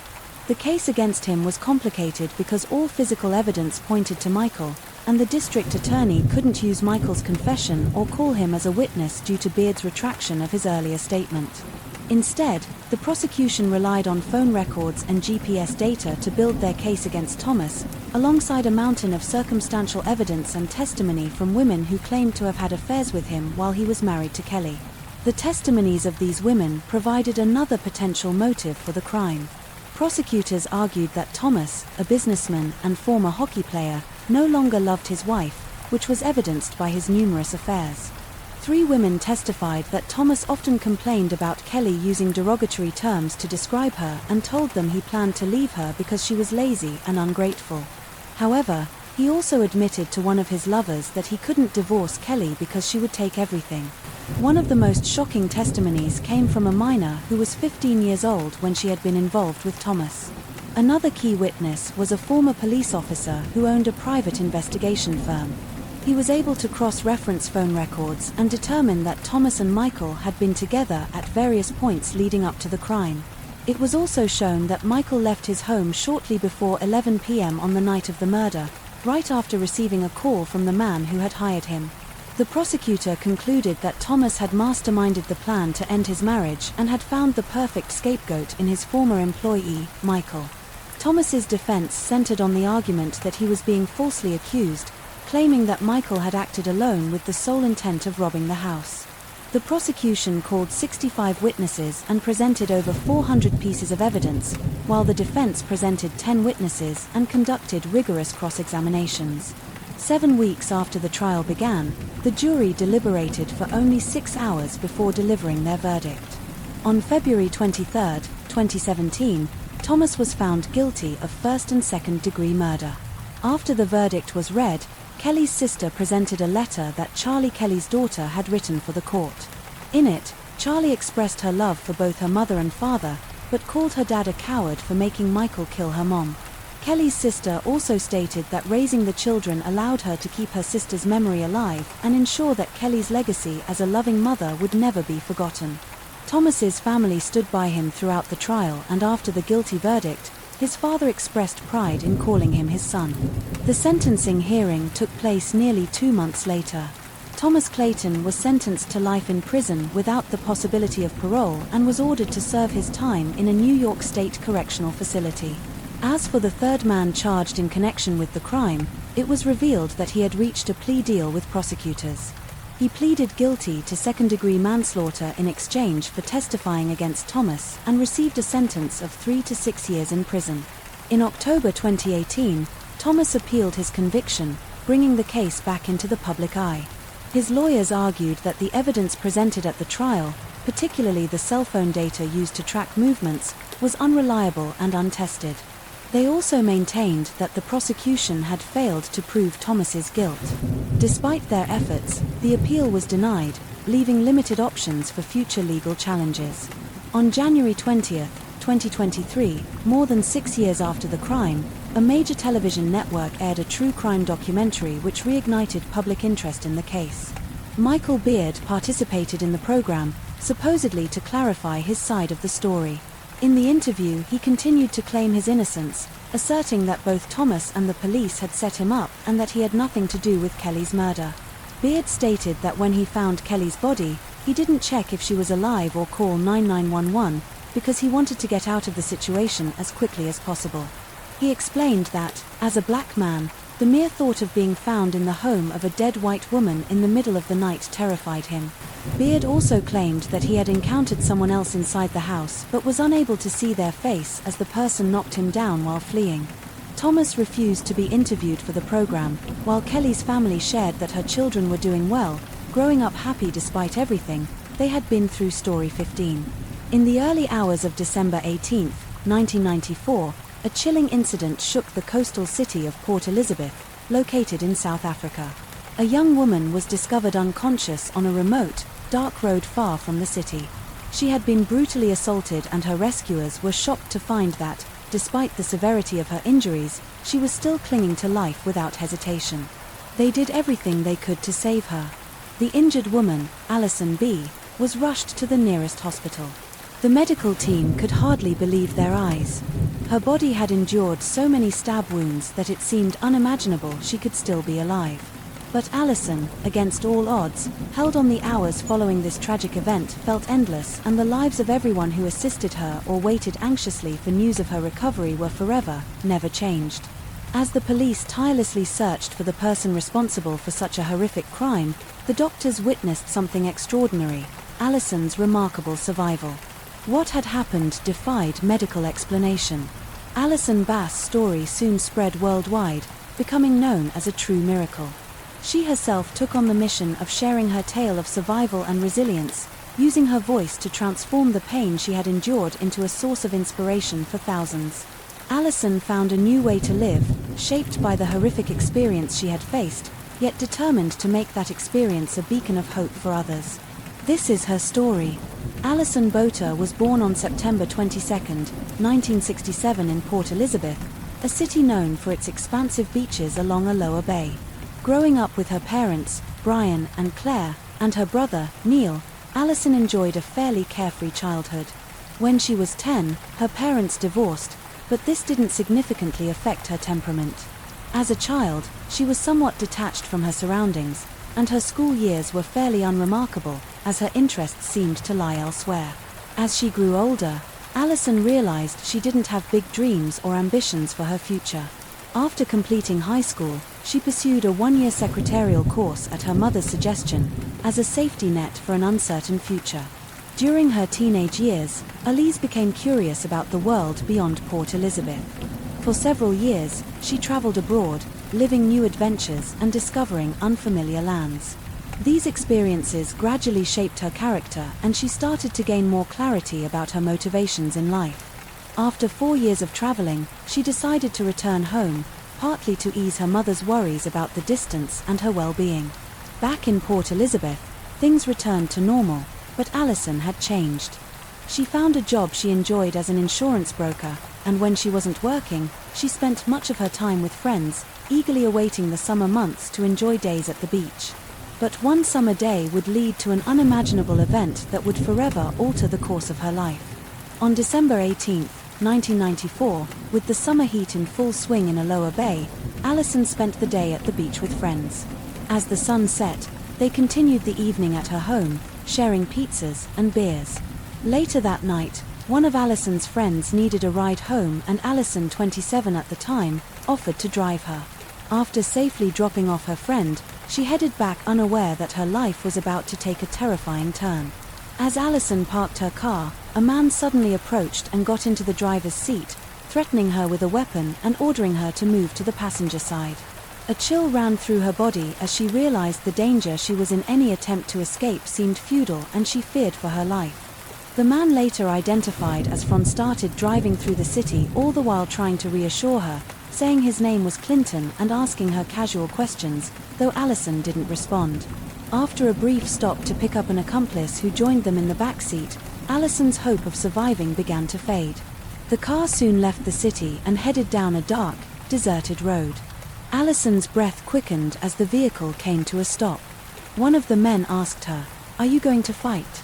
By then, Alison had resigned herself to what was coming. One man violently attacked her while the other waited. She overheard the name France during the assault and realized this was her attacker's real identity. The violence escalated as both men took turns, abusing and torturing her. When they were finished, they attempted to kill her. They stabbed her repeatedly, 37 times in total, targeting her abdomen and pubic area. When they noticed she was still alive, they slashed her throat, inflicting 16 more stab wounds. Convinced they had killed her, the attackers fled in her car, leaving Alison to die naked and gravely injured in the sand. Despite her horrific injuries, Alison found the will to survive. She thought of her mother and how devastated she would be if her daughter were to die at the hands of these men. With what little strength she had left, Alison managed to drag herself towards the road. Before leaving the scene, she scrolled the names of her attackers in the sand and wrote a message of love for her mother. As she tried to stand, she noticed an odd sound coming from her breathing and realized her trachea had been destroyed. Her head, barely attached to her body, hung precariously, but even then Alison refused to give up. She felt something wet against her leg. It was her intestine. Determined to survive, Alison held her head steady with one hand and clutched her organs with the other. Step by step, she made her way towards the paved road, where she collapsed, waiting for someone to help. In the distance, the headlights of a car sparked a glimmer of hope, but when it came near, the vehicle sped away, likely in shock at the horrifying sight of her condition. As each minute passed, Allison's strength waned until finally another car appeared. This time it stopped. Tyon, a young veterinary student vacationing in Port Elizabeth with friends, stepped out and ran toward Allison. He immediately grasped the severity of her condition but stayed by her side, doing everything he could to save her. He called for an ambulance and held her hand, offering comfort while she fought for her life. Though panic gripped him inside, Tyon kept his composure, never letting Allison see his worry. After what seemed like an eternity, the ambulance arrived and Allison was rushed to the hospital. Her life would never be the same, but she clung to it, determined to seize the second chance. By the time Allison arrived at the hospital, an hour and a half had passed since the brutal attack. The doctors were stunned by what they saw. Her wounds bore the marks of unimaginable cruelty. None had ever seen anything like it, but they wasted no time. Allison's sheer will to live inspired the medical team to fight for her, despite the grim prognosis. Remarkably, Allison managed to sign the consent for surgery without hesitation. Alongside her signature, she wrote her mother's phone number, a simple yet profound gesture. When she was taken into the operating room, the night stretched on. Allison had been on the verge of decapitation, breathing through a hole left by a stab wound in her trachea. Her exposed organs were covered in sand and debris from the beach, presenting a massive challenge for the doctors. But fortunately, an experienced general surgeon was on call that night. He painstakingly worked through the night, removing every foreign particle and carefully stitching each wound. Miraculously, the knife had missed Allison's major blood vessels. Had they been severed, she would have died within minutes. Her vital organs, though severely damaged, had also escaped the worst, and slowly her body began to heal. Still a sign, significant concern loomed over her recovery, the high risk of acute infection. Everyone anxiously awaited the outcome of the surgery. As Allison lay in intensive care, 2 police officers arrived at the hospital. They had a list of suspects and hoped she would be able to identify them. When Allison awoke the next morning, she reviewed a series of photos. She paused on one image pointing to a man she recognized as Frondeur, then wrote his name on a piece of paper. She did the same when she saw the photo of Toon Kruger. The police had what they needed, but they returned later for confirmation. It turned out that both Frondeur and Toons Kruger had criminal records, including charges of assault. Months before attacking Allison, Dewar had abducted a 19-year-old woman, assaulted her and later bought her food and rose. Before attacking her again, though he was arrested in February 1994, he was released on bail. In March, Dutroux and Kruger assaulted another woman who was 3 months pregnant. After the attack, they let her go, though they were briefly detained for this crime. They were quickly released with a court date set for January. But instead of complying, the 2 men had far darker intentions. They wanted to kill, and unfortunately Allison became their next target. Despite the overwhelming evidence, the prosecutor insisted Allison verbally name her attackers for the case to proceed. The doctors were hesitant. Allison was still in critical condition and had a breathing tube in place, making it impossible for her to speak. The risk of removing the tube was high, but Allison, with incredible determination, wrote a note authorizing its removal. Once the tube was taken out, Allison whispered Frondeur and Toons Kruger. Her quiet words carried the weight of undeniable truth, laying bare the failures of the justice system. Finally, there was enough evidence to arrest the men by 5 a.m. On December 19, 1994, both Dutroux and Kruger were taken into custody, charged with assault and attempted murder.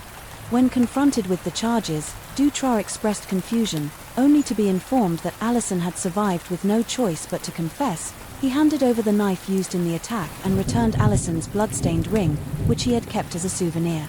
Kruger also confessed, showing no remorse and even admitting that they had planned another assault, this time intending to throw their victim off a bridge. During the trial, Dutroux tried to lessen his guilt, claiming to be a Satanist possessed by a demon that forced him to commit these acts, but the court saw through his excuses. Both men were convicted of kidnapping, indecent assault, rape and attempted murder.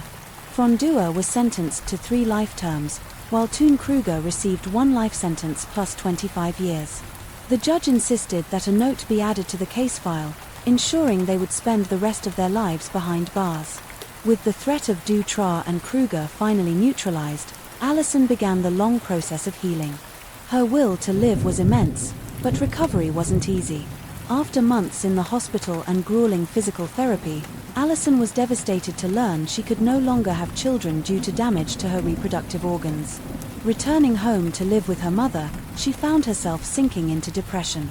Everyone around her seemed to be moving on, but she felt lost, unsure how to resume her life. In 1995, just a year after the horrific attack, Alison met her partner, TNB. The two bonded over their shared struggles. TN had battled depression stemming from unresolved childhood trauma, while Alison was in the midst of her own fight to rebuild her life. The couple married in February 1997, and together they began a new chapter of their lives. In November 2003 they welcomed their first child, a son named Daniel, and in November 2006 their second son, Matthew, was born. Reflecting on motherhood, Alison said, "Being a mother is the most important thing I've ever done. Knowing that life is now about someone else is an incredibly humbling experience." In one of her interviews, Alison shared that one day she hopes to tell her children about her past. She believes it's better they hear her story from her directly rather than through a book or a television show. However, she plans to wait until they're ready and come to her with questions. Since that moment, and after overcoming the initial shock, Alison has shared her story in over 35 countries. She became one of the first women in South Africa to publicly speak about surviving rape, helping countless others come forward with their own stories. When speaking to other survivors of sexual violence, she often reminds them, "You are not responsible for the actions of others. Life isn't defined by what happens to you, but by how you choose to respond to it." In the years since her attack, Alison has written 2 books. In 2016, her remarkable story of survival was adapted into a film titled Alison. Today, she remains one of the world's most inspiring motivational speakers, using her journey to empower others. Story 16. As the sun set over the quiet parking lot, Heather wrapped up her day at work, looking forward to getting home to her daughter. She waved goodbye to her co-workers and walked toward her car, not noticing a figure hidden in the shadows. Suddenly, a person in a mask stepped forward, dressed all in black and holding a gun. Before Heather could react, the stranger aimed the weapon at her and said, "You've ruined my life." 2 gunshots shattered the silence, leaving her co-workers frozen with fear. The attacker quickly vanished into the night, but the shocking event was only the start. What followed was a chain of secrets and betrayals no one saw coming. During their time at the University of Northern Colorado, Ignacio Gas and Heather Hadges met at a party. Ignacio was a friendly and confident young man, immediately catching Heather's attention. It was love at first sight for both of them. Heather had a lively personality with a hint of innocence. Complemented by her fair skin, red lips, and dark hair, Ignacio found her irresistible and soon reached out to her when he invited her on a date. Heather felt like Cinderella after the ball, radiant. With joy, she eagerly shared the news with her roommates, who celebrated her happiness. For her friends, this new romance was special. They saw it as the beginning of something extraordinary, as Ignacio had never had a serious girlfriend before. Their relationship quickly deepened. Ignacio was thoughtful, often surprising Heather with flowers or her favorite coffee. His kindness and attentiveness made her feel cherished, and their bond grew stronger after they graduated from the University of Northern Colorado. Ogio proposed to Heather, who happily accepted. However, she set a clear condition for their engagement. If Ignacio ever cheated, she would end the marriage immediately, with no second chances. This clause was a non-negotiable boundary for her. A year after their engagement, they married in a joyful ceremony. Ignacio began working as an officer for the Colorado Police Department, while Heather took a supervisory role at a local credit union. Her colleagues and clients deeply admired her for her exceptional ability to handle situations with empathy and grace. One co-worker described her as a wonderful person, a sentiment that seemed universal. After their wedding, Heather and Ignacio decided to start a family. The birth of their daughter, Victoria, brought immense joy to their lives, and Heather's world began to revolve around her new baby. Ignacio also showed himself to be a dedicated father from the outside. Their life in 1997 looked perfect, But tragedy struck when Heather's father passed away from a heart attack, and shortly after her mother, battling cancer, also passed away. Grieving Heather dedicated herself to her mother's care, providing constant support until her mother's passing in 2003. Throughout this difficult time, Ignazio proved to be a caring husband, taking on additional responsibilities with their daughter and around the home. After months of supporting Heather, however, Ignazio's attention began to drift toward a co-worker, Shauna Nelson, a dispat at the police department. Shauna, who was married to a Weld County deputy named Ken, had 2 children, though her marriage was on the rocks. Shauna later mentioned that her relationship with Ken changed after the birth of their second child. Initially, her interactions with Ignazio were friendly, but gradually they became more flirtatious and a deeper connection began to form between them. The relationship between Ignazio and Shauna eventually became the talk of the town, yet Heather remained unaware of the situation. Everyone around them knew, but felt uncomfortable sharing the truth with her. Over time, the relationship between Ignazio and Shauna deepened, evolving beyond mere friendship. Their bond intensified and, though they were both married, they struggled to resist their mutual attraction. Eventually, Shauna discovered she was pregnant and excitedly shared the news with Ignazio. However, he reacted with hesitation, questioning whether the child could his, as Ken had undergone a vasectomy after their second child's birth. This revelation led Ignazio to pressure Shauna into terminating the pregnancy, fearing the repercussions if Heather found out years passed, and Heather remained oblivious to her husband's affair with Shauna. But as Shauna grew frustrated, she decided to confront Heather. One day, Shauna and a close friend followed Heather into a grocery store, watching her every move. Unaware of their presence, Heather was chatting with a friend on the phone. Eventually, Shauna approached her, hurling accusations and insults, which left Heather shocked and furious. This confrontation deeply unsettled Heather, prompting her to question Ignazio. When she recognized Shauna as his co-worker from the police department, Ignazio explained that Shauna had feelings for him, but assured Heather there was nothing to worry about. He promised to speak with Shauna and put an end to her harassment. However, even after this confrontation, Shauna continued to pursue Ignazio, adding strain to an already fragile situation. One evening, Shauna unexpectedly showed up at Ignazio and Heather's home, demanding to see Ignazio. This left Heather puzzled and uneasy. Although she didn't want to consider the idea of anything inappropriate between her husband and his co-worker, she couldn't shake her curiosity about what was really going on. In a moment of confidence, Shauna confided in someone from the county dispatch center, sharing details about her relationship with Ignazio. She admitted that her feelings for him were stronger than anything she'd ever felt for anyone else. However, Shauna also expressed her frustration over Ozo's wife, Heather, which complicated things further. According to her supervisor, Shauna's behavior was impacting her work. She even mentioned going to the shooting range to vent her frustrations, imagining the targets as Heather. Shauna's husband, Ken, had been unaware of her affair with Ignazio until he found her diary which documented her secret relationship. Despite feeling betrayed, Ken decided to stay with Shauna for the sake of their children. Shauna knew Ozo's affair was risky, giving her a sense of control as she was determined to remain in his life as his only woman. She even threatened to expose everything to Heather if Ignazio ever tried to end things.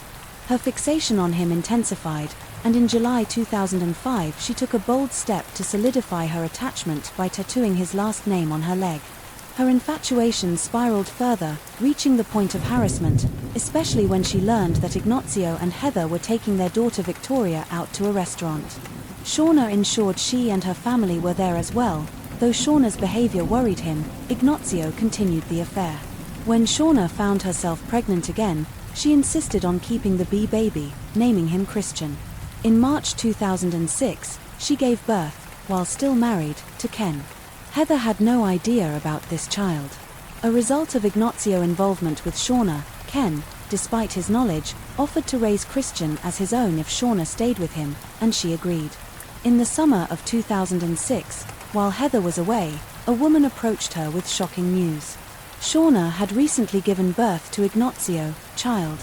Stunned and disoriented, Heather confronted Ignazio upon returning home. When pressed, he lied again, trying to keep his affair hidden. Trusting her husband, Heather believed him, but one December night in 2006, Heather awoke to find Ignazio missing. When he finally returned, she immediately confronted him. This time, Ignazio didn't attempt to lie. Instead, he confessed everything: his years-long affair with Shauna, both pregnancies, and the birth of their son. True to her promise, Heather ended the relationship and asked Ignazio to leave. However, determined to keep her family intact for Victoria's sake, she reached out to Ignazio the next day, despite her initial disbelief. In their conversation, a heartbroken Heather made her feelings clear. She wanted to keep her marriage but wasn't ready to reconcile. Immediately, she laid out specific conditions for their future together. First, Ignazio had to take an STD test and agree to counseling to address the issues leading to his infidelity. Heather also insisted that Ignazio renounce his parental rights over Shauna's child and completely end his relationship with Shauna. Committed to saving his marriage, Ignazio agreed to every condition.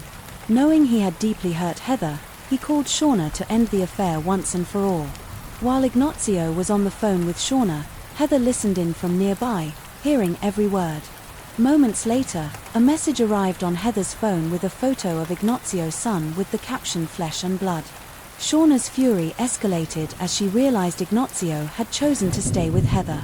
Feeling betrayed and abandoned, Shauna considered pursuing child support, seeking financial compensation for her son, Christian.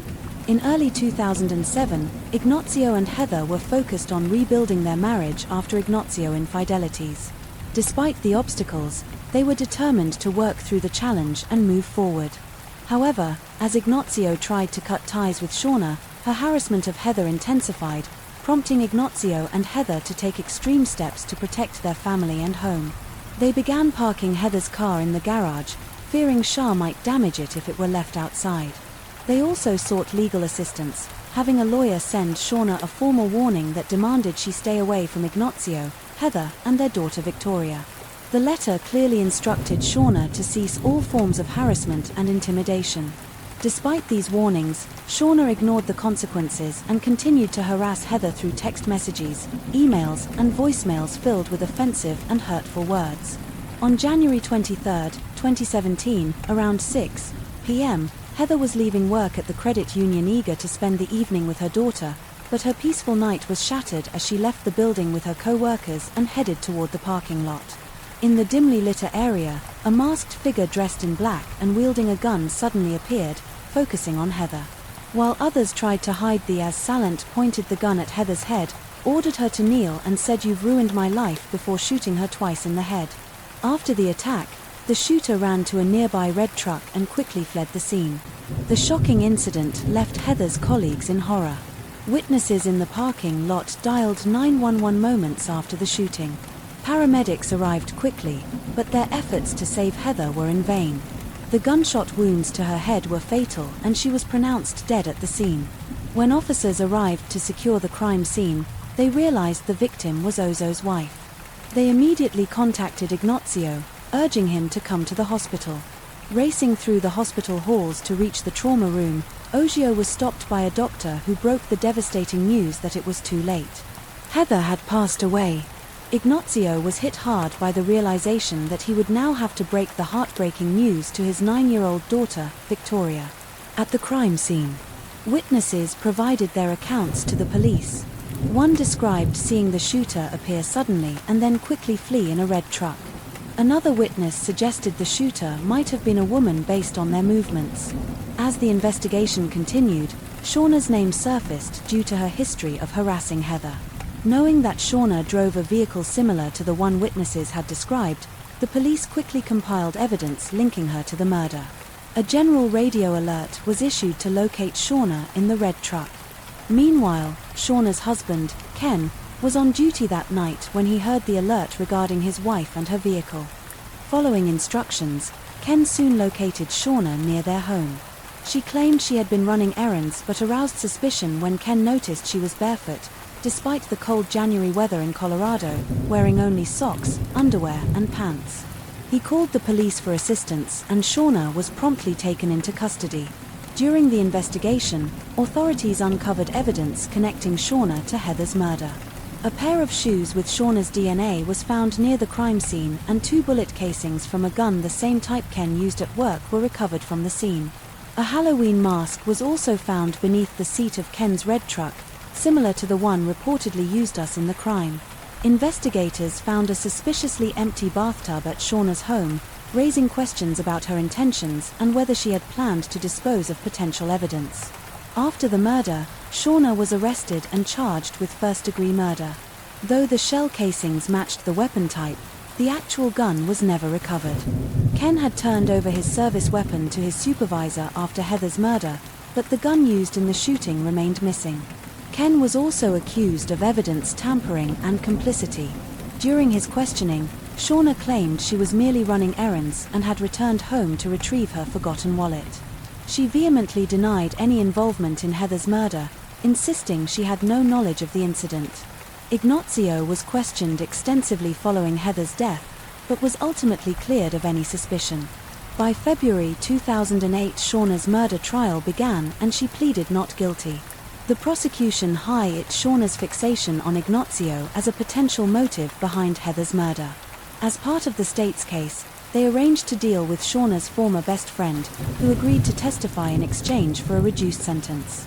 She spoke of Shauna's deep-seated resentment toward Heather. Throughout the trial, Shauna defended herself fiercely, denying any fantasies about killing Heather and refuting all accusations. She argued that she was headed to a liquor store when the shooting occurred and even claimed her best friend was obsessed with her and wanted to make her happy by removing Heather. However, her best friend denied these claims when called to the stand. The prosecution suggested that Shauna had worn her husband's clothes during the shooting to implicate him in the murder, asserting that by eliminating Heather, Shauna and Ignazio would be free to live happily. Ever after the jury deliberated for only 5 hours before delivering a guilty verdict, Shauna was sentenced to life in prison without parole. Ken resigned from the police department after Shauna's conviction and filed for divorce. Following the guilty verdict, he relocated with his children, including Christian, the son Sean, ahead with Ignazio. After some time, Ken returned to court, hoping his children would someday visit Shauna in prison, as he believed she was still a loving mother. All charges against Ken were eventually dropped. Tragically, in 2015, Victoria, only 17 years old, lost her life in a car accident when she lost control of her vehicle and struck a tree, marking another heartbreaking loss for the family as the rain falls and the night deepens. Thank you for being here with me at Radio Night. True crime stories remind us of life's mysteries and the need to stay aware even in the stillness of the night.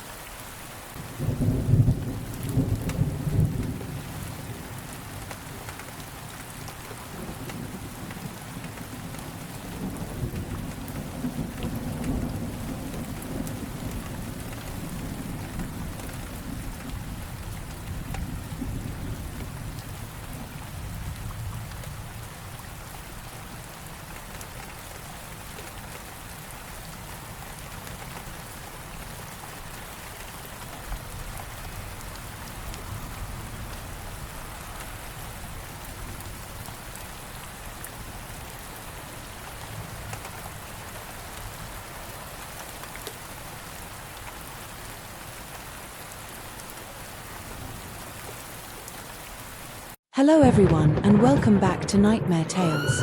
I know many of you use these videos to fall asleep, so before you drift off, I'd love it if you could leave a comment letting me know where you're listening from around the world. Also, don't forget to like and subscribe if you're enjoying this video.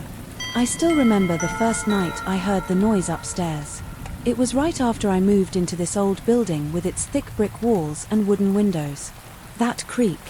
When the wind hits, I was lying in bed half asleep, when the sound of something heavy scraping across the floor above me made me sit up straight. It was loud. My heart started racing right away. I tried to brush it off as normal apartment noises, but it didn't stop. I heard long, steady footsteps pacing from one side of the unit to the other. They were heavy and they made my ceiling vibrate. I felt my bed shake a little. My stomach tightened. I told myself it was just a new neighbor moving furniture around or doing some late-night rearranging, but deep down something about it felt off. It was too rhythmic, almost like there was a path being followed.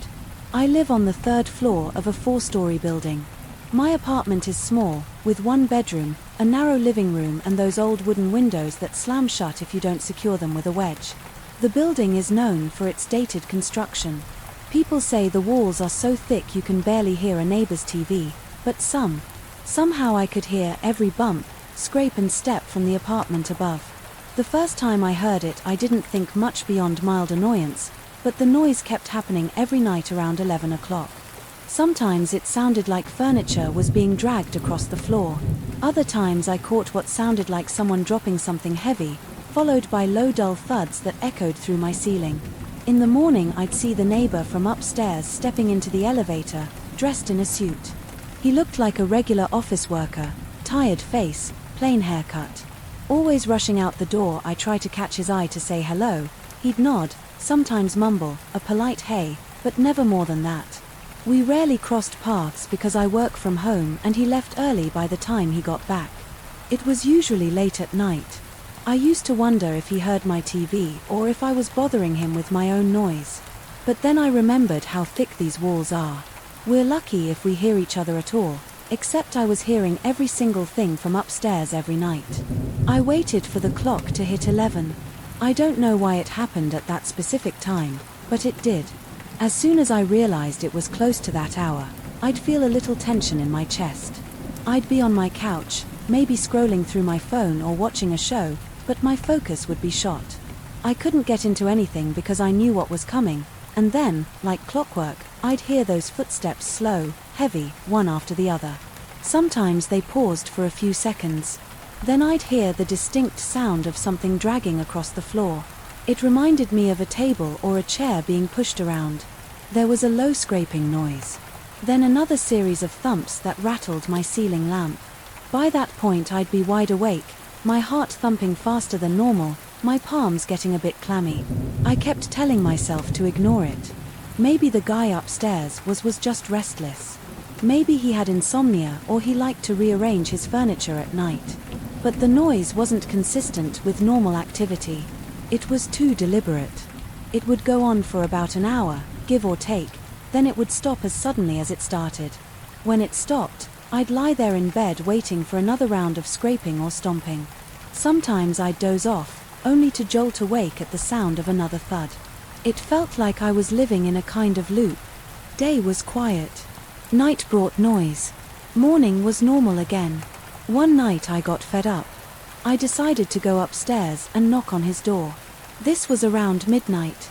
I was in pajamas, but I slipped on some shoes and grabbed a flashlight because the hallway lights in this building tend to flicker.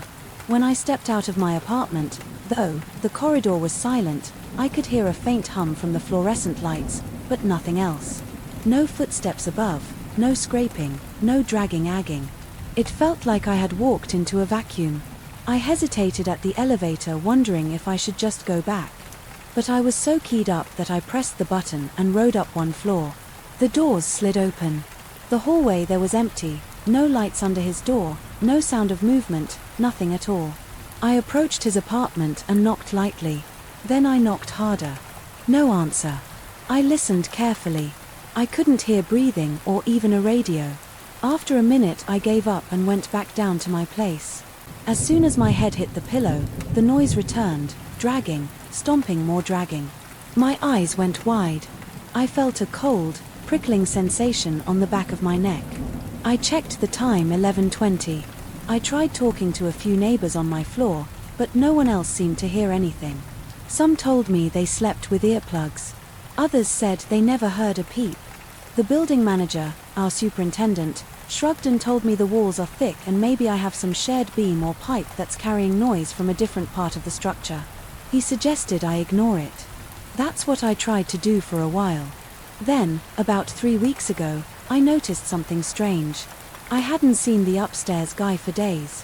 I assumed he was on a work trip, but the noise at 11 kept going. It was as loud as ever. Furniture scraping, footsteps, spic thumps. A few nights later I decided to stay up and watch a movie until I heard the sounds begin. As soon as it started, I ran out into the hallway to confirm it again. The corridor was silent and still no strange echoes, no movement. I went back inside. The noise continued above my head like clockwork. One morning I ran into the building superintendent in the lobby. He asked me if I had any contact information for the guy on the 4th floor. I said I didn't. He told me that the guy had moved out weeks ago, maybe even a month. I felt my stomach twist when he said that. I told him I just heard noises coming from that apartment. The night before he said that was impossible because the unit was empty and the keys had been returned.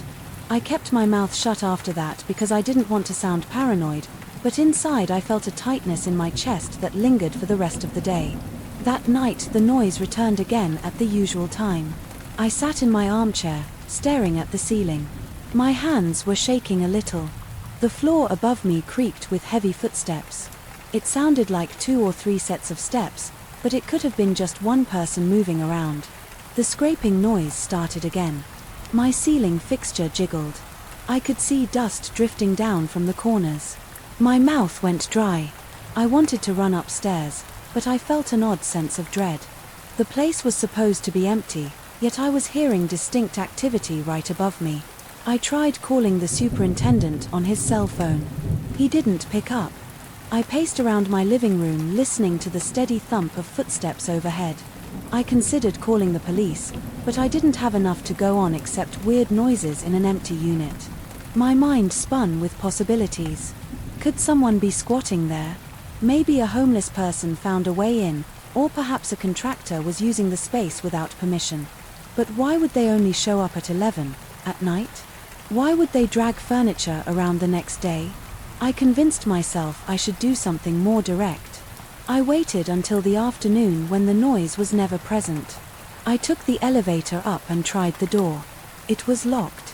I put my ear against it. I heard absolutely nothing. I checked the hallway window, looked around for any signs of forced entry, but everything looked normal. The door was dusty, the handle cold. I stood there for a while feeling a weird unease in the pit of my stomach. Eventually I went downstairs and tried to go about my day. That evening I got home from running errands around 700. I fixed a quick dinner, tried to watch some TV to calm my nerves. By 10:30 I was on edge. My heart was already racing and I hadn't even heard a sound yet. I jumped at small creaks in my own apartment. When my clock read 10:55, I turned off all the lights. I sat in the dark on my couch listening. At exactly 11:01, I heard the first thump.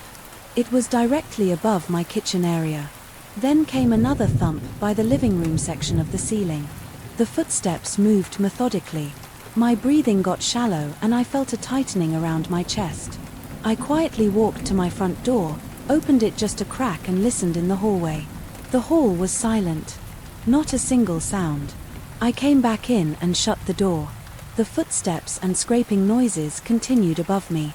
I turned on the flashlight on my phone and looked up at the ceiling. Bits of paint flaked off around the corners each time there was a heavy thud.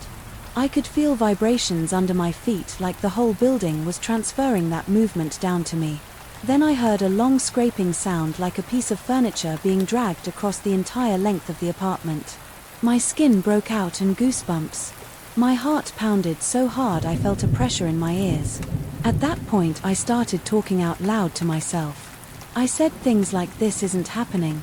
That apartment is empty," but the noises kept going. The tension in my body turned into a constant ache in my shoulders. I was done ignoring it. I grabbed my keys and my phone, stormed out to the hallway and took the stairs up to the 4th floor. I stopped right outside the door. My hand trembled as I reached for the doorknob. I tried it locked. I pressed my ear against the wood. It felt cold and lifeless. No sounds from the other side. I stood there breathing fast. My mind was buzzing with confusion.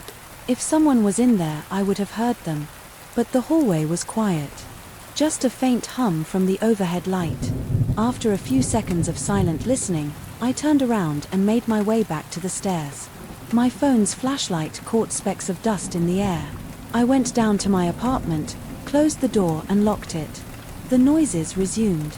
As soon as I sat on my couch, I couldn't wrap my head around it. It was like the sound was sealed in that space, only audible from my apartment. The next day, I told the superintendent everything. He repeated that the unit was empty, that the previous tenant had moved out and that no one else had the key. He said maybe it was the old plumbing or some pipes expanding at night. That didn't make sense to me. I knew the difference between a pipe creaking and the sound of actual footsteps. We argued for a bit, but he shrugged and said he had no idea what else to tell me. I felt frustrated and confused. I started sleeping in the living room with the TV on, hoping it would mask the noises. It didn't help much. The footsteps and dragging sounds penetrated my ceiling with the same intensity every night. Sometimes I'd get so freaked out that I'd go outside and walk around the block until I felt calmer. But when I came back, the noises were still there. My anxiety started affecting my appetite. I'd skip meals because my stomach was in knots. One night the dragging sound got worse. It went on for a full hour, constant scraping from one end of the apartment to the other. My ceiling light swung a little. With each vibration, I was sure something was about to break. My chest felt tight and my forehead got clammy. I kept checking the time, pacing back and forth in my living room. I held my phone ready to call someone, but I didn't know who. My hands shook and I could feel my pulse in my neck. At around midnight, the scraping stopped. The footsteps slowed down, then faded. I sat on the floor exhausted. I tried to convince myself that maybe I was imagining it, but my ears weren't lying. I could feel those vibrations. The next day I thought about trying to contact the owner of the unit, but I didn't know who that was. The superintendent wouldn't give me personal details. He probably thought I was a nuisance. By then I even contemplated breaking in just to prove to myself there was nobody there. But I couldn't bring myself to do that. Now I sit here every night waiting for the noises to start. They always do. The neighbor is gone. The unit is empty, yet the sounds of footsteps and dragging furniture continue without fail. I feel stuck. Part of me wants to march upstairs, break the lock and see what's inside died. Another part of me thinks that's a terrible idea. Maybe it's better not to know. Maybe I should just pretend I don't hear anything. But the noises aren't getting any quieter. If anything, they're becoming more frequent. Some nights they start earlier, around 10:30, and go until midnight. I can't sleep. I can't think straight. I feel my pulse throbbing in my temple every time I hear the first thump. Each morning I wake up with dark circles under my eyes and a dull ache in my chest. I haven't told my friends because I don't want them to think I'm losing it, but I can't live in denial forever. I wonder if I should just pack up and move. This building is old and the rent is cheap, but that's not worth the stress I'm going through. Still, moving costs money I don't have right now. So I'm here night after night, listening to something that shouldn't be happening. It's 10:55 now. I'm hunched over my kitchen table typing this out because I need to vent. I'm already bracing for the sound. My hands are shaking a bit. I keep swallowing because my throat feels dry. The window next to me rattles with a light breeze, but that doesn't hide the sound that's about to start. I look up at the ceiling and my stomach churns. There's a faint creak right on schedule. My heart rate picks up. I can hear a slow, steady step from above, then another. My ceiling lamp trembles. I feel my chest getting tighter. The scraping begins and it reverberates through my entire apartment. I place my hands over my ears, but it doesn't help. The sound goes straight through me. My lungs feel squeezed. My mind races. My back is cold with sweat. I don't know what's making these noises. I don't know if it's a person, something else, or if I'm just hearing some strange quirk of this old building. But it's real. I feel it in my bones and I can't decide what to do. Should I go upstairs and see for myself? Should I force the door open? Should I risk looking like a lunatic to the superintendent, or should I keep pretending? I don't hear these late-night movements right now. The footsteps are heavy and constant. My ceiling creaks under the weight of each step. The scraping noise is louder than ever. My ears are ringing. I'm tired and I'm scared. I don't have any proof, but I know something is up there, something that moves furniture around and walks back and forth in an empty apartment. The superintendent says it's vacant. It's supposed to be empty, but I can hear the noise as plain as day and they won't stop. I guess that's my story. So far no one's been hurt. No one else has reported anything. I'm alone in this and I'm losing sleep. I can't keep living with these nightly visits, but I also can't bring myself to face whatever's upstairs, at least not yet.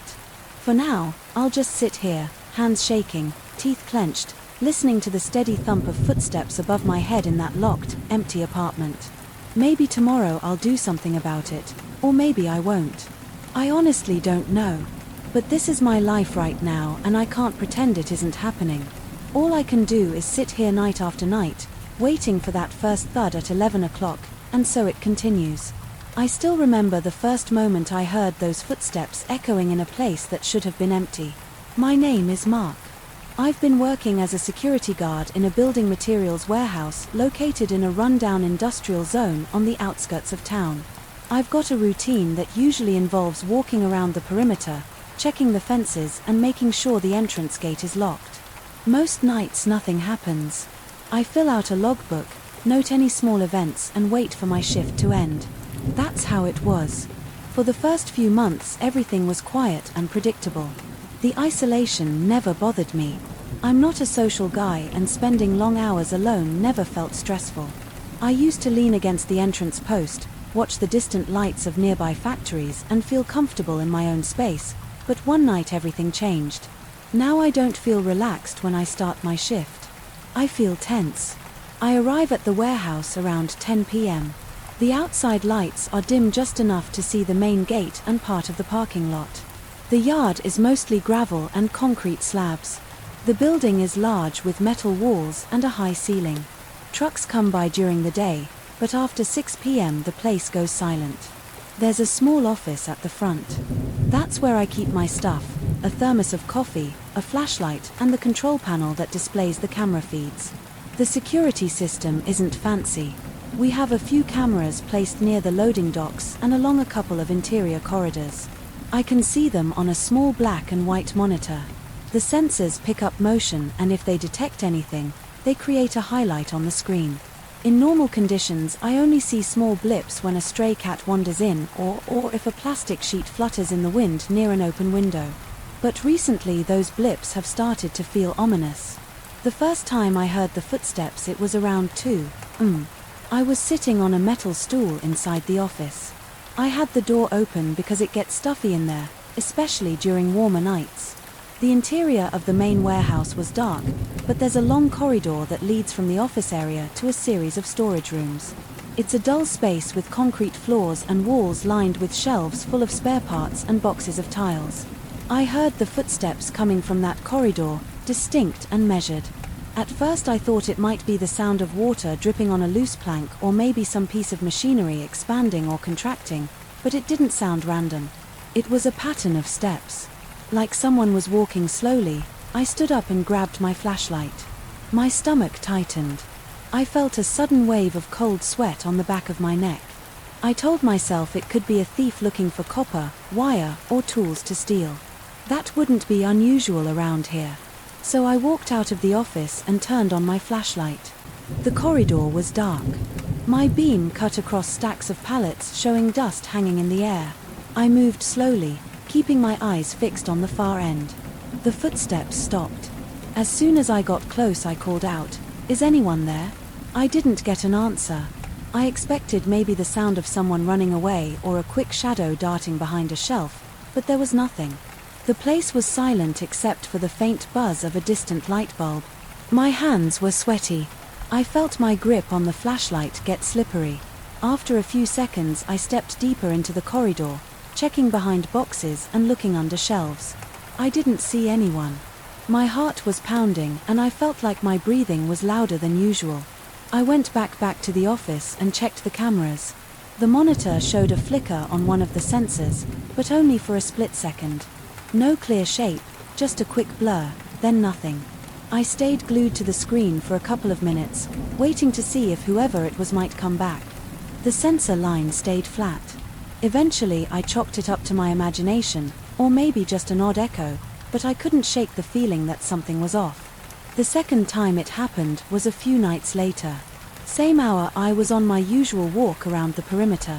I checked the fence line, walked behind the loading docks and headed back toward the front office. When I entered the warehouse, I heard a noise that sounded like a soft scrape against concrete, like a shoe sliding. For a second I paused. I listened hard. Then the footsteps started. They were heavier, this time like boots. I turned quickly and shone my flashlight at the far end of the corridor door. That's when I saw it, a dark figure. It was standing still facing me. I couldn't see a face, just a silhouette. I stopped breathing for a second. I expected it to run or shout. It didn't do anything. It just stayed there motionless. My heart was racing. My arms felt numb. I wanted to call out, but my throat felt tight. I forced myself to speak. "Hey," my voice echoed. The figure didn't move. I took a step forward, shining the light directly at it. The shape seemed to flicker like the edges were unsteady. I blinked and moved the beam around, trying to focus. Then I walked closer. Maybe 10 paces by the time I reached the spot. It was gone. There was nothing but empty space. I circled around the area. I checked every corner. I looked behind stacks of boxes. I found no one. I felt a shiver in my arms like I was freezing, even though it wasn't cold. Inside the warehouse I had this urge to run outside and call the police, but what would I say that I saw a shadow? Back in the office I reviewed the camera recordings. I only saw a series of brief flickers. The motion sensors popped up one after another as if something passed quickly in front of them, but I never got a clear image. It just looked like static. It made no sense. I know how animals look on these cameras. They don't trigger each sensor in perfect succession. This thing did. I replayed the footage multiple times, but it didn't help me understand it. The rest of my shift I stayed alert. I walked around more, often expecting to find signs of a break-in. I checked all the locks on the doors leading out to the yard. Everything was secure. By the time the sun started to rise, my nerves were shot. From that night on I couldn't relax. Every shift I felt like something was watching me.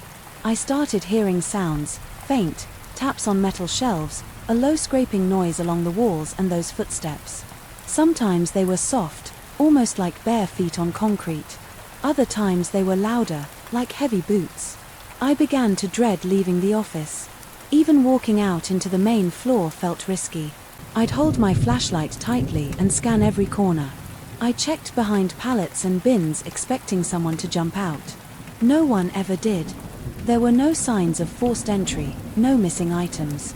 None of the daytime workers reported anything unusual. I mentioned these noises to one of the foremen, but he just shrugged and said the place was old. He told me not to worry about it. Eventually I stopped talking to the staff about it because they treated it like a big joke. They'd say things like "watch out for the ghost" then and laugh. I didn't think it was funny. I tried to keep track of the times. I heard the footsteps or saw the flickers on camera. There was no clear pattern. Sometimes it happened close to midnight, other times after 3 a.m. Sometimes I'd go an entire shift without any disturbance, but that was rare. I started to lose sleep during the day. My routine fell apart because I kept waking up, remembering that still dark figure. One night I decided to walk the entire warehouse every hour on the dot. I wanted to prove to myself that it was just my nerves. So at 11 p.m. I did a full sweep of the place. I checked the storage rooms, the loading dock and the corridor. I wrote down everything, nothing out of place. At midnight I repeated the process, still fine. By 1 a.m. I felt more relaxed. I thought if I keep busy maybe I won't imagine things. Then around 1:30 a.m., while I was sitting in the office, I saw the light on the camera feed flicker. It jumped from camera 1 to camera 3 in a matter of seconds. That meant something moved from the south entrance near the loading dock straight to the main hallway without passing in front of camera 2. I grabbed my flashlight and rushed out. I could feel my pulse in my temples. My hands shook. I stepped into the hallway and immediately heard something move near the corner. It sounded like a quick shuffle. I hurried to the corner and shone my flashlight around. I caught a glimpse of what looked like a shoulder or part of a back, a shape turning into the next corridor. It wasn't a cat or a reflection. It looked like a person. I ran forward, my boots pounded on the concrete. The beams above me rattled with each step. When I turned the corner, I saw no one. It was just a dead-end area with some stacked plywood and metal pipes, no exit doors. There was nowhere to go. I walked around the stacks expecting to corner someone. There was no one there. I felt a tight knot in my stomach. My breathing was quick and my legs felt weak. I tried to steady myself by leaning against a stack of plywood. My flashlight beam trembled. I listened for any sound, but all I heard was my own breathing. There was no explanation for how anyone could vanish in that space. That's when I realized I was truly scared. I wasn't just on edge anymore.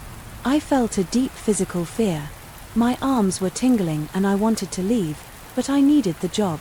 I'm not exactly wealthy and I can't afford to quit without notice. So I swallowed that feeling and stayed until morning. I didn't tell anyone about this specific incident because I knew they wouldn't believe me. They'd think I was crazy or lying. Over the next few weeks it got worse. The footsteps came more often. Sometimes they sounded so close I'd spin around expecting to see someone right behind me. I even tried installing an extra camera. I got a cheap webcam and placed it in an area I suspected the figure might pass through. It didn't capture anything, but the occasional flicker of movement that vanished too fast to identify. Every time I stood in a corridor and waited, I felt like someone was approaching, but I never saw a clear face or heard a voice. It was always this silent presence that disappeared when I got too close. I remember one particular night I was feeling restless. I kept pacing between the office and the storeroom. I checked my watch constantly.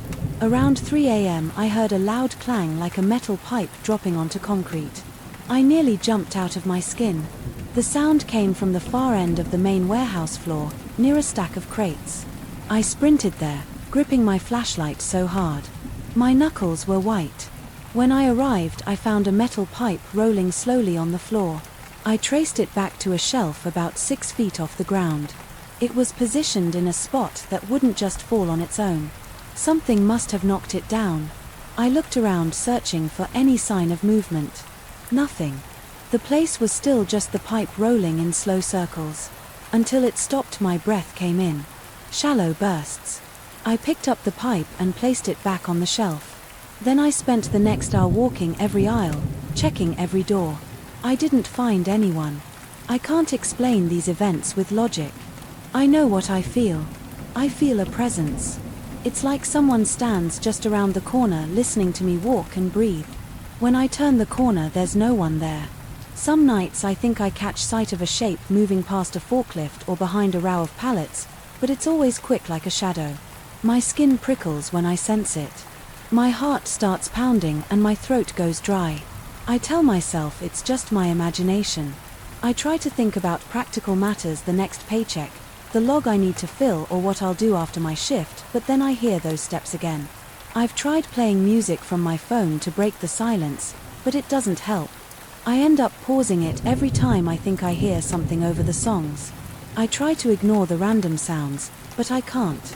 Each time I worry that someone is messing with me or waiting to attack. I check the cameras more often, but all I see are the same bizarre flickers. There's nothing concrete to show the daytime manager. I suspect if I complain too much, they'll say I'm not fit for the job. One night after the figure appeared again at the end of a hallway, I decided to do a thorough search. I spent nearly 2 hours inspecting every room, opening every door and shining my flashlight into every dark corner. I looked behind large crates, under tarps, inside containers, and behind old equipment.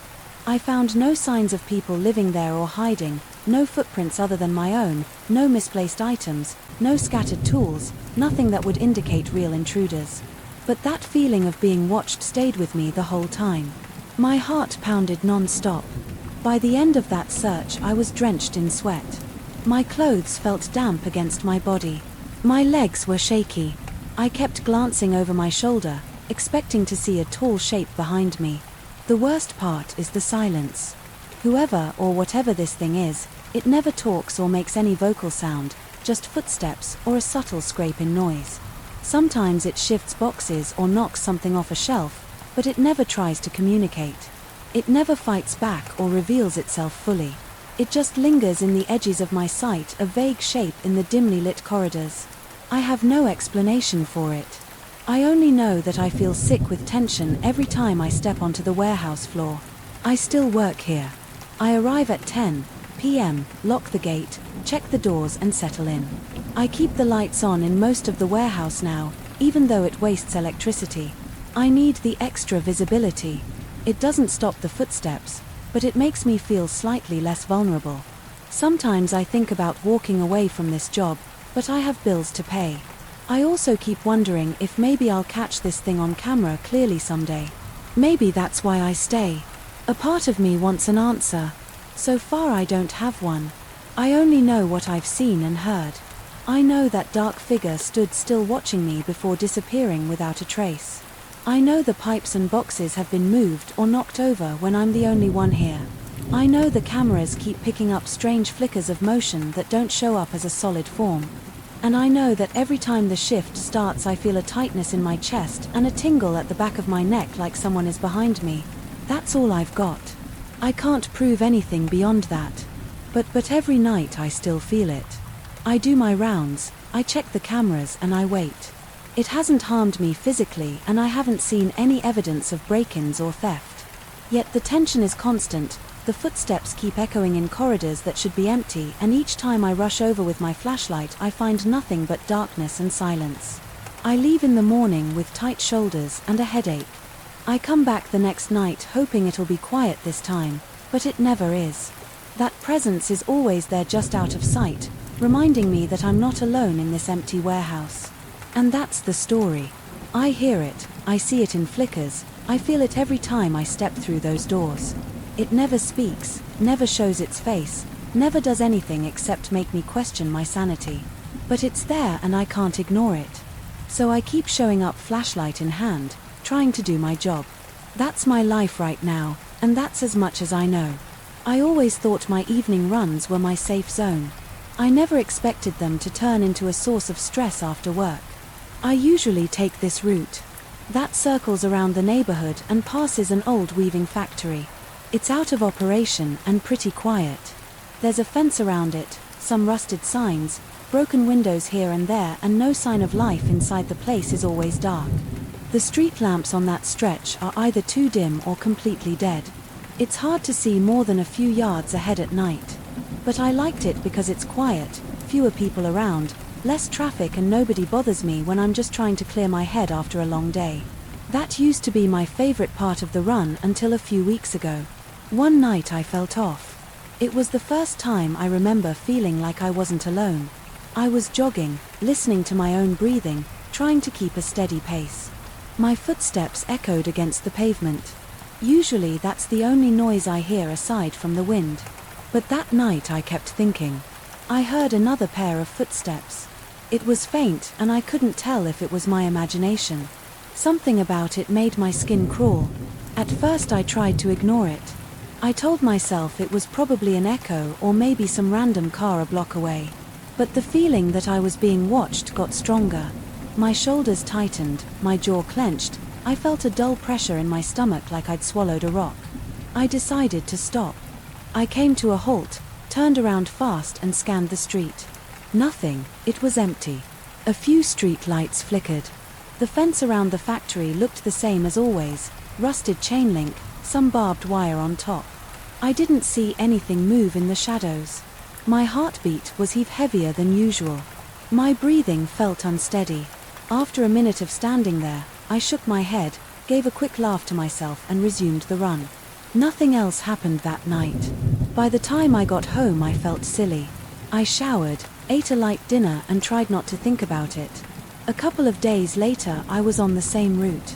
I passed by the factory. Again. The feeling of being watched came back. This time it was more intense. My pulse jumped as soon as I turned on of the street that leads past that building. The sidewalk on that block is cracked and there's usually some trash in the gutter. I heard my own feet hitting the ground, but once again I swore I heard another set of steps behind me. That noise stopped. Whenever I slowed down, I turned around a few times each time. There was no one there. It was quiet and still I felt my throat tighten. There was a chill on the back of my neck, even though it wasn't a cold night. My hands got sweaty, so I wiped them on my shorts and tried to pick up the pace, just wanting to get away from that stretch of road the next day. I couldn't stop thinking about the factory. It was in my head at work. I kept picturing it while typing emails. I couldn't tell if I was spooking myself for no reason or if there was something more. So that evening I ran again, same route. I was determined not to let my imagination get the better of me, but the feeling returned. The second I stepped onto the block. The factory loomed to my right, tall windows. Most of them busted or boarded up, some graffiti on the walls, no visible lights inside. I moved along the sidewalk, keeping a faster pace, eyes scanning left and right. The uneasy feeling pressed down on me. My legs felt heavier than usual. My breathing was shallow. I caught myself glancing back repeatedly. Still no one was there. After a few more nights of this, I got tired of the paranoia. I decided to check around the property. I climbed onto a concrete block next to the fence to see if I could look into the yard. I expected to see the usual debris, broken pallets, maybe some rusted machinery. Instead, I saw a flash of light inside the main building. It was a brief burst, like someone switched on a flashlight or some kind of small lamp. The moment I saw it, my chest tightened. There was no reason for anyone to be in there at that time of night. The place was supposedly abandoned. My pulse hammered in my ears. I yelled, "Hey!" reflexively. I had no plan. I just felt a surge of adrenaline and wanted some answer. The light shut off immediately. Then there was silence, no movement. I listened for footsteps or for doors scraping open, nothing. I felt my skin prickle. My heart was racing. I realized I was holding on to the top of the fence so hard my knuckles hurt. After a minute, I jumped back down to the sidewalk and stood there unsure of what to do. Eventually I backed away and returned to my run, but my mind was racing. If someone was inside, they must have heard me. Why didn't they respond? The next day I approached a security guard who works a block away near a small office building. He's usually outside in the evening patrolling around. I asked him casually if he's ever seen anyone around the old weaving factory. He looked at me with confusion. He said that place has been locked down for years. No electricity, no staff, nothing. He even said the property owner had trouble keeping intruders out at first, but that was over a decade ago now. Apparently no one bothers with the building. They have boards, locks, all that stuff. He shrugged and mentioned, maybe some drifters sneak in, but he hadn't seen anything or anyone suspicious himself. He told me it's been quiet, as far as I know. I thanked him and left, but I felt uneasy. The factory didn't feel quiet to me that evening. I stood at the start of the block facing the structure from a distance. It was around 9 p.m, a bit cooler than usual. I could see the broken windows on the second floor reflecting a bit of the moonlight. I waited for a few minutes, just staring. Nothing moved, no lights inside. My stomach was tense and I almost didn't want to run past it, but I forced myself to do it. The run started. Normally, my shoes crunched on the pavement. A stray cat ran across the street. The building towered beside me, silent. Then the presence returned. It felt like someone was behind me, eyes locked on my back. I stopped. I turned around, nothing but dimly lit street. My breath shook as I exhaled. I felt my arms tingling like my body was preparing to fight or run. I stood there for a moment, scanning every corner. Then I kept going a bit faster than usual. I couldn't get the factory out of my head. A few nights later I decided I'd investigate more thoroughly. I wasn't planning on breaking in or anything. I just wanted to look around the yard again, maybe peer through a window. So I came prepared. I brought a small flashlight, wore darker clothes and tried to keep my footsteps as quiet as I could. Around 10 p.m. I arrived at the fence. The place was dark, no sign of anyone around. I looked for a gap or a loose section where I could maybe slip in. Eventually I found a part of the fence where the chain link looked cut or pried open near the bottom. I crouched and slid inside carefully, hoping no one was watching. The yard was full of old crates, rusted metal rods and weeds sprouting through cracked pavement. It smelled like dust in damp earth. The wind rustled through some plastic sheets stacked against a wall, making a faint rattling noise. I moved slowly, shining my flashlight around, trying to see if there were any footprints or fresh tire marks. I didn't notice any. My mouth felt dry. I kept swallowing, but my throat was tight. I stepped closer to the main building. The doors were boarded up with thick planks. I checked a small side door near what looked like a loading area. It was locked with a heavy chain. No luck there. I peeked through a gap in the boards. It was completely dark. Inside, a stale smell wafted out, a mix of old wood and possibly mold. I whispered, "Hello, anyone here?" I don't know why I expected an answer. My voice echoed a bit in the emptiness. Nothing came back. I felt my heart pounding as I moved around the side of the building looking for that second entrance, or maybe a broken window at ground level. I found a small window with shattered glass near the corner. It was just big enough to peek through. I angled my flashlight inside and saw a room filled with dusty shelves and old equipment. A lot of it was covered in sheets or plastic. My hands shook a bit. I kept imagining a figure stepping into the flashlight beam. I held my breath and listened. At first I heard only my own heartbeat in my ears. Then I picked up a faint, scraping sound from deeper inside the factory. It was a soft, irregular noise, like something being dragged slowly. I couldn't tell where it came from exactly, but it made my entire body tense, the hair on my arm stood up. I felt a cold sweat forming on my forehead. I stood there frozen, shining my flashlight in all directions through the gap, trying to see movement, but the beam only showed the same dusty objects and shadows. A surge of fear hit me. I pictured someone lurking in the darkness watching me. I considered calling the police, but I didn't have a concrete reason. Aside from a weird noise also, I didn't feel like explaining why I was trespassing on private property. My pulse was going so fast. I could hear it thumping in my ears. I forced myself to step back. I stood there for a moment, scanning the yard for any sign of life. Still nothing, no footsteps, no lights. But the factory felt occupied. It felt like someone was inside waiting. I decided to leave. My body felt shaky. My mind was going through worst-case scenarios. I crouched down and slipped back out through the fence opening. My heart was still racing. I moved away from the property, sticking to the shadows, trying not to be seen by any passer-by or security guard. Once I reached the main street, I jogged home the entire way. I kept looking over my shoulder. I felt exposed over there. The next week I avoided running by the factory. I chose a longer route through a better lit part of town, but each night as soon as I got home I'd catch myself thinking about the place. I'd wonder if the light was on again or if someone was inside doing God knows what. Finally, my curiosity got the better of me and I returned to my usual route. This time it was a little earlier in the evening, around 8 p.m. I figured maybe I could pass by without feeling too spooked. The street was empty, as always, but not pitch dark. Yet I ran slowly, scanning the building. No lights on inside, no movement in the yard. The tension in my chest was still there, though, gripping me tight. I was halfway down the block when I heard a clang like metal hitting concrete. It came from behind the factory fence. I stopped dead in my tracks, adrenaline surging. I considered walking away, but something made me step up to the fence again and peer in. The yard was dimly lit by the last traces of daylight. I saw a silhouette near the side door. It looked like a person crouched down. My heart pounded. I was about to call out, but before I could, they moved inside through the side door. That door, I thought, was chained shut, must have been open somehow. The figure slipped in quickly. Then the yard was still.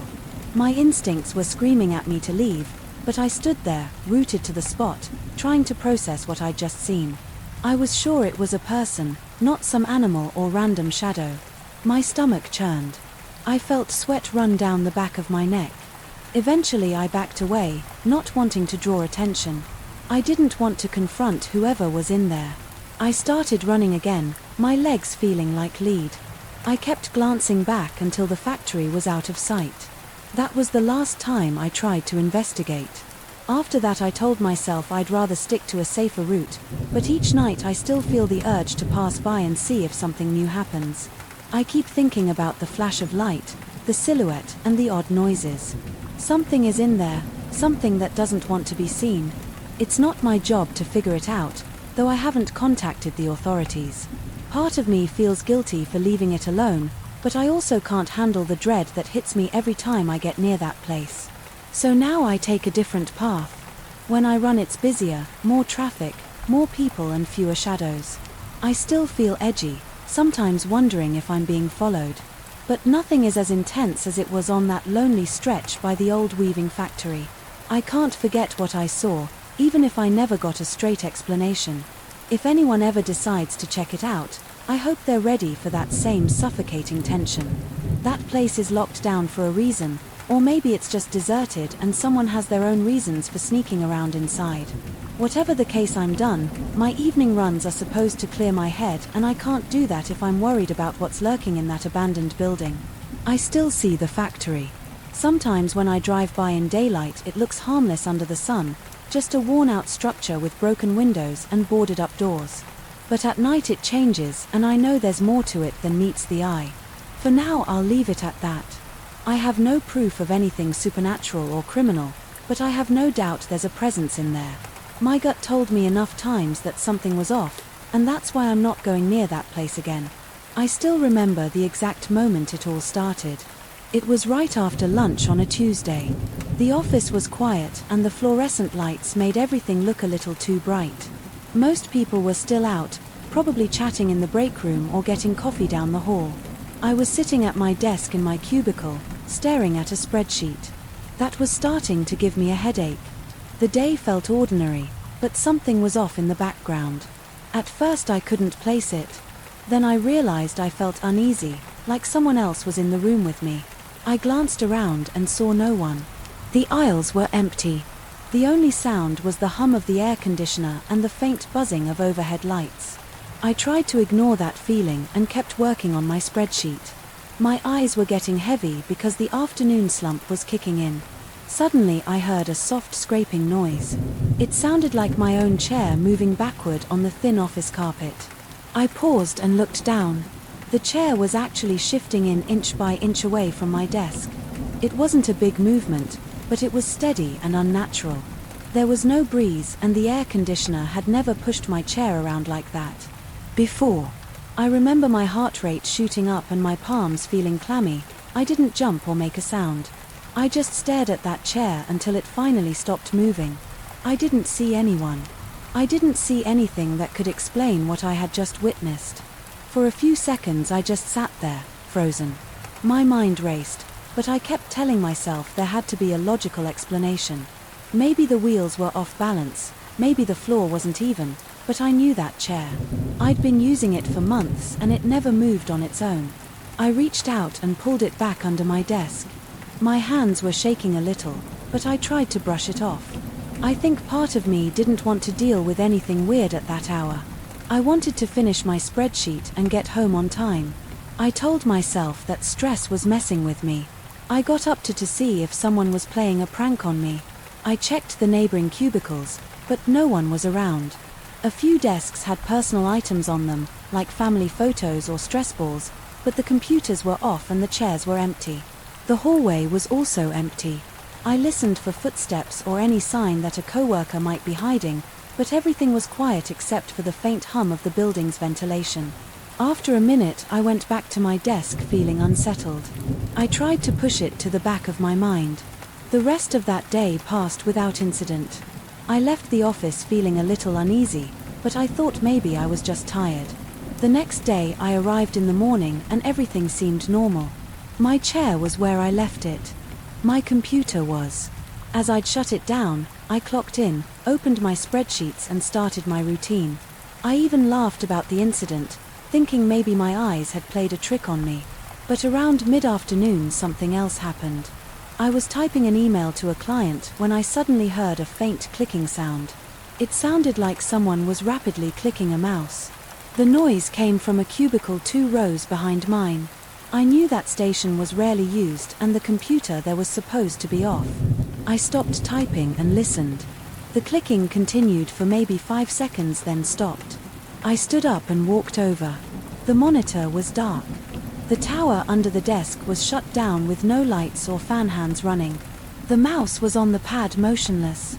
I stared at it for a moment, feeling the hairs on my arms stand up. I even picked up the mouse and clicked a few times to see if maybe it was some leftover charge or something. It did nothing. The entire system was definitely off. After that I started to pay more attention to odd noises. That wasn't the last time I heard clicks on unused stations. Over the next week I would occasionally hear keyboard tapping or quick bursts of mouse clicks in corners of the office that were clearly unoccupied each time I got up and checked, and every time I found a silent workstation with a black screen. The first time it happened I reported it to the IT team. I explained that maybe there was some glitch causing random signals or something along those lines. They ran diagnostics, tested the hardware and found nothing unusual. They told me not to worry, but I couldn't help worrying. I found myself glancing around more often. I stopped working with headphones on because I was nervous about any strange sounds. Every time I heard a click or a tap I felt my spine tingle. I kept telling myself this couldn't be real, it wasn't logical. But I also knew I wasn't imagining it. The anxiety was starting to affect me. I had trouble sleeping, and at the office my concentration was shot. My productivity took a dive, and I found myself rushing home as soon as I could. Then came the day I went for a coffee break. It was late in the afternoon, maybe around 3 p.m. I had been feeling tense, so I wanted a cup of strong coffee to get me through the final stretch. Before leaving my desk I saved my work and locked my computer. I remember double-checking because I was paranoid about losing my spreadsheets. I also made sure the system was indeed locked and it showed the usual lock screen. Satisfied, I headed to the break room. In the hallway I ran into a coworker who asked about the new project. We chatted for a couple of minutes and then I continued to the coffee machine. I poured a cup, sipped it and realized it was too hot. I stood there blowing on it until it was cool enough to drink without burning my tongue. Then I walked back to my cubicle. Everything looked the same at first glance, but when I sat down, my monitor was on and there was a document open that I didn't recognize. I leaned closer and tried to figure out what the file was. It looked like a text document with some lines I couldn't understand. They weren't random letters, but they didn't form real words. They looked jumbled, almost like a corrupted file or something typed in a hurry. My immediate thought was that maybe I'd opened it by accident before locking my screen, but I knew I hadn't. I closed it without saving, feeling a cold sweat on my forehead. I checked my recent files and saw that the document had been created just a few minutes earlier. While I was away, the timestamp was there, mocking me. No one else had my password. My computer was locked. I couldn't explain it. That night I asked the IT guys again to check if there was any sign of remote access or some kind of virus. They scanned everything, combed through the logs and told me there was no sign of anything unusual. They even joked that maybe the office had a ghost. I forced a laugh, but I felt a pit in my stomach. I didn't believe in ghosts, but I couldn't deny something strange was happening. At that point I started feeling a unease in that office. Even with all the lights on, something felt heavy in the air. I jumped at small sounds. I stopped staying late, unless I absolutely had to. Over the following days I noticed little details that made the situation even more bizarre. Sometimes I would leave my desk for a minute just to grab a file or check something in a drawer across the room, and when I came back, my chair would be in a slightly different position, not always, but enough to make me sure I hadn't imagined it. On a few occasions I locked my screen and returned to find a random folder opened on my desktop. It never seemed to be anything important, but it was unsettling to know that this happened while no one else was around me. I started telling a couple of close co-workers about these incidents, but no one believed me. At first they teased me about working too hard or not getting enough sleep. Eventually I convinced one of them, Marcus, to hang around with me after hours to see if we could catch something in action. We stayed one evening waiting quietly in the dimmed office. We heard nothing unusual for about half an hour.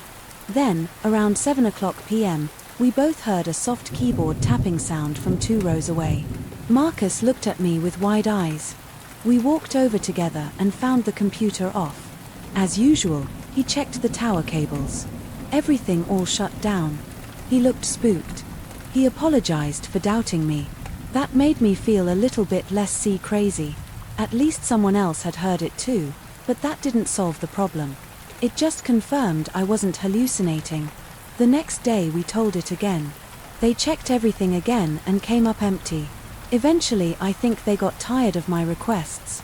They said there was no evidence of tampering or infiltration. I was left with this strange pattern of unexplained noises, moving objects and weird file openings.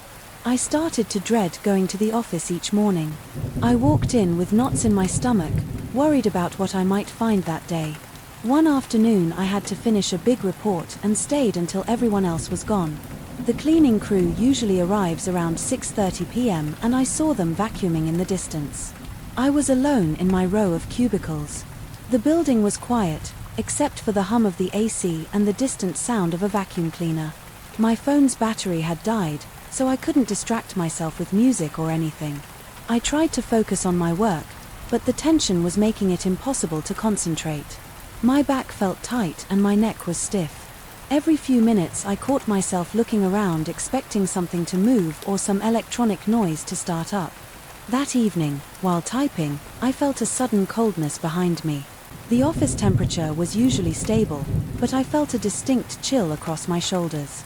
My breath caught in my throat. I spun around half expecting to see someone standing there. There was no one. My chair felt like it had jerked slightly as if touched by a light push. My heart pounded so hard I could hear it in my ears. I shut down my computer without even finishing the report. I grabbed my bag and left. I just couldn't stay in that environment any longer. I ended up finishing that report from home, connecting to the network remotely. But I had to go back the next day and the feeling of dread never left me. Every time I approached my cubicle, I glanced to see if the chair was out of place or if my computer was on. Sometimes it was fine. Other times I found small things, a sticky note I hadn't written or the desktop folder arrangement changed.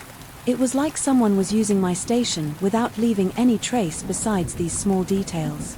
At one point I considered asking my boss to move me to another workstation, but I didn't want to sound paranoid. I didn't have a good explanation other than telling him about the strange events. I guess I was worried that he might think I was losing it, so I kept my mouth shut. The days went on and the situation didn't improve. I'd get occasional breaks when nothing weird happened for a while and I would start to hope that it was over.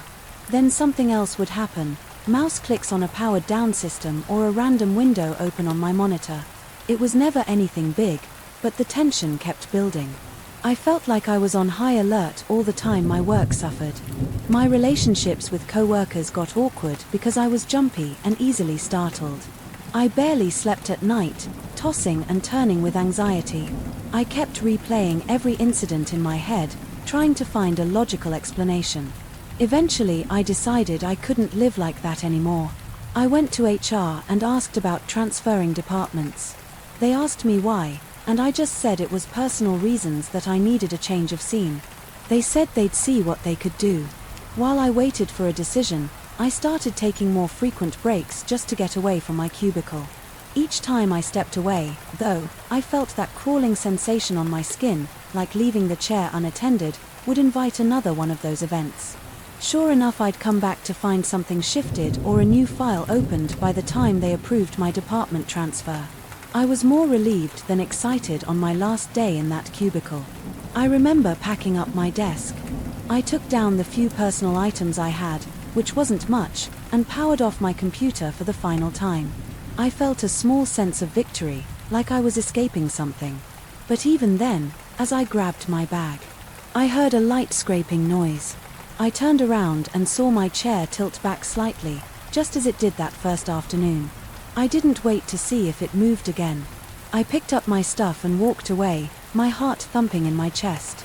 Since moving to a different section of the building, I haven't had any similar experiences. I'm more relaxed now and my productivity has improved still. I can't stop thinking about what happened in that old cubicle. Sometimes when I pass by that row I glance over my shoulder. I half expect to see the chair sliding on its own or the screen lighting up with some random document. I haven't told many people about it. Most would just shrug it off or laugh, but I know something was there messing with my workstation. Even now, when I think about the slow drag of the chair or the clicks on the silent keyboards, I feel chills.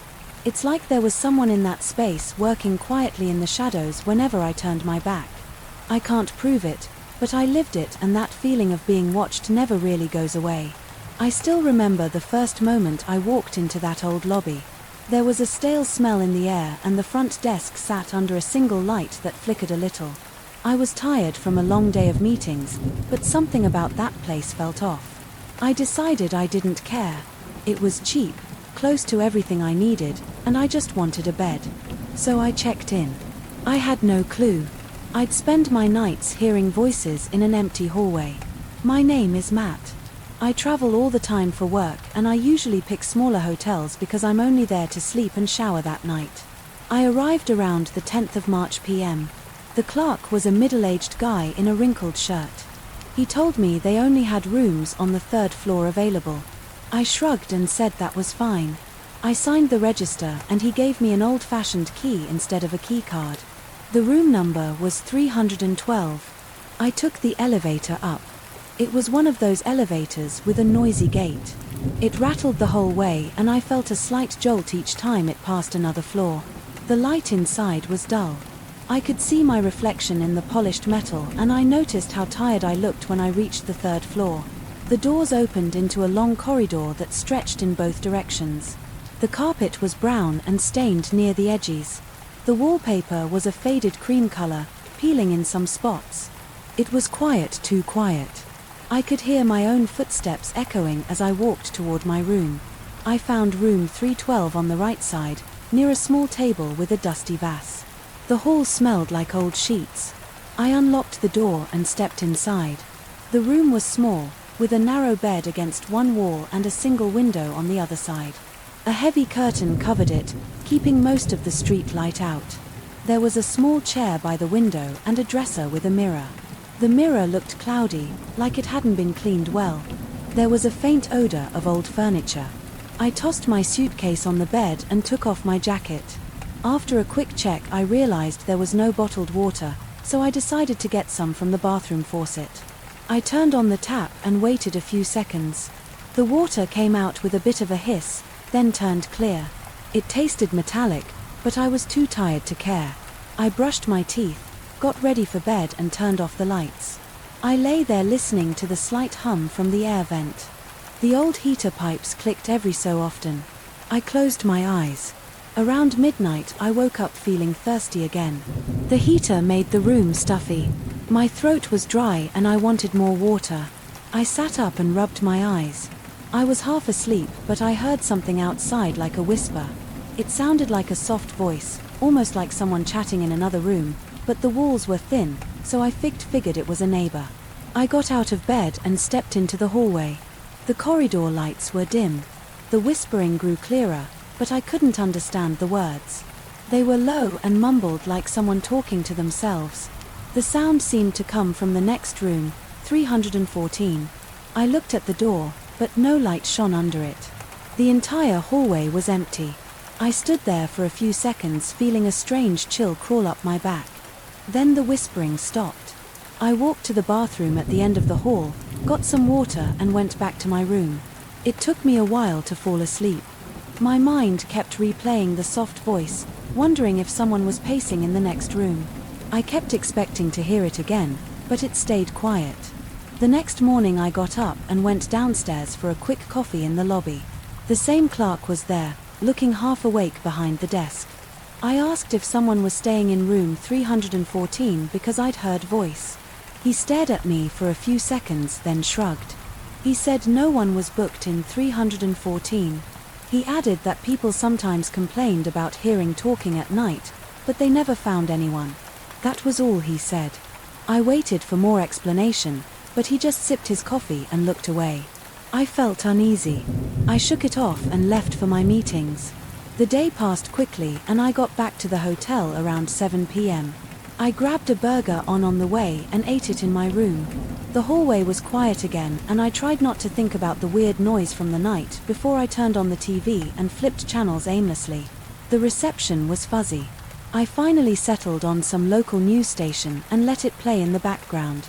Around 10 p.m. I turned off the TV and decided to sleep. I left the bathroom light on with the door half closed because the room felt gloomy. I lay in bed scrolling through my phone for a while before turning off the lamp. The mattress was a bit lumpy and the pillows felt thin. I tossed and turned but eventually drifted off. A few hours later I opened my eyes to that same soft sound. My heart jumped. I could feel my pulse in my ears. The voice was coming from the hallway again. It was a quiet murmur, like someone having a private conversation. Right outside my door. I sat up trying to breathe slowly and listened. It never rose above a whisper, but it felt too close. I swung my legs off the bed and walked to the door. My mouth felt dry and my palms were a little sweaty. I leaned my ear against the door. The voice kept going, but I couldn't make out any clear words. It sounded like a single person, maybe a man, but it was impossible to be sure. I took a breath, unlocked the door and opened at a crack. The hallway lights were still dim. The corridor looked empty. I opened the door all the way and ST stepped out. The sound faded to a barely audible mumble. I took a few steps toward room 314 and put my ear near the door. Nothing. I glanced in both directions. The long hallway was empty. I could see the elevator at one end, the red exit sign at the other, and some closed doors along the way. No movement at all. I returned to my room and locked the door. My arms felt tense and I noticed my forehead was damp with sweat. I turned the light, sat on the bed and waited. About 5 minutes later I heard it again. This time it was more muffled, almost like it was coming from inside the walls. I grabbed my phone and recorded a few seconds of the silence, hoping I'd catch the voice, but on playback I heard nothing except my own breathing. That made me feel shaky. I wasn't imagining it, I was sure, but there was no proof. The next day I told the clerk again. He gave me a small shrug and said we get that sometimes nobody ever finds out where it comes from. I pressed him for more details, but he didn't offer any. He just said it had been happening for years and it was one of the reasons the rooms on the 3rd floor stayed empty. I asked why they still rented them if it caused so many complaints. He said people usually only stayed a couple of nights and the management didn't seem concerned. I tried to switch rooms but everything else was booked because there was a big conference in town. At that point I felt stuck. My company had paid for this hotel and I didn't feel like paying for another on my own. I decided I'd try to deal with it, maybe use earplugs, keep the TV on and ignore it. But a part of me wanted to figure out what was going on. I hate strange problems I can't explain. That evening I came back from another long day. I took a hot shower, ate some leftovers I'd stored in the mini fridge and tried to get some work done on my laptop. The Wi-Fi was slow and the pages took forever to load. I eventually gave up. The entire building felt heavy, like there was a weight in the air. I could almost sense that as soon as I turned off the lights, the whispering would come back around midnight. I felt my eyelids drooping. I clicked off the lamp by the bed, then left the bathroom light on again. I didn't want total darkness. I closed my eyes, listening to the dull hum of the vent. It must have been an hour later when I heard it again. Quiet, constant chatter. It felt closer than the night before. I sat up and my heart rate spiked. There was a pressure on my chest like I couldn't get a deep breath. I tried to focus on the noise. My skin got goosebumps in the back of my neck, felt cold. I got up and leaned against the door again.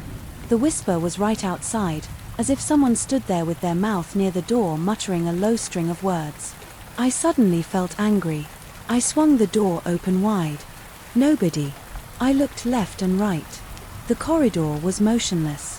My anger turned into nervousness. I stood there in my pajamas, scanning the hallway. I even walked down to the window at the far end just to see if anyone was hiding around the corner. I found nothing. All the doors were shut and the elevator was still on the 1st floor according to the dial above it.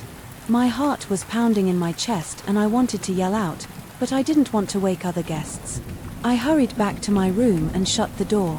I locked it and slid the chain across. My mind felt wired. I lay back in bed, but my muscles wouldn't relax. I kept looking at the door, half expecting it to open on its own. I tried to watch something on my phone, but the Wi-Fi was too weak. Eventually I drifted off into a restless sleep. The final night I stayed there. I felt drained before I even got upstairs. My day had been stressful and I was in no mood for more strange events. I got back to the hotel at 9 p.m. carrying a soda I bought from a nearby convenience store. I planned to stay awake until I was too exhausted to care about any noises. I sat on the bed and stared at the TV while sipping the soda. The channels were still fuzzy. The local news anchor mentioned a heat wave, but I barely listened. I checked my emails, but nothing important came in at around 11:30 p.m. I heard faint footsteps in the hall. They stopped near my door. I felt a jolt of panic. I turned off the TV and listened. I heard a low whisper again, but now it was followed by a soft knock. Like fingertips tapping against wood, my heart thumped. I moved quietly toward the door, not sure if I should open it or stay put. The tapping continued for a few seconds. Then it went quiet. I stood there, my chest rising and falling with each quick breath. I waited. A minute passed, maybe two. Silence. I flicked the dead bolt and opened the door a crack. Nobody was there. The corridor lights flickered slightly. There was no sign of anyone. I whispered hello but got no response. My voice echoed. I opened the door wider and stepped out. The entire hallway was empty, as usual. The air felt cold against my skin. I checked near the elevator, then walked back to my room. I locked the door one last time. That night I barely slept. I kept hearing small sounds, but they faded in and out. They didn't seem to come from one place. Sometimes it sounded like they were above me, sometimes in the hall, sometimes near the walls. By 5 a.m. I gave up. I packed my bag, showered and went downstairs. I saw the clerk again and he asked if I'd gotten any rest. I told him no and he nodded like he'd heard the same complaint 100 times. He said sorry, but he looked tired too. Like he was used to these conversations, I checked out and grabbed a cab to the airport. In the taxi, I tried to shake off the anxiety. My body was tense and my head hurt from lack of sleep. I glanced at the hotel entrance as we pulled away, noticing the dull windows and the old bricks. I felt relieved. I was leaving. My mind kept replaying those whispers, but I decided not to dwell on it. I had a flight to catch and more work to do. That place still pops into my head sometimes. I think about those long hallways and that strange voice in the night. I know other people have heard it too. I won't go back there. I learned my lesson. Cheap rooms and good locations aren't worth that kind of worry. If I ever hear whispering through a wall again, I'm changing hotels no matter the cost. That third-floor experience is enough for me. I still remember the first night I heard the knocking. I was in my bedroom, sitting on my bed with my laptop open. My place was a large townhouse where I lived with 3 friends. We each had our own room, but we shared the kitchen and the living room. The house had 2 floors and my room was on the 2nd floor. The first time I heard those soft taps, I figured it was just the pipes in the walls or some random noise from outside. I shut my laptop, yawned and tried to sleep, but the knocking went on for a little while tapping in a steady rhythm. That made me uneasy.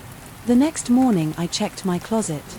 It was an old built-in closet with thick wooden doors. It smelled musty. There were no holes in it, no signs of rats or insects. I went around the sides, knocked a few times on the wood to see if anything scurried out, and I found nothing. I saw my documents in a small box on the shelf, along with a couple of old suitcases on the floor. Everything looked fine. I shrugged, grabbed some clothes and continued my routine. I left the house for work for a while. The noise was faint. Sometimes late at night I'd hear a light tapping from inside that closet. I assumed it was the plumbing behind the walls. Our house was old. The stairs creaked when we stepped on certain spots. The floor would groan if it was windy outside. I didn't worry too much. My friends were usually downstairs or in their rooms. We'd watch TV in the living room, sometimes sharing beers and pizza. One of them asked if I'd heard anything strange at night, but I said I wasn't sure it was strange. It might have been normal house sounds, but over the weeks the noise became harder to ignore. Sometimes I'd be lying in bed about to fall asleep and I'd hear 3 or 4 knocks in quick succession. They sounded like someone rapping lightly on wood. I'd hold my breath for a second and wait. Then everything would go silent. My heart would slow down and I'd tell myself it was just the house settling. One night I woke up around 3 o'clock in the morning. I had no idea why I was awake. My room was quiet, except for my fan. Then I heard a dull thump from inside the closet. It was heavier than the soft knocks. I froze in place staring at the closet door. My back felt tense. My eyes flicked toward the door handle, but it wasn't moving. I tried to calm down. Maybe something fell off the shelf, but when I checked the next morning nothing was out of place. Eventually my friend started talking about moving out. 2 of them wanted to get a smaller apartment. The other one had a job offer in another city. We were all on different schedules and the townhouse felt too big for us. I decided I would stay a while longer because I had a good deal with the landlord. I didn't mind the space and I liked the location near my job. I thought living alone might be a nice change of pace. That was before the knocking got more intense. After they moved out, the nights felt lonelier and quieter. I'd watch TV downstairs, but I kept feeling like I needed to check around every corner. The living room was dimly lit by a standing lamp. I kept the kitchen lights off to save electricity. The hall leading to the stairs felt strange at night, so I'd always flip on the switch before walking up. The floors would creak under my feet and the house seemed to sigh with every step. I still heard knocking in the closet some nights, but it was usually faint. Then, about a week after I was alone, I had a night of insomnia. I couldn't settle down. I was thinking about work deadlines and some personal stuff. I lay in bed staring at my ceiling listening to my fan. It was the middle of summer, but my room didn't cool down easily. I had no air conditioning, so I was relying on an open window and a small fan. Around 2 in the morning I heard a soft tapping from inside the closet. It was slow and steady, like someone lightly knocking to get my attention. I felt a surge of adrenaline. My stomach tightened and my throat went dry. I tried to ignore it, but the taps became more deliberate. I sat up. My sheets were damp with sweat. I thought about putting on a light instead. I walked quietly to the closet door. My floor squeaked a little under my feet. I pressed my ear against the wood, holding my breath. I heard a faint tapping right on the other side. It sounded like knuckles on wood, except it was too gentle. I grabbed the door knob and hesitated. My hand was trembling a bit. I turned it slowly and the door creaked open. At that moment I felt a cold breeze brush against my face. It felt like air from an air-conditioned room, but I didn't have an AC anywhere in the house. It made me step back. My eyes scanned the inside. It was dark, so I turned on my phone's flashlight. I aimed it at the shelves and the suitcases. I saw no movement. I waved my hand inside, feeling for any draft, but nothing felt consistent. After a few seconds the cold feeling disappeared and the air felt muggy again. I backed away and closed the door. Then sat on the edge of my bed. My heart was pounding. I rubbed my hands on my knees trying to calm myself. I stayed awake for the rest of the night, just watching that closet door. I didn't hear any more knocks and eventually my alarm clock rang at 600. I got up, showered and tried to shake off the weirdness. The next couple of days went by without major incidents. I still felt uneasy. In my room, I'd enter and look at the closet right away.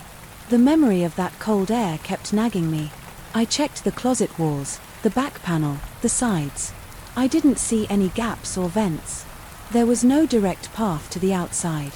I went around to the hallway, checked the walls. There everything seemed solid. I told a coworker about it and he shrugged. He said old houses can have strange drafts. He didn't seem concerned. A few nights later I was watching a show on my laptop. It was late around midnight. I paused the show because I heard knocking from upstairs. It wasn't loud, but it was distinct. It sounded like knuckles on wood. Again 4 or 5 times, then a pause, then another set of knocks. My stomach twisted. I lowered the volume on my laptop and listened. The knocks continued. I stood up, left the living room and climbed the stairs slowly. My heart was racing and I felt a light sweat on my forehead. The hallway light was on and my bedroom door was open. I stepped inside, the knock stopped. The closet door was shut. Just as I'd left it, I walked over and grabbed the doorknob. I paused for a second, trying to decide if I really wanted to open it again. My hands were slightly clammy. My breathing was shallow. I turned the knob and opened the door.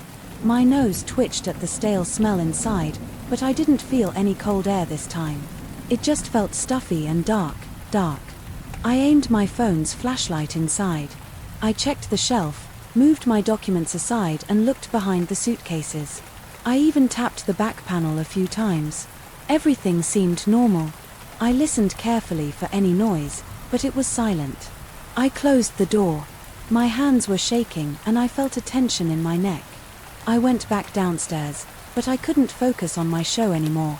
I felt jumpy over the next 2 weeks.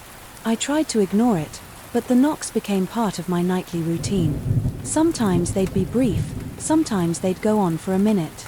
I'd lie in bed, eyes locked on that closet, waiting to see if anything happened. My imagination ran wild, but I tried not to dwell on it. When I needed clothes from the closet, I'd open it quickly, grab what I needed and close it right away. I started storing more of my things in the hallway closet. Just to avoid that one afternoon, I decided to be more thorough. I pulled everything out of that closet. I placed my documents in a cardboard box on my bed. I dragged out the suitcases and opened them. I wanted to make sure there were no animals or insects hiding inside. The suitcases were empty, except for some old papers and a few receipts. I lifted them out of the room, set them near the door and then started checking the wood panels inside. I tapped each area, checking for hollow spots. The interior was old but solid. There were no holes, no evidence of rodents. I got a screwdriver and tried to loosen a corner of the back panel to see if anything was behind it, but it was fixed in place. The nails were rusted and the panel wouldn't budge without serious damage. I decided not to rip it out because it wasn't my house. I was just a tenant. I was alone with my thoughts that afternoon and I felt my nerves were on edge. I wasn't hearing anything at the time, but I couldn't shake the memory of those knocks that night around 11 p.m. and I heard a steady thumping sound from the closet. It was louder than before. It sounded like someone knocking with their knuckles, 3 times pausing then 3 more times. My pulse spiked. My face felt hot and my legs trembled a little. I moved to the closet door, resting my hand on the doorknob. The knocks kept going. They were gentle but firm. I felt sweat running down my back. I opened the door in one quick motion. I aimed a flashlight inside. I saw only the wooden interior. I stepped back but I kept the door open. There was a heavy silence. The air felt normal, not cold, not warm. I stood there for a while listening. My breathing was loud in my ears. After a minute I reached out and tapped on the inside of the closet wall just to see if anything responded. Nothing. I tapped again, nothing. I slept with the closet door open that night. I wanted to see if anything moved or if I could catch something in the ACT. I turned off the lights, climbed into bed and watched the darkness. My eyes kept adjusting and every shape in the corner seemed suspicious. I stayed awake for hours waiting for the knocks. Eventually I drifted off when I woke up. It was morning and the closet was silent. That last month in the townhouse felt endless. Every evening I'd come home from work, heat up dinner in the microwave and watch TV alone. I felt on edge. The big empty house made every sound more noticeable. The plumbing would clang sometimes and I'd jump up to see if it was coming from the closet. I started sleeping with a small lamp on. I tried earplugs but I hated not being able to hear what was happening around me. The knocks didn't stop. Some nights they were faint. Other nights they were louder. Once I heard them around 4 a.m. and couldn't go back to sleep. I stared at the ceiling until sunrise. Toward the end of that month my landlord told me someone else wanted to rent the place. He said I could move out earlier if I wanted. I didn't argue. I packed my boxes and called some friends to help me load everything into a small moving truck. On my last night, I was alone in the empty bedroom. The bed frame was gone and I had only a sleeping bag on the floor. The closet was empty because I'd already packed my documents and suitcases. I told myself maybe the knocks would stop now that the closet was clear, but around midnight I heard a soft tap from inside. It echoed in the bare room. My heart pounded, but I didn't bother opening the door. I just stared at it for a long time. The next morning I left the keys on the kitchen table. I walked upstairs one last time and looked into my empty bedroom. The closet door was closed. The house was silent. I felt uneasy, but I also felt relieved to be leaving. I locked up and drove away. I moved to a smaller apartment in another neighborhood. It's been quiet here. I have a simple bedroom, a decent kitchen, and no built-in closet like that one. I haven't heard any strange knocking since. Sometimes late at night I think about that old closet. I remember the knocks, the cold air, and the tension in my chest whenever I stood by that door. I don't have any explanation. I only know what I heard and what I felt. I'm glad I don't live there anymore. That's all I really have to say about it. It was an unsettling time, and I'm not interested in going back. I never cared much about old buildings or rumors of strange things, but when I saw that ad for a cheap rental in an older part of town, I jumped at it. The landlord offered a low rent and the place looked sturdy enough. I signed the lease without much thought. I just wanted my own space without burning through my savings. I had no idea I'd end up with nights of scratching sounds above my head and an attic door that seemed designed to keep something locked inside. I moved in on a rainy Tuesday afternoon. The first thing I noticed was the front porch. It was wide and had a few loose boards. When I walked across it, I felt the boards give under my feet, and I wondered if the entire house was in similar shape. Once I got inside, though, everything seemed fine. The walls had peeling paint, but the floors were solid. There was a bit of a musty smell, like old books left out in a damp basement. I ignored it. Cheap rent was my only concern. I spent the next day unpacking, setting up the living room with a worn couch I'd bought from a thrift store. The kitchen was small and some of the cabinet doors were crooked, nothing major. The bedroom was decent, one window faced the street, and at night I could see the glow from a lone street lamp outside. The bathroom fixtures were old, but they worked. I figured I could live with a few quirks on my second day there. I spotted a door near the hallway that led to the kitchen. It looked like any other closet door at first, but there was no handle, just a wooden panel nailed shut. I gave it a push and it didn't budge. It had 4 or 5 nails in place plus 2 metal brackets. I realized it must be the attic access, but it was sealed up tight. At that point I felt a small flutter of curiosity, but I didn't care enough to make a big deal of it. I mentioned the door to the landlord. When he stopped by to drop off an extra set of keys, he just shrugged. He said it was best not to mess with it. I asked if there was anything valuable up there. He said no, nothing but old junk. Then he switched the topic to the garbage pickup schedule. It struck me as a little odd that he dodged further questions, but I decided not to push. I had more important things to deal with, like finding a better job and settling into a new neighborhood. That first week the house felt okay. The place was quiet and the neighbors kept to themselves. Sometimes I'd sit on the porch in the late afternoon just watching the light fade behind the row of old houses. There weren't many people out in the street. A few cars passed now and then, but mostly it was silent. At night though, I started hearing this faint scratching noise from above. It sounded like something thin dragging across a wooden surface. I figured it was rats or squirrels. The building was old, so that wouldn't surprise me. One morning I went to the hardware store and bought some traps. I scattered them in the corners of the house, and near any small holes I found I placed one near the attic door just in case something was finding its way down. I didn't catch anything over the next few days. I still heard that occasional scratching at night, like little claws scraping overhead. It stayed up there, never in the walls. At least that's how it sounded. I tried to brush it off. I'd put in headphones and watch movies late into the night, but at times I swore I heard a heavier noise like a thud or a dull knock. It was less frequent, but it got my attention. One night I was lying in bed about to drift off when I felt a faint vibration through the ceiling. It was rhythmic, almost like footsteps, but they dragged in a weird way. I felt my pulse quicken, but I tried to calm down. I told myself it was an animal searching for a place to nest. Still my heart pounded.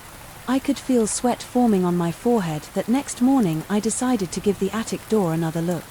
I examined the nails and the brackets. They looked newer than the rest of the house. The wood around them was worn, but the metal was shiny as if someone had replaced them recently. I ran my hand along the seam of the door. It felt rough and there was a slight gap where I could see a dark sliver of space. A draft of cool air hit my fingertips. I tried prying at one of the nails with the back of a hammer, but it wouldn't come loose easily. I remembered the landlord's warning and decided not to push my luck. Maybe it was just old boards shifting. That night the noises got louder. I was in bed checking my phone when I heard a scraping sound that made the hair on my arm stand up. It wasn't just a small scratching. It was a longer drag, like something heavy moving against the floor above me. I sat up in bed, my heart thumping. The house was otherwise silent. I strained my ears for a while. There was nothing. Then it happened again, a slow dragging noise that almost pulsed through the ceiling. I got up, walked to the hallway and stood beneath the attic door. I could see a faint outline of the edges in the dim light from the kitchen. I held my breath waiting. My palms felt clammy and I realized I was holding the door knob to the bathroom with a tight grip. Then I heard a soft thump, like something hitting the floor. Right after that it stopped. Everything stayed quiet for the rest of the night, but I couldn't sleep. My mind raced with questions. Was there an animal, a person? Why was the landlord so secretive about it? The following day, I left a message for the landlord asking him to come by. He didn't call back. I tried not to dwell on it, but the memory of that dragging noise wouldn't leave me. I spent the afternoon cleaning the living room, hoping to take my mind off things. Every time I glanced at the ceiling, I felt a knot in my stomach. I turned on the TV to fill the silence. When night came, I was on edge. I lay in bed with the lights off, listening. Around midnight the scraping returned. It lasted for only a few seconds at a time, then paused, then started again. Each time it sounded like it moved from one side of the attic to the other. My chest felt tight and I realized I was clenching my jaw. After about an hour of this, I couldn't take it anymore. I got up, grabbed a flashlight and headed to the attic door. I pulled out my phone to record any noise. If there was something up there, I wanted proof. As I approached the door, I heard a tiny creak from above. I held the flashlight in one hand, shining it up at the boards. I saw nothing but old wood and cobwebs on the surface. I ran my other hand along the door. I pushed it gently and I felt the door give a little, but the nails and brackets held it in place.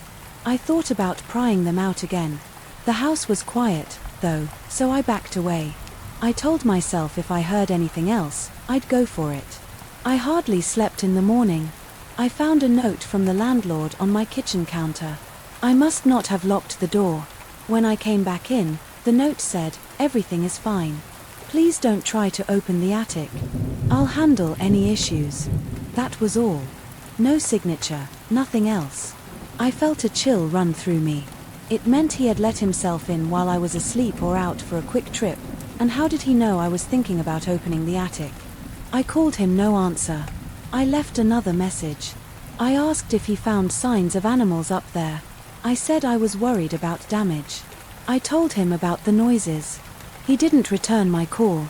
I sat on the couch feeling a little violated that he entered without telling me. At the same time, I was relieved. Maybe he would handle it. Maybe he'd send a pest control person. I tried to go about my day. I bought groceries and tried a local coffee shop. All the while I felt uneasy. That night the noise started around 11. This time it was distinct footsteps, not just dragging. They were slow and steady, like someone pacing. My heart pounded. I turned on my flashlight again and went to the attic door. I could feel the vibrations through the floor. I raised the flashlight aiming at the door and I noticed something that made me swallow hard. The brackets weren't just nailed in. They were secured with thick screws from the inside. It looked like someone wanted to make sure nothing could push its way out. The pacing above me stopped abruptly, as if whatever was up there sensed. I was standing below it. My mind raced with ideas. Maybe there was an animal, but animals didn't move like that. My hands shook. I decided I'd had enough. I grabbed a screwdriver, figuring I'd loosen the screws from the outside, but I couldn't get the right angle because the heads of the screws were inside. It was like the door was sealed from the attic side. I backed away, my heart hammering against my rib cage. I felt a little nauseous. I went to my bedroom, locked the door and turned on a small lamp. I stayed up all night listening. At around 3 a.m. I heard another faint dragging sound. After that everything was silent. When morning came, I called a buddy who lived about an hour away. I told him I needed help moving out. I didn't care about losing the deposit, I just wanted out of that house. My friend arrived by noon. I didn't give him too many details. I just said the place was creeping me out and the landlord wouldn't fix anything. He shrugged, helped me pack, and by evening we had most of my stuff loaded into his truck. As we carried the last boxes out, we looked up at the attic door one more time. The brackets were still there, shiny and solid. My friend whistled softly when he saw the nails and screws. He asked me if I ever got a look inside. I said no, and I had no intention of finding out what was in there. He just shook his head. I locked up the house, left the key on the kitchen counter and never went back. The landlord never called me. I never heard a word about breaking the lease or anything like that. I moved in with my friend for a few weeks while I searched for another place. Even now, when I think about that attic door, I feel tense. I remember the thumps and the dragging sounds. I think about the message the landlord left and how he seemed more worried about keeping that door sealed than about my comfort. Sometimes I wonder if someone else moved into that house and tried to pry open that attic. The idea makes my stomach twist, but I don't lose any sleep over it. I'm just glad I got out when I did. I can't explain what was going on. Maybe it was just some big animal trapped up there. Maybe it was something else entirely. I'll never know. All I can say is I'll never rent an old place without checking every corner first. The memory of that sealed attic door still makes my skin crawl, and I'm not going to risk stumbling into something like that again. I'd rather pay more for a place where I can see every inch and don't have to lie awake listening to whatever's trapped above my head. All I care about is that I got away and moved on. If there was something up there, it's still there. I'll leave it for someone else to discover. I didn't plan on getting scared during a simple getaway. But that's exactly what happened on my second night at a secluded ranch. I ran into something I can't explain. I wasn't looking for trouble. I just wanted some air. But I saw a strange light on that dark road and it still makes me uneasy whenever I think about it. I was on vacation for my regular job. I needed a break from the city, so I accepted an invitation to stay at a ranch owned by some acquaintances. The place sat at the end of a long, quiet road. When I arrived, I noticed how narrow the road was. The trees were close on both sides and there were no street lights. After a certain point, my host, Silas, greeted me at the front gate. He drove an old pickup and I followed him in my own car. I remember the gravel crunching under my tires as I pulled onto a little patch of dirt off to the side. It was around 3 o'clock in the afternoon, so we had enough daylight for him to show me around. The main house was a single-story structure with a cover porch. Silas introduced me to his wife, Marta. She told me to make myself at home. They had a small living room with a couch and a TV, a kitchen with simple appliances and a couple of bedrooms. I got the spare one at the end of the hall. It had a bed, a small dresser and a wooden chair. In the corner there was a thin curtain over the window. When I opened it I could see the edge of the woods about 50 yards away. I unpacked my bag, changed into a clean shirt and headed back to the main area. Silas asked if I wanted to see the rest of the ranch. We walked around the property. I saw a small barn off to the left side, a few pens for animals and a chicken coop. Everything looked old and worn, but it was sturdy enough. The back of the property went downhill to a narrow creek. Beyond that there were more trees and some fenced-off sections. Silas said they belonged to his neighbor. I remember the faint smell of cow manure drifting around, mixed with fresh grass and damp earth. It wasn't entirely unpleasant. In a weird way it made me feel I was far from the city. That first evening I ate dinner with Silas and Marta. We had grilled meat, beans and some vegetables. It tasted good. After the long drive we chatted about ordinary stuff. They warned me about the limited lighting outside. They said if I needed to walk anywhere at night, I should bring a flashlight. There weren't many neighbors in the nearest small town was about 20 minutes by car. I didn't plan on going out that night, so I shrugged it off. When night fell, the property got quiet. I heard crickets and the occasional rustling of some animal in the bushes. The wind picked up and the trees made a soft shushing sound. As they swayed, I stayed up until around 10 o'clock reading a book in the living room. Sias and Marta went to bed earlier. The house was dark, except for the lamp next to me. Eventually I got tired and headed to my room. I closed the door and lay down. The bed was comfortable enough. The silence felt thick. I could hear my own breathing and a faint hum in my ears. That sometimes happens when everything else is dead quiet. Eventually I fell asleep. The next morning we had a light breakfast. Silas offered to show me a fishing spot near the creek. We took a pair of rods and some bait down to the water. The sun was strong. I wore a hat and old sneakers. We didn't catch anything big, just a couple of small fish we tossed. Back around noon we returned to the house. Marta had made lunch, rice, vegetables, and some leftover meat from the previous night. After that Silas left to run errands in town. Marta stayed behind to clean up the kitchen. I decided to walk around the property on my own. I followed a dirt path past the barn trying to see where it led. It looped around and took me through a section of overgrown grass. Then, back near the chicken coop, I spotted a couple of old sheds that looked like they hadn't been used in years. One had a broken door leaning on its hinges. The afternoon passed without incident by sundown. Silas came back. He seemed tired and asked if I wanted to drive into town for a drink. We ended up at a small bar with a few locals around. Everyone seemed friendly enough. Nobody mentioned anything weird or scary. We went back to the ranch around 9 o'clock. As we pulled onto that final stretch of road, I couldn't help noticing how dark it was.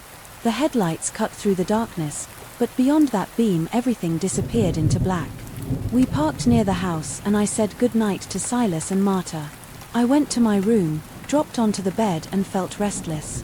I guess I was used to city noise and that deep countryside silence left my mind racing.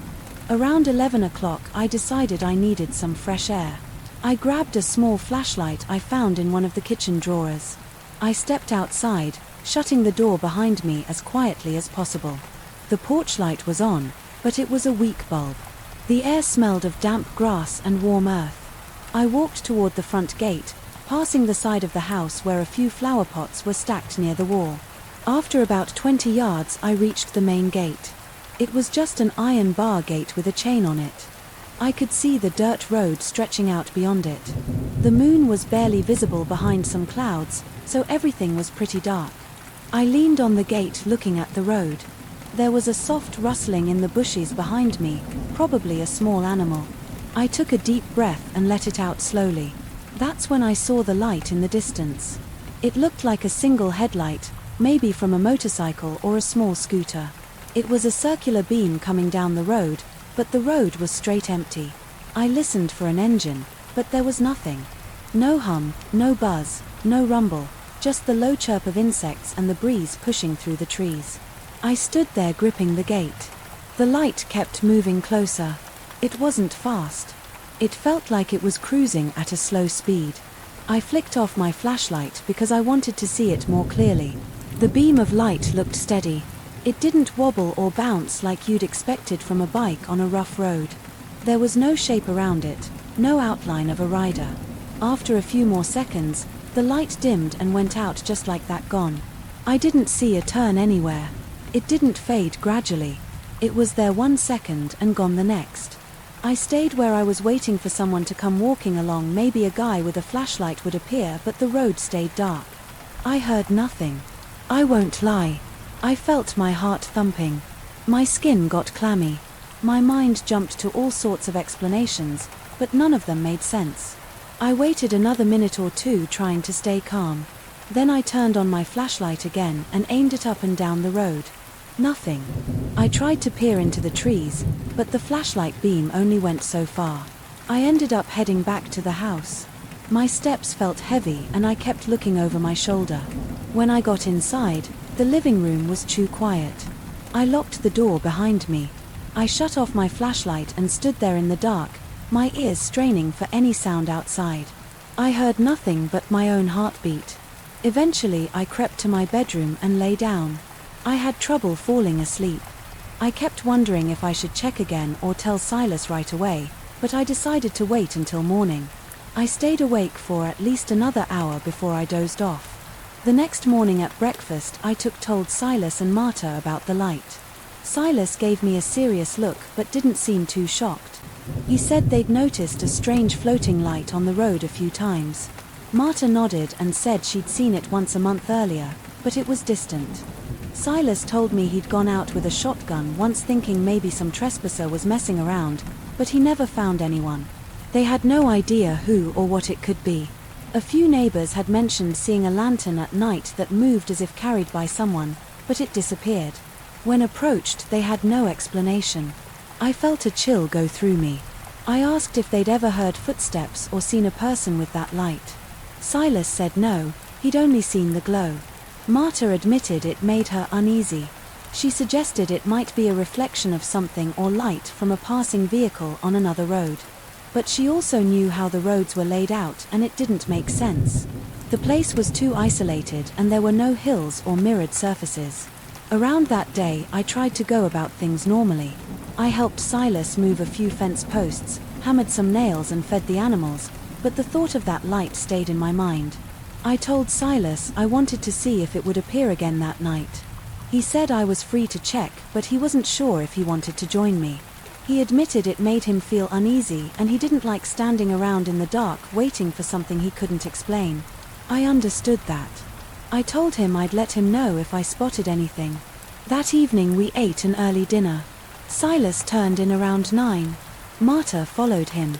Soon after I stayed up pacing around the living room, checking my watch every few minutes. By 10, I couldn't take it anymore. I needed to see if the light would come back. I grabbed that same flashlight, put on a light jacket and headed outside. The air felt cooler than the night before. A slight breeze made the hairs on my arms stand up. I walked to the gate again. I placed my hand on the iron bar and looked down the road. Total darkness. I switched off my flashlight and waited. My eyes adjusted. After a while the stars were out, but there wasn't much moonlight. The wind rustled the trees and I smelled wet leaves and dirt. Every time I exhaled I felt a slight tremor in my chest. I kept telling myself to stay calm. A few minutes passed, then I saw it again. At first it was just a faint glow. In the distance. I narrowed my eyes trying to see if it was a car. It grew brighter. It definitely looked like a single headlight again. No sound, not even a whisper of an engine. My mouth went dry. My palms were sweaty. On the gate the light moved toward me at a slow pace, like the night before I stayed put my heart beating so hard. I thought it might echo off the gate. The light got closer, but I couldn't see any detail around it. It was just that bright circular glow. Then all at once it blinked out. The road was dark again. I stared at the spot where it vanished, but there was nothing, no movement, no shape, no footsteps. I wanted to shout something, to call out and demand an answer, but my throat felt tight. I ended up turning on my flashlight light and shining it into the darkness. It illuminated the dusty road for maybe 10 feet and then it faded into black. I didn't see any tracks or any sign of a bike or a person. I opened the gate, making the chain rattle, and I stepped onto the road. My feet crunched on the gravel. I walked a few yards in the direction of the light. My skin tingled with anxiety.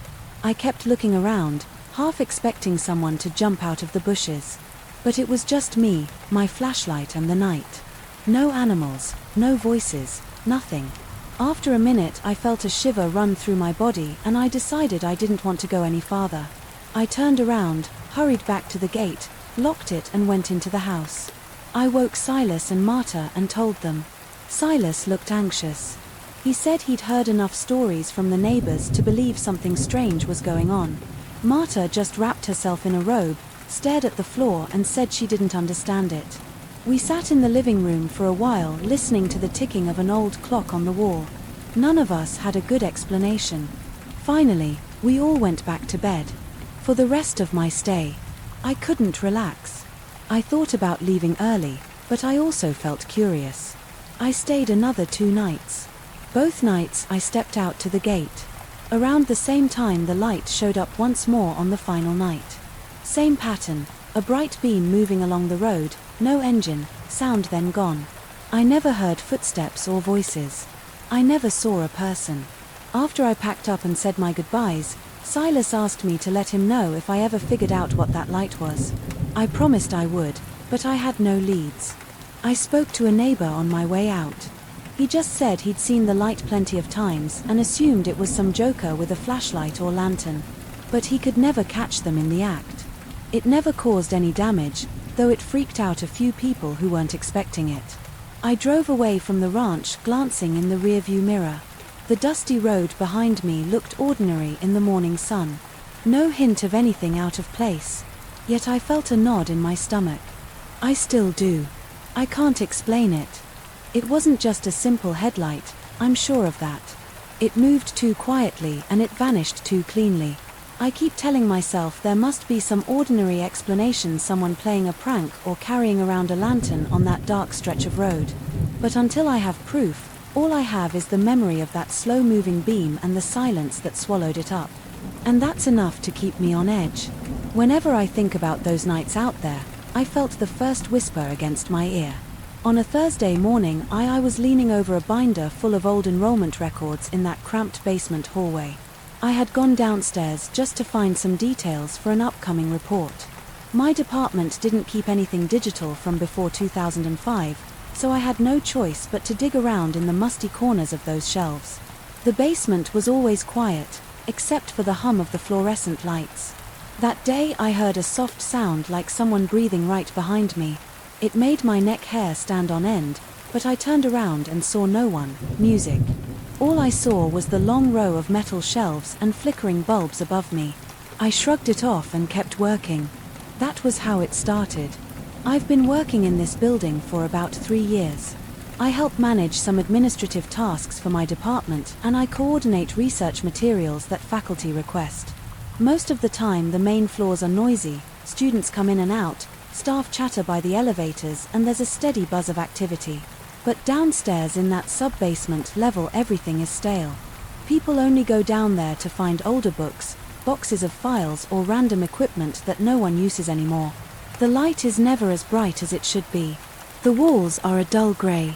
Sometimes there's a faint smell of old paper or cleaning solution in the air. In the first few months of my job, I barely visited that sub-basement. Then I started going there more often because I needed to research archived documents. Faculty would request old test results or historical data. I got used to the narrow corridors and the low hum of the air conditioning units. I learned which shelves held the best-kept files and which corners tended to gather dust and dead spiders. The place was never welcoming, but it felt practical. It was quiet and I could focus on my tasks without interruption. After a while, though, I started noticing small noises. Sometimes I'd hear a shuffle like a shoe scraping the floor behind the next row of shelves, or I'd hear a brief thump like someone closing a book. I always assumed it was a coworker who slipped downstairs to find something. I'd call out, "Hey, you there, need help with anything?" I never got an answer. When I walked over, I wouldn't see anyone. My gut said it was probably just the building's ventilation. It was an old structure, and old structures make weird sounds. I tried to ignore those sounds, but they started happening more often. One time I was scanning a thick folder full of scanned transcripts from the 1990s. The corridor light flickered above me the way it always did. I caught a slight movement on my left near the corner of my eye. It looked like a shadow passing across the floor. When I looked straight at it, there was nothing. I felt a sudden chill on my arms, like the temperature dropped. My heart beat faster. For a few seconds I told myself it was probably just my eyes playing tricks in the dim light. A week later I heard my name spoken in a low voice. It was a short whisper. It wasn't even a clear word. It was more like the beginning of my name drawn out in slow motion. I spun around with a jolt. Nobody was there. I scanned the corridor, walked down to the next shelf, checked behind a tall metal cabinet. Nothing. I felt my palms sweat and my chest tighten. My mind raced with thoughts about how to explain that sound. Maybe one of the staff had come down and whispered my name as a joke, but why would they do that? And why hide? I left the basement that day feeling uneasy. That night I stayed awake in bed replaying that whisper in my head. It echoed in my memory like a broken record. I kept telling myself it was nothing. The next morning I went about my usual routine. I filed documents, answered emails, printed out some charts for a professor. Around 3 p.m. I had to go back to the basement. I didn't want to, but I needed to locate some old personnel files. I grabbed my flashlight because sometimes the overhead lights down there got even dimmer in the afternoons. When I reached the sub-basement, I took a deep breath. I told myself, get this done and get out. I walked along the main corridor scanning the labels on the shelves. I found the section I needed right. As I pulled a fold from the top shelf, the light above me flickered again. This time it went out for a full second. In that darkness, I felt a soft breath next to my ear. My heart skipped a beat. Then the light came back. I jumped away from the shelf. My flashlight clattered to the floor. My hand was trembling when I bent down to pick it up. I'm not someone who spooks easily. I've worked late nights on other campus buildings without feeling jumpy. But that breath felt real. I could almost feel the warmth of it against my cheek. My pulse was racing and I noticed my throat had gone dry. I glanced around. The corridor was empty in both directions. I heard nothing but the distant hum of the air conditioning. I forced myself to keep searching through the files. I grabbed the documents I needed, shoved them under my arm and walked out of there. The whole time I felt a tingling sensation at the back of my neck, as if someone was standing too close. That evening I considered talking to the administration, or at least telling a coworker, but I felt embarrassed. I didn't have any proof of anything. It was just a feeling, a sound, a flickering light. I didn't want them to think I was imagining things or slacking off, so I stayed quiet. Over the next few months the whispers happened more often. Sometimes I'd just hear a faint mumble, as if someone was talking to themselves on the other side of the bookshelf. Other times it sounded like a half-formed word right behind me, but I could never catch what it said. I'd spin around flashlight in hand, but I never saw anything. My nerves were on edge. I started sweating more whenever I descended those stairs. I tried to limit my time in the sub-basement. If a professor asked me for something from the archives, I'd say sure, but it might take a day or two. I'd hope they'd forget about it. I knew it was a bad strategy because I was letting my anxiety affect my work. But every time I set foot in that basement I felt trapped. The corridors felt narrower, the lights seemed to dim faster, the air smelled like stale old books, but sometimes I caught a whiff of something more pungent, like damp cloth. My breathing grew shallow the moment I reached the bottom step. My body tensed up anticipating the next whisper or flicker of movement. One morning, around 6 months after this all started, I thought I heard footsteps. They were slow and deliberate, echoing from the far side of the basement. I called out, "Hello, anyone here?" My voice trembled and I hated how weak I sounded. No one answered. I kept hearing the footsteps, so I decided to follow them. I turned a corner and saw the corridor stretch out about 50 feet, ending in a locked storage room. The footsteps sounded like they were coming from that direction. I walked slowly, my shoes squeaking on the floor. My hands felt cold and clammy. My heart was pounding so hard. I heard it in my ears. When I reached the storage room door, the footsteps stopped. I tried the handle. It was locked. I pressed my ear against the door. I heard nothing. The hallway behind me was empty. The light above my head flickered twice, but it stayed on. I mumbled to myself, "There's nobody here still." I felt like someone was watching. I left in a hurry. I almost tripped going up the stairs. That same day, I decided to mention it to one of my co-workers. I didn't go into detail, but I asked if he ever heard weird sounds in the basement. He said sometimes I hear the pipes rattling. It's an old building. I asked if he'd ever felt like someone was whispering or walking around. He gave me a puzzled look and said, "No man, maybe you're stressed." I let the subject drop because I didn't want to sound paranoid. A few weeks later, I was tasked with organizing a bunch of old textbooks that were taking up space in a corner of the sub-basement. They were rarely used, so the administration decided they either wanted them catalogued or recycled. I spent a full day down there, sorting the books into different piles. By the afternoon, my back hurt from bending over so much. I was sweaty and my mind was scattered.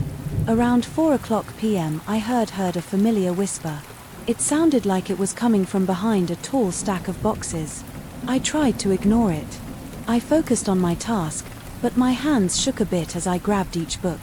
Then I heard it again, but clearer. It sounded like it was calling my name. I stood up. My knees felt weak. My stomach turned. I took a step toward the boxes. The light overhead flickered. I heard a gentle scrape, as if someone was sliding a cardboard box across the floor. I peeked around the stack. No one was there. I felt my breathing grow faster. My vision seemed to blur for a second. I closed my eyes and told myself to calm down.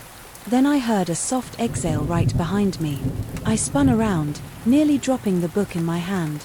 There was nothing but a metal shelf and dusty volumes behind me. I couldn't handle it anymore.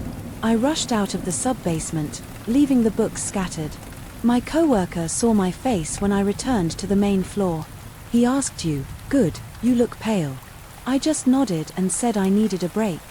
I went to the restroom and splashed cold water on my face. My heart wouldn't slow down for a while. At that point I knew something was very wrong. I started avoiding the basement unless it was absolutely necessary. When professors asked me for old documents, I'd stall for as long as I could.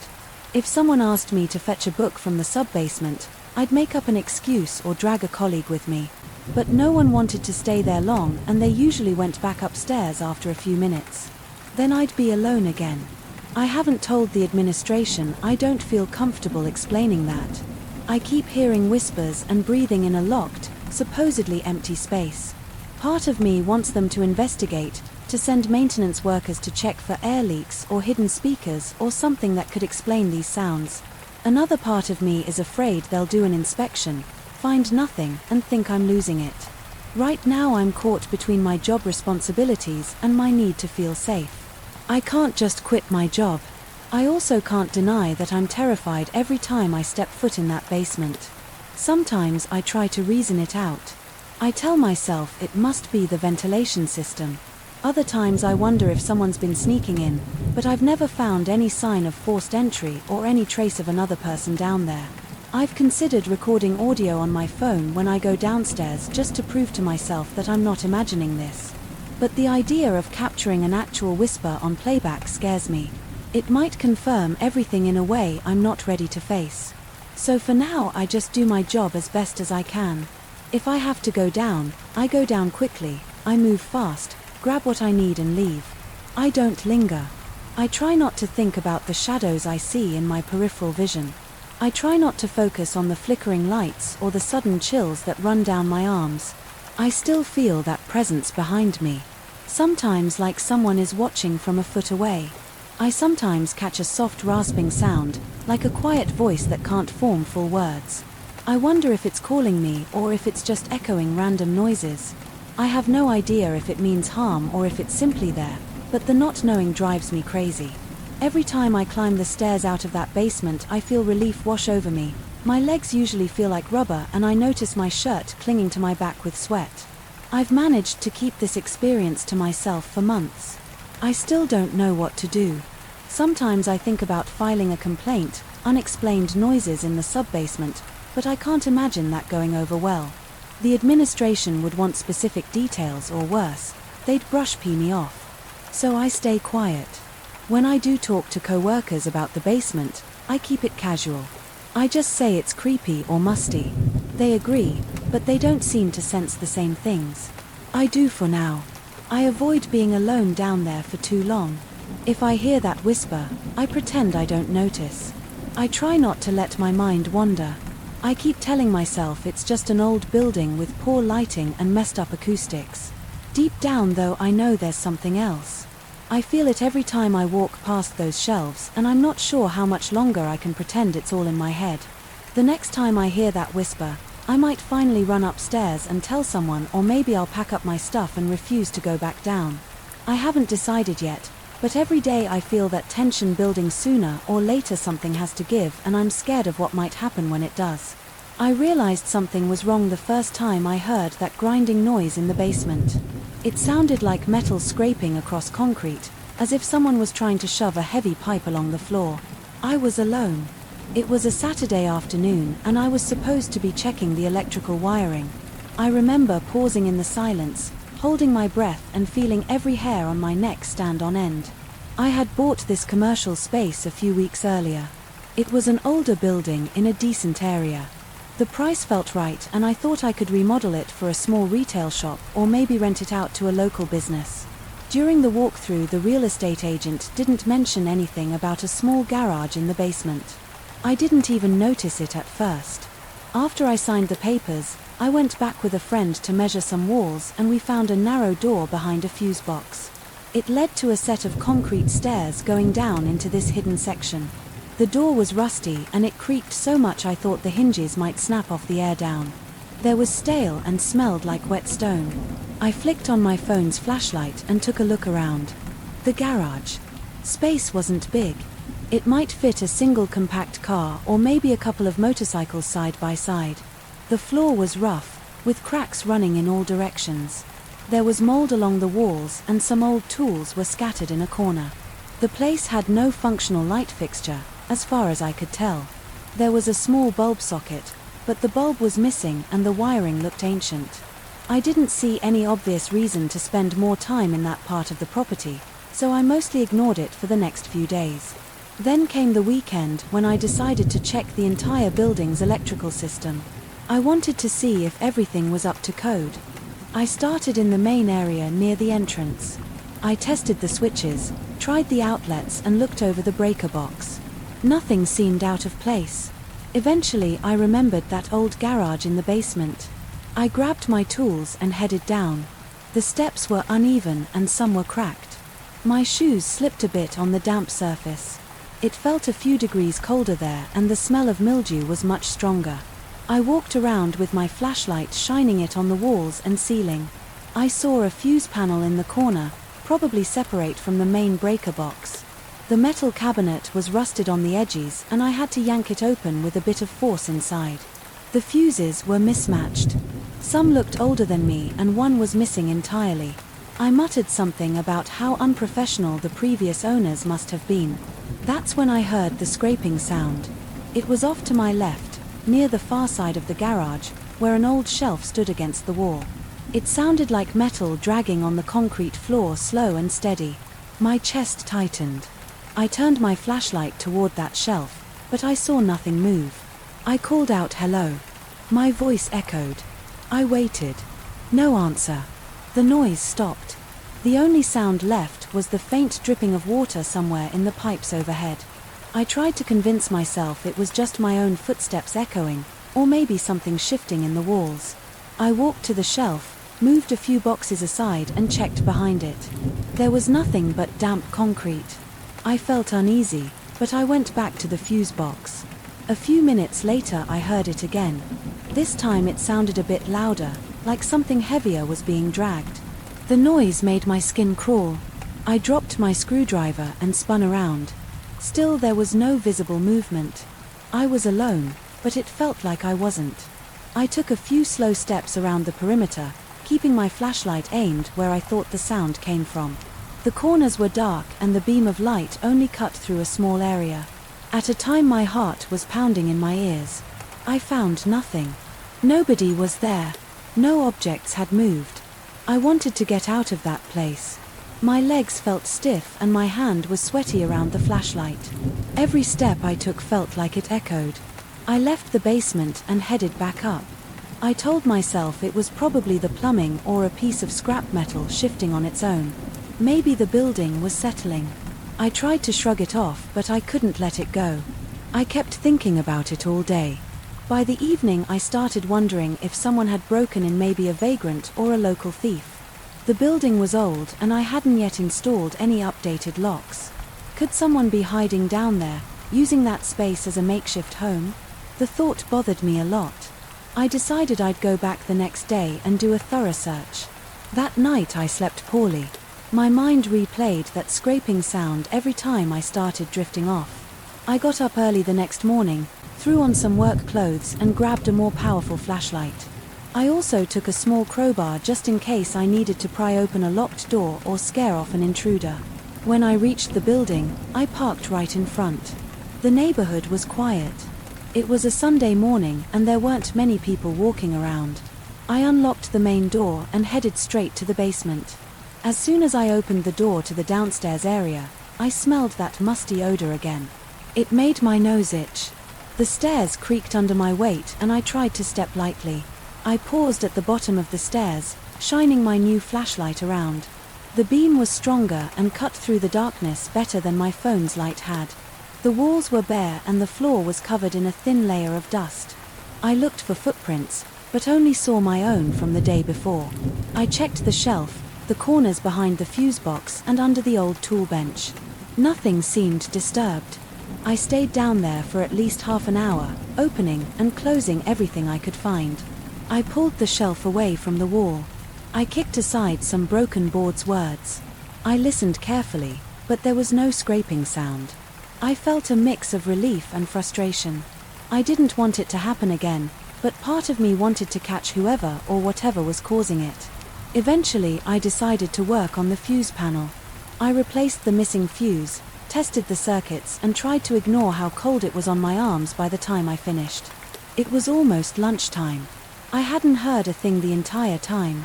My stomach was rumbling, so I climbed the stairs to get some food. As I got halfway up, I heard a metallic scrape from below. It was so sudden that I nearly dropped my flashlight. I spun around and aimed the light down the stairs, but I only saw the empty concrete floor. My hands started shaking. That noise was real and it came from the exact spot I had just been standing. I went back down. My throat felt dry. I called out, "If someone's down here, I'm calling the police." Silence. The air felt heavier than before. I made my way around the room again, checking every corner, shining my flashlight under everything. Nothing. The sound didn't repeat. After a few minutes I gave up. My nerves were shot. I went back upstairs, locked the basement door and left the building. Over the next few days, I tried to avoid going down there. I focused on repainting the upstairs walls, fixing some windows and meeting with a potential contractor for flooring, but the basement kept nagging at me. Every time I walked past the door I felt a chill. It was as if my body remembered that moment of hearing metal scraping on concrete and it wanted me to stay away. The next weekend I had to go back down. I needed to measure the space properly to see if I could store some supplies there. I didn't want to waste potential storage room just because of some weird noises. I put on a heavy jacket, brought a work light with a long extension cord and made sure my phone was fully charged. I also carried a small pocket knife. More for my own peace of mind than anything else, I set up the work light on a hook near the fuse box. The light was bright enough to illuminate most of the garage. It flickered a bit but stayed on. The brightness made me feel a little more secure. I started measuring the length and width of the space, writing down numbers on a clipboard. I kept glancing over my shoulder, expecting that noise at any second. It never happened. The only sounds were my footsteps and the occasional drip from the pipes. After about an hour, I finished my measurements. I wiped some sweat off my forehead, even though it was cold. My nerves made me sweat. I was about to pack up when the work light flickered more intensely. It dimmed for a couple of seconds, then came back to full brightness. In that brief moment of dim light, I thought I saw a figure standing near the far wall.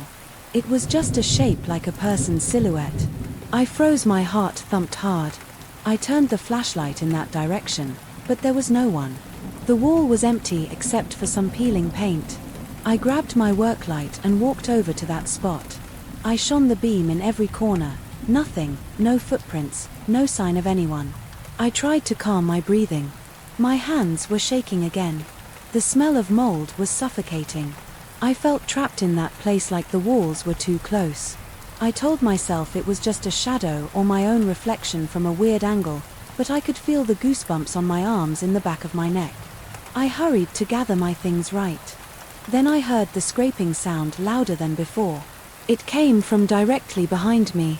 It sounded like something heavy dragging on the concrete. I whipped around so fast that I nearly dropped the work light. I saw nothing. My heart was racing and I felt like I was going to be sick. I forced myself to walk slowly toward the stairs, not taking my eyes off the center of the garage. The noise didn't repeat. Once I reached the door, I turned off the lights, slammed the door shut and locked it. Now, whenever I need to go down there for any reason, I feel the same tension building in my chest. My palms sweat, my pulse gets faster and I can't stop looking over my shoulder. Sometimes I think I hear faint scraping sounds when I'm still at the top of the stairs. Other times I'll be halfway down and I'll swear. I see something move out of the corner of my eye every single time I check and it's empty. But it doesn't feel empty. It feels like there's someone in the shadows waiting for me to leave or maybe waiting for me to get closer. I've tried looking for obvious explanations. I checked the pipes to see if there was some loose joint that might make a scraping noise. I checked the walls for cracks big enough for animals to slip through. I checked the floors for shifting boards or metal plates. Nothing makes sense. Everything looks solid, just old and neglected. Sometimes I wonder if it's just in my head. I do feel stressed about the cost of renovations and the pressure to start making some money off this place, but I can't explain the things I've heard.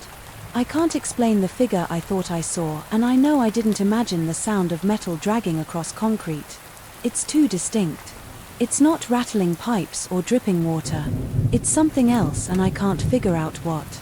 A few people have asked me how the new property is going and I usually say it's fine, needs a lot of work or something like that. I haven't told them much about the basement. I'm not looking to be the guy with the haunted building or the weird garage. This city has enough rumors. Still, I'm not sure how to handle it. I've thought about installing security cameras down there, but the idea of seeing something on camera freaks me out more. I'm not sure I want proof of someone or something lurking in that darkness. For now, I keep the basement locked when I'm not using it. I've put a thicker padlock on the door and reinforced the frame. I rarely hear any noises from upstairs, but sometimes I think I catch a faint scraping when I'm alone and the rest of the building is quiet. It sends a chill through my spine every time it's gotten to the point where I hate walking past that door. I have no plans to break the basement into a rental space or anything like that. If I can avoid going down there, I do. When I can't, I move quickly, get whatever I need and head right back up. My chest gets tight and my ears strain to catch even the slightest sound. I leave the door open behind me to make sure I have a clear path out. The air feels cold, even if the temperature outside is warm. The smell of mold clings to my clothes. After just a few minutes down there, that's where things stand. There's a hidden garage in the basement. It's dark, damp, and it smells like mildew. Strange scraping noises happen when I least expect them. Sometimes I see a shape or a flicker in the corner of my vision. There are moments when I almost believe someone is standing there, but I can never confirm it. The tension is exhausting. I don't know what to do about it. I only know that every time I set foot on those basement steps, I feel like I'm walking into a place I shouldn't be, and whenever I leave I feel like something is watching me go. I still own the place and I still plan to use it, but I can't shake the feeling that I'm not alone down there. I locked the door behind me every single morning. I checked the lock and jiggled the handle before I left. I wasn't the paranoid type, but I had a gut feeling something was off. Every time I came back I noticed small things out of place. On the first day it was a chair at a different angle. On the second the coffee table had shifted an inch or two. On the third the cabinet door was a little open when I remembered closing it. Nothing felt right in that flat and I couldn't shake the feeling that I wasn't living there alone. I moved into that furnished flat because my own apartment was under renovation. The contractor said it would take 8 weeks, so I decided to rent a place nearby. It was a modest studio with a small living room, a kitchenette, a bedroom and a narrow bathroom. All the furniture came with the rental: a small couch, a coffee table, a single armchair, a dining table with 2 chairs, a bed and a wardrobe. Everything looked standard when I first saw it. The building had a modern lobby, a front desk and a hallway lined with identical doors. My flat was on the 6th floor, near the elevator. During the first week, I didn't notice anything odd. I was at work most of the day and I came home too tired to pay attention. Then on a Friday evening I sat on the couch, turned on the TV and spotted the armchair at an odd angle. I was sure it had been closer to the window. I shrugged it off, though maybe the cleaner had moved it. The rental agreement said housekeeping would stop by once a week. I reminded myself I should check the schedule. That was my only explanation. Still, it bugged me. I got up, slid the chair back to its original position and tried to forget about it. The next day I woke up, made some coffee and noticed the kitchen cabinet above the sink was half open. I usually shut everything, but I figured I could have missed that one. I closed it, brewed my coffee and carried on with my morning. That night I came back from a late shift and found the coffee table moved. It was about 2 foot closer to the couch. I stopped right at the door and stared at it. The cleaning service had come on Tuesday and this was Saturday. I hadn't authorized any extra visits. My pulse sped up and I felt a heaviness in my stomach. I walked around the table, crouched to see if there was anything under it and found nothing.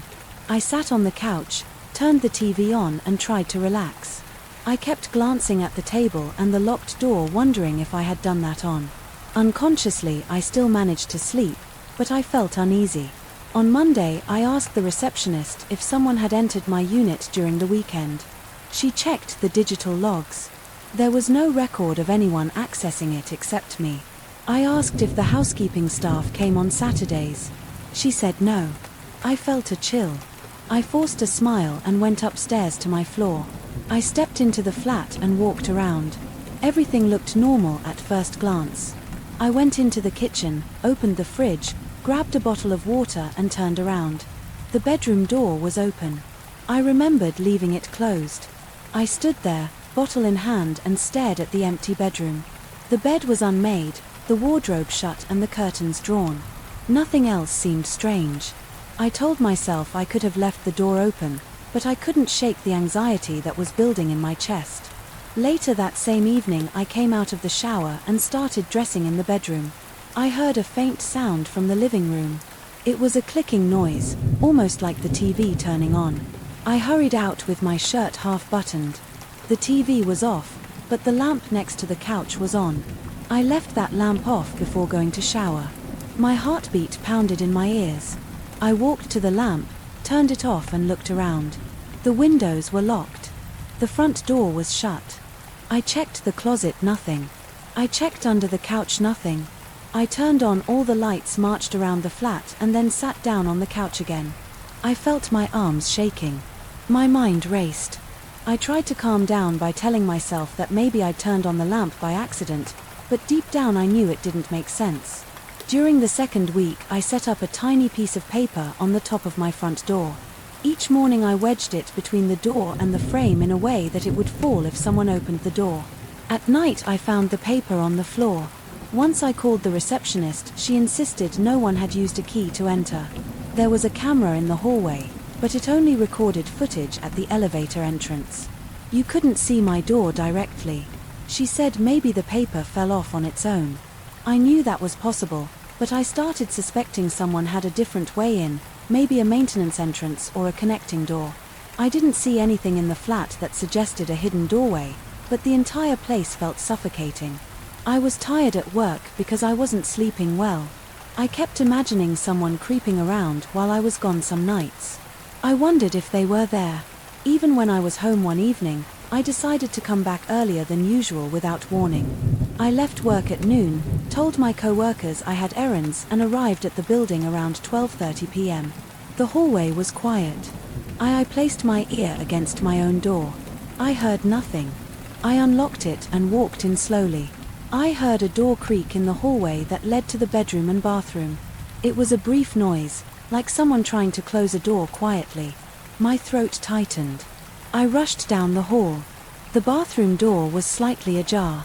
I pushed it open and flipped on the light. Nothing, just the shower, toilet, and sink. The bedroom door was open as well. I ran in, scanned the wardrobe, even opened drawers. No one was there. My head felt hot. I didn't see any sign of forced entry. I was sure I heard something, though maybe it was just the old hinges. But I felt like I was losing my grip on reality. That night I brought home a small folding chair from work. I set it in the hallway outside the bedroom door facing the bathroom. I sat there in the dark holding my phone and waited around midnight. I felt drowsy. My eyes were heavy and my neck HDHD from leaning against the wall. At 1 a.m. I heard a soft thump coming from the living room. It sounded like someone bumping into a table or the couch. I jumped up and rushed over, phone flashlight on. Nobody was there. The couch looked fine. The table was in place, but the lamp was on again. I didn't remember turning it on. My skin prickled. I walked around checking every corner. I ended up back in the hallway where I noticed the bedroom door was now half closed. I felt a rush of adrenaline. My heart was hammering. I pushed the door open, shining the phone light around, still empty. I felt sweat running down my temples. I didn't sleep at all that night. The third week dragged on. I was jumpy at work. I double-checked every file because I couldn't concentrate at home. I tried to record the flat with my phone placed on a shelf, but the battery would die before I could catch anything. I didn't have time to buy a security camera. My bank account was stretched thin because of the renovation. I started thinking I should break my lease, but I needed a place to stay until the contractor finished. Also, I felt like I had to find answers. I didn't want to walk away from this mystery. I wanted to know if I was imagining it or if someone was messing with me. One afternoon I was in the hallway near the elevator when I heard movement coming from my flat's direction. There were footsteps on the other side of the door. I rushed to unlock it as quietly as I could, hoping to catch whoever was inside. As soon as I pushed the door open, I heard a squeak from the bedroom. I sprinted toward it. The door was shut. I grabbed the handle and yanked it open. The bedroom was empty. I opened the wardrobe, peered under the bed, opened the drawers, checked the small bedside table. I found nothing. My hands were trembling. I felt an ache in my chest from the tension. I went to the bathroom, next empty. Then I scoured the living room. In the kitchenette everything was normal except the armchair was in a different spot. Again it faced the couch. This time I couldn't remember leaving it that way. Later that day I went to the front desk and spoke to the receptionist again. I told her that things were moving in my flat.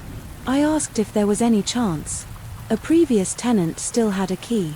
She said that was impossible, but she would check with management. She assured me that the locks had been changed recently. She maintained no one else had entered. I stood there staring at her, feeling a bitter taste in my mouth. I realized she either thought I was making it up or she didn't know what to say. I walked away feeling alone with my problem. That night I tried a different tactic. I placed small objects in specific positions. I arranged my shoes against the wall near the door. I set a pen on the TV stand in a straight line. I put the kitchen chairs at exact angles. Then I took pictures with my phone as reference. I left for a couple of hours, went to a bar near the building to kill time and came back around 9 p.m. I compared the photos with what I saw. One of the shoes was off by a few inches and the pen was now crooked. My stomach twisted in knots. I didn't hear anything. I didn't see anyone. I searched the place again, calling out whoever you are, I know you're here, but got no response. My voice echoed against the bare walls. I felt my face burning with anger and fear. The fourth week started. I was exhausted. My boss told me to take a day off to rest. I stayed in the flat all day, refusing to leave, even for groceries. I didn't see or hear anything. Until late afternoon. I went to the bathroom and left the bathroom door open. While I was washing my hands, I heard a soft click. It came from somewhere near the bedroom. I rushed out, water dripping from my fingers, and saw the bedroom door closing. I ran toward it, yanked it open and stepped inside, empty again. The wardrobe door was closed. I approached it, put my hand on the handle and paused. My heart was pounding. I opened it in one swift motion. No one was there. I checked behind the hanging clothes, nothing. I pulled out the dresser drawers one by one. They were shallow and no one could fit inside them. I was sweating and my breath was uneven. I felt trapped in a bizarre game of hide and seek where I never saw the other player. I spent the rest of the day pacing, checking behind doors, looking under the bed and testing the windows all locked and secured. At night, I decided to wedge a chair against the bedroom door while I slept. I dragged the dining chair over and pressed it under the door handle. Then I locked the bedroom window. I plugged my phone in and tried to relax. I turned off the lights. The faint glow from the street lamps came through the curtains. I lay there listening for any sound. Every tiny creak made me twitch. I tossed and turned, and around 3 a.m. I felt my eyelids finally getting heavy. I must have dozed off for a while, but I woke up to a dull thud. I jolted upright. My heart raced so hard it hurt. I turned on the bedside lamp and saw the chair. In the same place. The door was still shut. I crept to the door and leaned my ear against it. I heard faint footsteps in the living room. I stood there, hard in my throat, unsure of what to do. I felt stuck. If I opened the door, I'd never catch them. They would slip away somehow, like they always did. But I couldn't just stay there. After a few minutes of heavy breathing and racing thoughts, I pulled the chair aside and opened the door. The living room was dark. No one was there. I turned on the lights, checking every inch of that space. Everything was calm, except the coffee table had shifted again just an inch, but enough for me to notice. I wanted to scream. I realized this wasn't normal and I needed to leave. The next morning I went to the construction site of my apartment and begged the contractor to hurry. I explained I had an urgent problem. I said I would pay extra if necessary. He agreed to try to finish in another week. I went back to the flat and started packing my stuff. Each night I slept with the lights on. I heard occasional faint sounds in the hallway, but I didn't bother investigating anymore. I just wanted out. On my last day there I woke up early and hauled my suitcases to the door. I took one last walk through the empty rooms. The armchair was out of place, again facing the wall. The cabinet door was slightly open. I closed it softly and walked away. I never found out who was in there with me, if anyone was physically present at all. I still wonder if there was a hidden space I couldn't find. Maybe someone had a duplicate key. Maybe I was just exhausted and missing details. Even now I'm not sure. I just know I left that flat and never looked back. My own apartment was finished the following week, and I moved in without telling anyone about my strange experience. I try not to dwell on it, but sometimes I recall that sense of being watched. Even in my new home, I check the doors twice before I go to bed. I still get nervous when I hear a creak in the hall. I can't forget those days in the flat. The thought that someone might have been there, moving furniture around, hiding just out of sight, still makes my skin crawl. I hope it stays a memory and nothing else. I moved into this old single-story house thinking I'd finally found a quiet place with a big backyard. That idea lasted exactly 1 week until I heard the first strange sound outside. It was late, maybe close to midnight, and I was in the living room unpacking boxes when I heard what sounded like a shovel striking dirt. It wasn't a gentle muzzle or a soft scrape. It was a clear, solid knock, metal hitting soil. I froze for a moment, wondering if there was someone messing around on my property. The house might have been old, but I'd never had any reason to worry about intruders in this new neighborhood until that moment. That's when everything changed. I stood there staring at the closed window. My heart was pounding in my ears. The sound came again. It was steady, like someone digging a hole. With real effort, I walked to the window and pulled the curtain back. The backyard was dark, and the small security light near the garage didn't illuminate much. Beyond a few feet, I couldn't see anyone or anything still. The noise continued. My stomach tightened. I opened the window, a crack, to listen more closely. The cool air brushed my face. The sound was very clear. Now no doubt it was something metallic striking earth. I grabbed my flashlight, slipped on some shoes and unlocked the back door. I pushed it open slowly, trying not to make noise. As soon as the door clicked open, the digging sound stopped.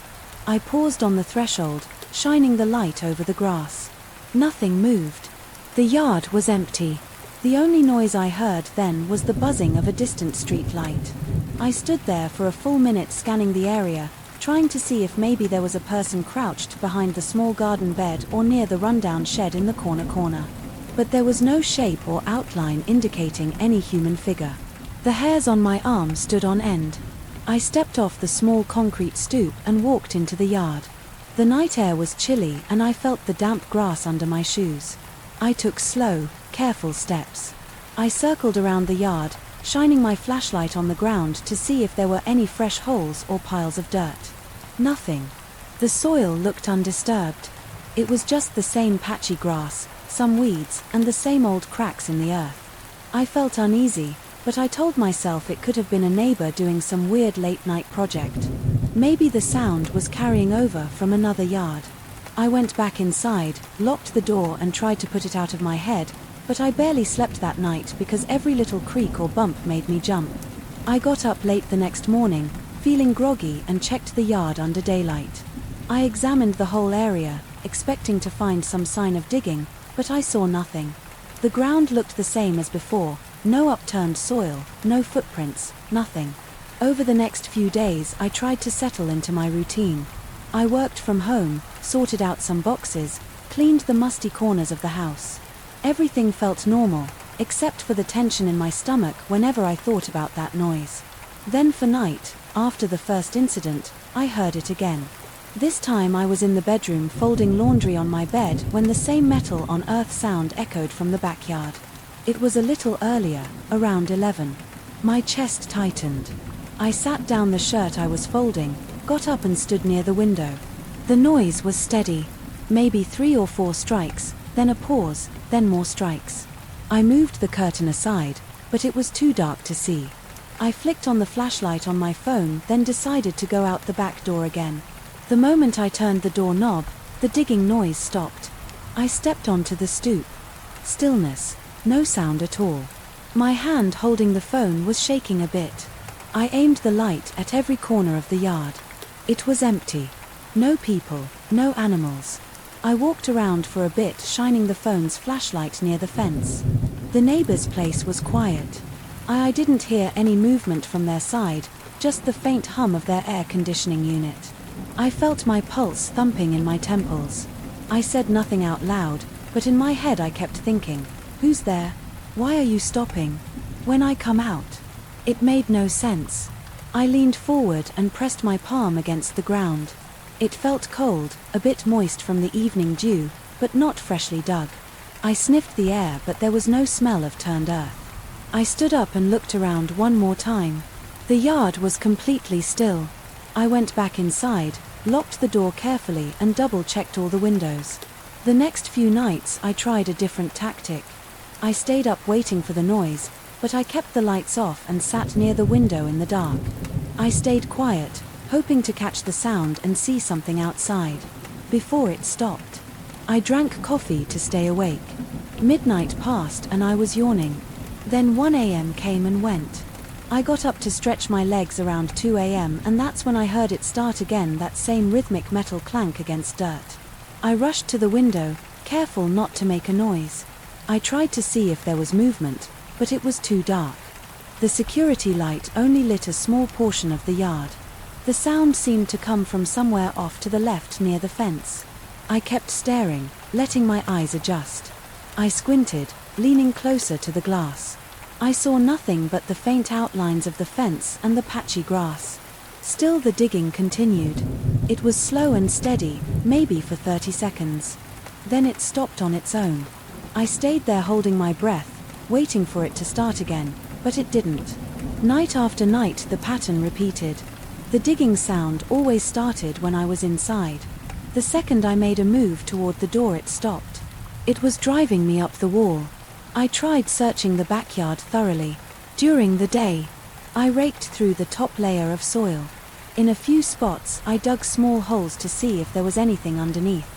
There was nothing unusual. The ground was full of old roots and rocks, but no sign of a fresh hole. The backyard fence was tall and I didn't see any gaps where a person could slip in. The gate had a sturdy lock. I started to wonder if I was hearing an echo from a neighbor's yard, but the direction always seemed to be my own backyard. I even went around the block during the day asking the next door neighbors if they'd been doing late night work. They looked at me like I was nuts and said, "No." I decided to buy a motion sensor floodlight. I installed it near the back fence, pointing it toward the center of the yard. I tested it at dusk, walking around until the light came on. It was bright and covered most of the backyard. I thought this would solve the problem. If there was someone sneaking in, the sensor would catch them. I felt a little better for a couple of nights, but then I heard the digging again. It was around the same time, maybe 11:30 at night. I waited in silence, hoping to see the floodlight snap on, but it never did. The digging continued for about a minute. I crept toward the back door trying to open it slowly, but the door hinges squeaked. The second the door squeaked, the sound stopped. I looked out into the yard. The floodlight was off, meaning nothing had passed by the sensor. The yard was dark and still I felt sweat dripping down my temple. My stomach was twisting into knots. I walked to the area beneath the new floodlight, scanning the ground. Nothing was disturbed. I looked at the sensor. It was powered and working. I tested it by walking back and forth. The light came on each time. That meant nothing had actually passed in front of it. During the digging noises, it felt impossible unless someone was crouching in a blind spot or somehow the sensor was failing. At the exact moment of the digging, it made no sense.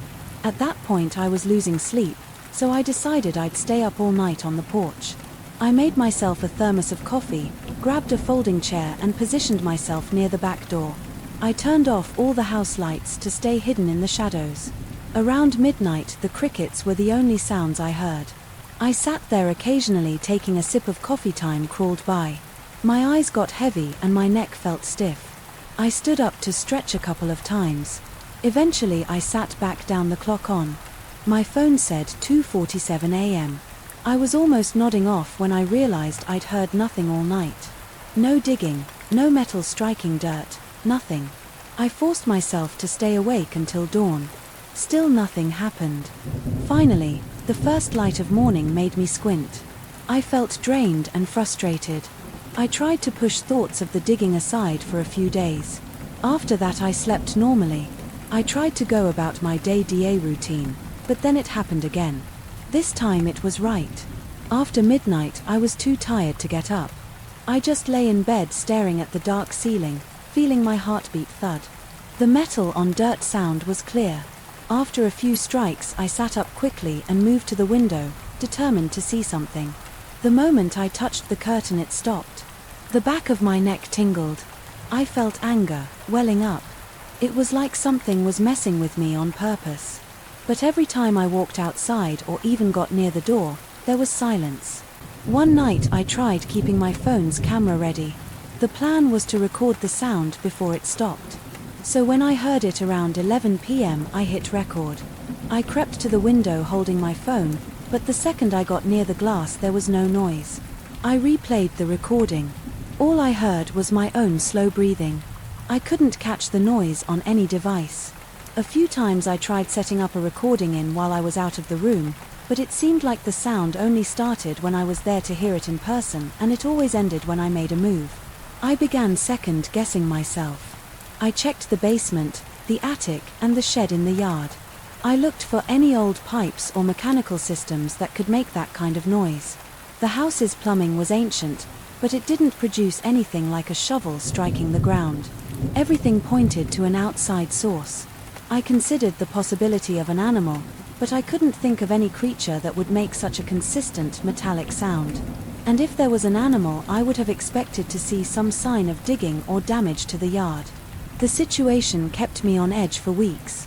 I was sleeping worse every night, waking up at the slightest noise. My nerves were shot. I'd lie in bed waiting for it. Sometimes I'd go 3 or 4 nights without hearing anything. Then on the 5th night it would return, same as before, the sound of a shovel hitting dirt, always in the same spot, always around the same time, always stopping the moment I tried to catch it. I started feeling shaky during the day, and I'd drink too much coffee just to stay alert. My co-workers wondered why I sounded so tense in online meetings, but I didn't want to explain it. The few people I told assumed I was imagining things or maybe experiencing some echo or random house noise, but I knew what I heard. One evening I invited a friend over just to have someone else witness it. We sat in the living room, lights off, quietly talking. We waited until late. He was skeptical. He asked if I was sure it was real. I told him to wait. The night dragged on, but that was one of the nights it decided not to happen. My friend left around 2, shaking his head. The next night, when I was alone, the digging returned right on schedule. I dashed to the back door, but the noise cut off the second I turned the knob. As time went on, the pattern never changed. I never saw anything, never caught anyone, never found any holes. The ground remained undisturbed every morning. My motion sensor light never detected any intruder. I replaced the batteries and all my flashlights, checked my security system, and even installed a second floodlight in the center of the yard. None of it helped. The sound always began out of nowhere and stopped as soon as I tried to investigate. I still live here. The noise hasn't gone away, but it's less frequent. Sometimes I can go a week without hearing it. Other times I hear it every night in a row. Even now, when I think about it, I feel a tightness in my chest. I don't talk about it much, I just deal with it. But there's always a moment late at night when I'm lying in bed and the memory of that metal on dirt sound creeps into my mind. My body tenses up, my breath catches I wait, listening. Sometimes I hear a faint tap in the distance, but I can never be sure whether it's all in my head or something real out there. I can't escape the thought that something or someone is still digging. I never catch them and they never leave a trace. It's the worst kind of mystery, the kind that hangs in the air and keeps you on edge. So I stay here, turning on every light at night, keeping my flashlight by the bed and waiting for the next time I hear that damn shovel. I haven't found answers and I might never find any, but I can't stop listening. It feels like this house was waiting to show me something from day one, and I can't shake the feeling that it's not done yet. I heard the first splash around midnight. It was not a soft drip or a gentle disturbance. It was loud and clear, like someone threw a heavy object into the water. My heartbeat kicked up and I felt a tightness in my chest. Nobody should have been in the pool at that hour. The club was closed and I was the only person on the premises. I walked over to the pool area, shining my flashlight along the edges, but I saw nothing. The water was flat and still. That was the night. Everything changed for me. I've worked as a caretaker at this sports club for a long time. It's an old building with a gym, a handful of locker rooms and a covered pool in the back. People come here during the day to swim laps, play basketball or lift weights. By 9 o'clock or 10 at night they clear out and I'm left alone to lock up. I don't mind the emptiness. I get some peace and quiet, and usually there's not much to worry about beyond making sure the doors are locked and the equipment is off. Every night I follow the same routine. I start with the locker rooms, switch off the lights, check the showers for leaks and then pass through the gym to confirm no one is hanging around. After that I move on to the pool area. It's covered by a high ceiling and surrounded by large windows. Even at night, some street lights outside cast a dim glow on the water. Usually it feels calm in there. Sometimes it's cold and the smell of chlorine lingers in the air. But I never paid much attention to it, not until the strange sound started. The first few times I heard splashes, I thought it was my mind playing tricks on me. Maybe a pipe was acting up or the filtration system was cycling. Yet each time I rushed to the pool's edge, nothing looked out of place. The surface was motionless, there weren't any ripples and there was certainly no one swimming. I began to doubt my sanity. I'd listen closely, waiting for another splash, but then everything would go silent. I'd hold my breath. Sometimes I thought I could smell a heavier chlorine odor when I got too close to the water, but I told myself that it was normal in a closed space. One night, though, the noise got so intense that I rushed for the light switch. I turned the overhead lights on, which took a few seconds to warm up. In that short time I heard what sounded like a dive, a big one. I felt a rush of adrenaline and my legs tensed. I expected to see a person climbing out of the pool, or at least someone's head bobbing on the surface.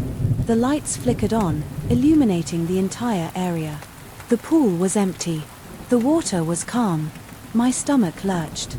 My hands were shaking as I aimed my flashlight around looking for any sign of an intruder. I checked all the doors. Everything was locked. The security cameras were on, so I headed to the small office near the entrance. I rewound the footage to see if I'd catch a glimpse of whoever was making those noises. On the video I saw myself. I saw the water ripple a bit, but I didn't see anyone in the pool. No shadows, no figures, no movement that would suggest a person. That made me uneasy. I thought the system might have glitched or maybe the angles were off. Still, it left me feeling jumpy. My palms were damp and my throat felt dry. After that night I started approaching the pool with more caution. I'd slow down as I walked in, shining my flashlight around before stepping closer. The smell of chlorine seemed stronger each time it made my nose burn. I'd stand there listening, my ears straining for any sign of a splash. Some nights I heard nothing. Other nights I caught a faint sound of water sloshing against the pool walls, but it stopped. The moment I came too close, I tried talking about it with one of the maintenance guys during the day. He laughed it off, saying old buildings make weird noises. He suggested the water heater or the vent system might be causing random disturbances. It didn't sit right with me, but I had no proof of anything else. I still felt uneasy whenever I passed by that pool late at night, especially if the building was dead silent. The slightest sound made me jump.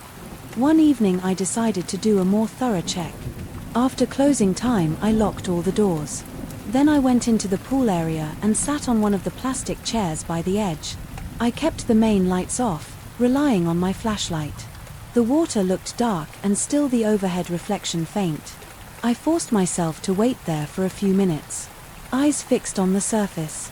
At first everything was peaceful. My own breathing was the only noise. Then I smelled chlorine more intensely. It felt like it was pushing into my nostrils.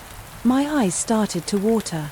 A few seconds later I heard a low splash like an arm sweeping through the water. My heart thumped hard against my chest. I aimed the flashlight. At the center of the pool I saw a small ripple, just a gentle wave. It wasn't big, but it was enough to show that the water was moving. I stood up quickly, my muscles tight. I moved closer. The ripple disappeared. The surface was still again. I waited. Nothing else happened. I didn't sleep well that night. Every time I closed my eyes, I remembered that faint ripple in the water. I woke up in the middle of the night sweating and thinking about it. I wondered if there was something in the pool, maybe some creature or a malfunctioning pool system. But when I checked the next day, everything looked normal. The pool's water chemistry was fine. The filtration system was clean, the maintenance records were up to date. A week passed with random noises here and there. Some nights were quiet, others had small splashes or soft stirring in the water. Then came a night that escalated everything. I was finishing my rounds about to lock up. The gym was empty and the locker rooms were dark. I walked to the pool area. Last, as usual, I caught a whiff of a heavier chlorine smell. As I approached, it pricked my nose, making me cough a bit inside. I shone my flashlight. On the surface, I saw nothing but still water. Suddenly I heard a loud splash right behind me. It startled me so much that I dropped my keys. They clattered on the tile floor. I whipped around, shining the light everywhere. My skin tingled. There was no one behind me, but that sound had been so close. I could still hear the water trickling at the edge.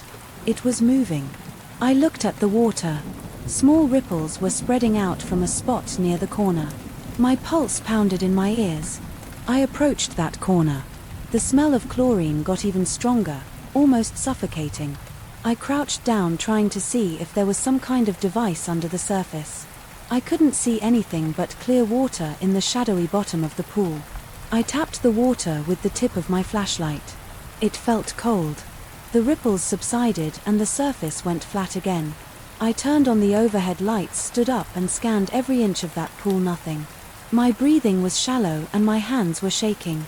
I ended up reviewing the camera footage again and it was the same story. The water moved. I was right there but no one else was in sight. The next day I told the club manager. He nodded, but he seemed distracted. He said he'd check the system. I'm not sure if he really believed me, but he promised to have a look. I watched him test the water chemistry. Everything checked out. He tested the pumps and said they were all running properly. At the end of the day he shrugged and told me to keep monitoring it. That didn't help my nerves. Over the next few weeks, I started dreading that final walk to the pool. I still did my job, but the tension in my stomach grew every time I neared that area at night. Some evenings I lingered in the locker rooms, hoping I wouldn't hear another splash. It was hard to explain. The feeling in the pool area wasn't just about hearing sounds. I felt like someone was there watching me from the water. I kept looking over my shoulder, expecting to see a figure in the dark, but I never saw anyone. One night I felt a sudden drop in temperature when I stepped into the pool area. The rest of the building was at a normal temperature, but that section felt chilly. Goosebumps rose on my arms. My eyes started to water again. From the strong chlorine smell, or maybe from nerves. I heard a single drip of water, then a short splash, not loud but noticeable. I froze. My mind raced and I considered turning around and leaving. But I had a job to do so. I forced myself to walk along the edge, shining my flashlight. Each step made the tiles squeak under my shoes. My mouth was dry and I could hear my own breathing. At the far corner of the pool I paused. The water seemed to stir. I saw tiny ripples. They spread outward in a slow pattern then disappeared. I bent down, keeping my light fixed on that spot. I didn't see anything that could have caused it. The water was clear. My reflection trembled on the surface, but there was nothing else. My heart hammered against my ribs. I inched closer, expecting something to grab my wrist, but I only felt cold air and smelled chlorine. I stood there for a minute waiting, but nothing else happened. Eventually I stepped away and checked the rest of the area. Then I left. My legs felt shaky and my face was covered in sweat. That entire night I kept thinking about what I'd do if I ever saw someone or something in the water. I didn't have an answer. I knew there was probably a rational explanation, maybe air bubbles in the filtration lines or random pressure changes in the pipes, but a small voice in the back of my head said it felt more personal than that. I never told anyone that part. One evening I decided to keep the bright lights on during my entire final sweep. I reasoned that if I could see everything clearly, I'd stop getting scared by little noises. It didn't help. The pool looked almost too bright and I had nowhere to hide from that silent tension. The smell of chlorine was still too strong. I got through my checks more quickly than usual, just so I could get out of there. On the way home I realized I was gripping the steering wheel so hard that my knuckles were white. During the day the pool was normal. People swam laps, chatted by the benches and sometimes played around. Nobody reported seeing anything unusual. The only time the disturbances happened was when I was alone at night. I started to question my own senses. I cut back on coffee, thinking maybe it was making me jumpy. I tried to relax, but the feeling of being watched never went away. A few nights later I was finishing up as usual. The building felt colder than normal. My jacket didn't seem to help. I walked into the pool area, slowly scanning for anything out of place. At first I saw nothing. Then I heard a quick splash like a hand smacking the surface of the water. I whipped my flashlight toward the sound. The water moved. I saw ripples, but they faded fast. A lump formed in my throat. I took 2 steps back, ready to bolt, but I forced myself to stay calm. I said hello. My voice echoed a bit in the open space. No one answered. I listened for a moment, but all I heard was the faint hum of the ventilation system. My pulse throbbed in my ears. I moved closer to the water. Another faint splash sounded near the middle. When I pointed my flashlight there, the water was still. I tried to ignore the panic rising in me. I looked around the perimeter, searching for a clue. A window left open, a door ajar. Everything was secured. That was when I felt certain I wasn't alone. I couldn't see anyone, but the hair on the back of my neck stood up. I turned around quickly, shining the flashlight behind me. The smell of chlorine hit me hard, almost stinging my eyes. I didn't see a person or an animal. The place was empty. My stomach twisted. I wanted to get out. My nerves were shot. My arms felt weak. I forced myself to do one last inspection. I walked around the entire pool deck, checking the water's edge. I saw my reflection in it, but it looked distorted by the overhead lights. I didn't linger. I hurried out, locked the doors and headed straight for my car on the drive home. I couldn't shake the sense of being watched, even at traffic lights. I looked in the rearview mirror, half expecting to see someone in the back seat. Now, every time I enter the pool area late at night, my heart speeds up. My hands sweat. I keep my flashlight on, even if I turn on the main lights. The chlorine smell is always stronger than during the day. When I move around the edges of the pool, I feel a slight chill, even on warm evenings. Some nights the sounds are mild, just a small rip or a soft splash. Other nights it's loud enough to make me drop what I'm holding. No matter how many times I check the cameras, I never see anyone else in there. I've grown to expect it, though I still can't explain it. I just know that when I walk by that water I sense something. It's quiet, but it feels like it's watching me, maybe from below the surface. I haven't told many people because I doubt they'd believe me, but it's real enough to make me uneasy every single night. I can't ignore it anymore. All I can do is finish my rounds, lock up and try to sleep, wondering if the next time I hear that splash, I'll finally see whoever or whatever is in there. That's the story. No one has been hurt and there are no signs of actual break-ins. Yet the sounds continue and the water stirs. At odd times I keep doing my job because I have bills to pay, but every time I step into that dimly lit area I feel that prickle on my skin and that tightness in my gut. The smell of chlorine hits me stronger than ever and I sense those unseen eyes from inside the water. I don't have answers and I'm not sure I ever will. All I know is when the night is quiet, the sound of splashing water echoes through my mind and I can't shake the feeling that something in that pool is paying attention to me. I'm not the type of person who scares easily, but something about that empty store next to mine makes my stomach tighten every time I walk by. I remember my first day renting my new space. I felt proud and ready to open my small shop on a busy avenue, but on that same day I noticed the neighboring storefront with its dusty windows and missing signage. Someone told me the owner vanished without notice months ago. At first I just saw an abandoned space with a few broken shelves inside. Now I can't even glance at that place without feeling my skin crawl. I run a small office supply shop. It's not huge, but it has enough shelves for printer, paper, pens, and staplers. I keep a few display racks near the front window. My customers are a mix of students from a technical school nearby and a few office workers from around the block. My schedule is straightforward: open at 9, close at 7 o'clock. It's a good location and I get a decent amount of foot traffic. Even so, every time I step outside around midday I find myself glancing toward that abandoned store. I don't have a logical reason for doing it. Maybe I just wonder if someone finally came to clean it up. But it always looks the same: dirty windows, a couple of tilted shelves, old posters peeling off the glass. During the day I see dust floating in the sunlight when I try to peek inside. Occasionally I can make out a few empty boxes on the floor. There's something about those boxes. Some are open, some are sealed, but they never move, at least not when I check during daylight. Sometimes I see footprints in the dust near the entrance, but I can't be sure if they're mine, a previous tenant's, or some random person who stood too close to the door. Usually I don't linger too long.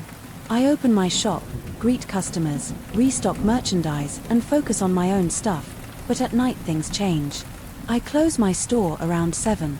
By then the avenue is less busy but still not deserted. Often I see people rushing to catch a bus or heading to a nearby cafe. I have a metal gate that rolls down over my glass door. Once I lock it I turn to the left and head toward my car, which I park about a block away. That's when I pass in front of the empty store. The faint glow of the street lights hits its window at an angle, making it hard to see inside. Clearly I only see vague shapes, the outlines of shelves in those dusty boxes. Even so, I get a slight chill. My arms tense and I move a bit faster. 2 weeks into my lease I started noticing weird flashes of light when I walked by at night. It's not like a bright flash, more like a glow or a flicker similar to the light from a phone screen turning on in the dark room. I remember one evening I closed up as usual and walked past. I saw a brief flicker as though someone turned on a small flashlight and then switched it off. I stopped for a second staring at that empty window. My heart began to beat faster. I listened for any noise, but all I heard was distant traffic in a car horn a few blocks away. I considered pushing my face against the glass to see better, but I felt a knot in my chest that kept me from getting closer. I just walked away telling myself it was a reflection or maybe a passing car's headlights. After that I caught myself rushing every night. I started double-checking my door alarm as quickly as possible, so I could hurry to my car without looking at that store. But ignoring it didn't help. The next time I forced myself to glance inside at night, the hair on my neck stood on end. I could have sworn I saw a small flicker near the back of the store, like someone tapping a phone screen. It was just a fraction of a second, but my breath caught in my throat. I tried not to panic. Maybe a homeless person had found a way in. That was my logical guess. But the windows and doors still seemed locked.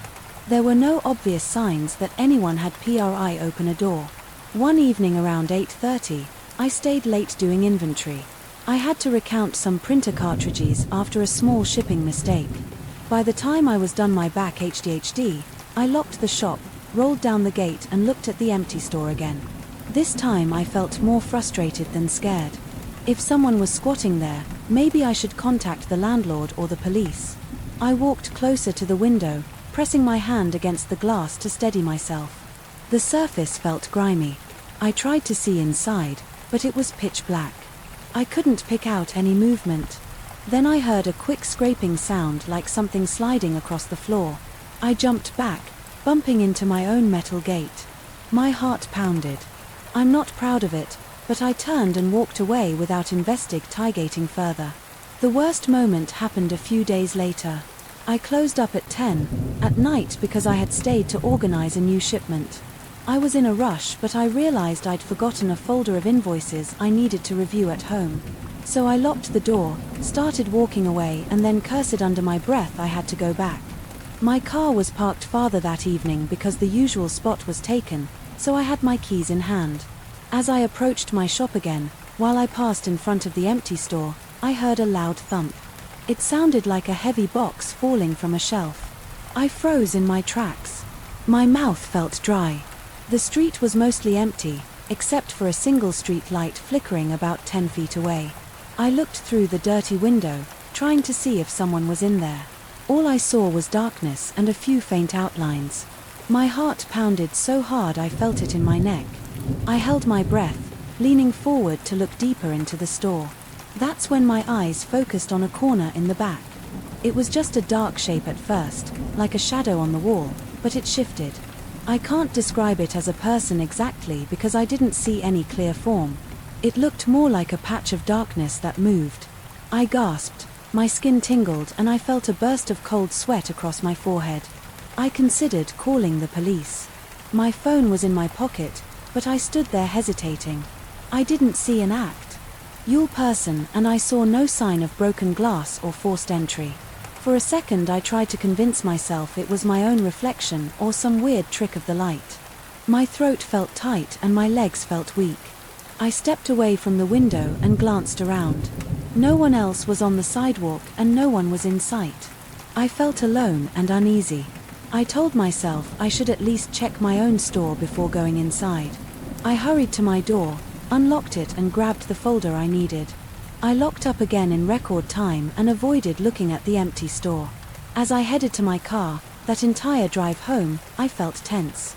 My arms were stiff on the steering wheel and I kept replaying that shadow in my head. Over the next few days I tried to keep my schedule normal. I opened at 9 o'clock, helped customers, made small talk with a regular who always buys notebooks for his office, but my mind kept drifting to that store next door. I even asked a delivery guy if he knew anything about the missing owner. He shrugged and said he'd heard the man had personal problems and left town. No one had seen him for months. When I mentioned the possibility of someone sneaking around inside, the delivery guy just gave me an odd look and said, maybe it's just a reflection. That didn't make me feel better. I started closing a bit earlier, some nights, telling customers I had errands. It was just an excuse to avoid walking by that place when it was too dark still.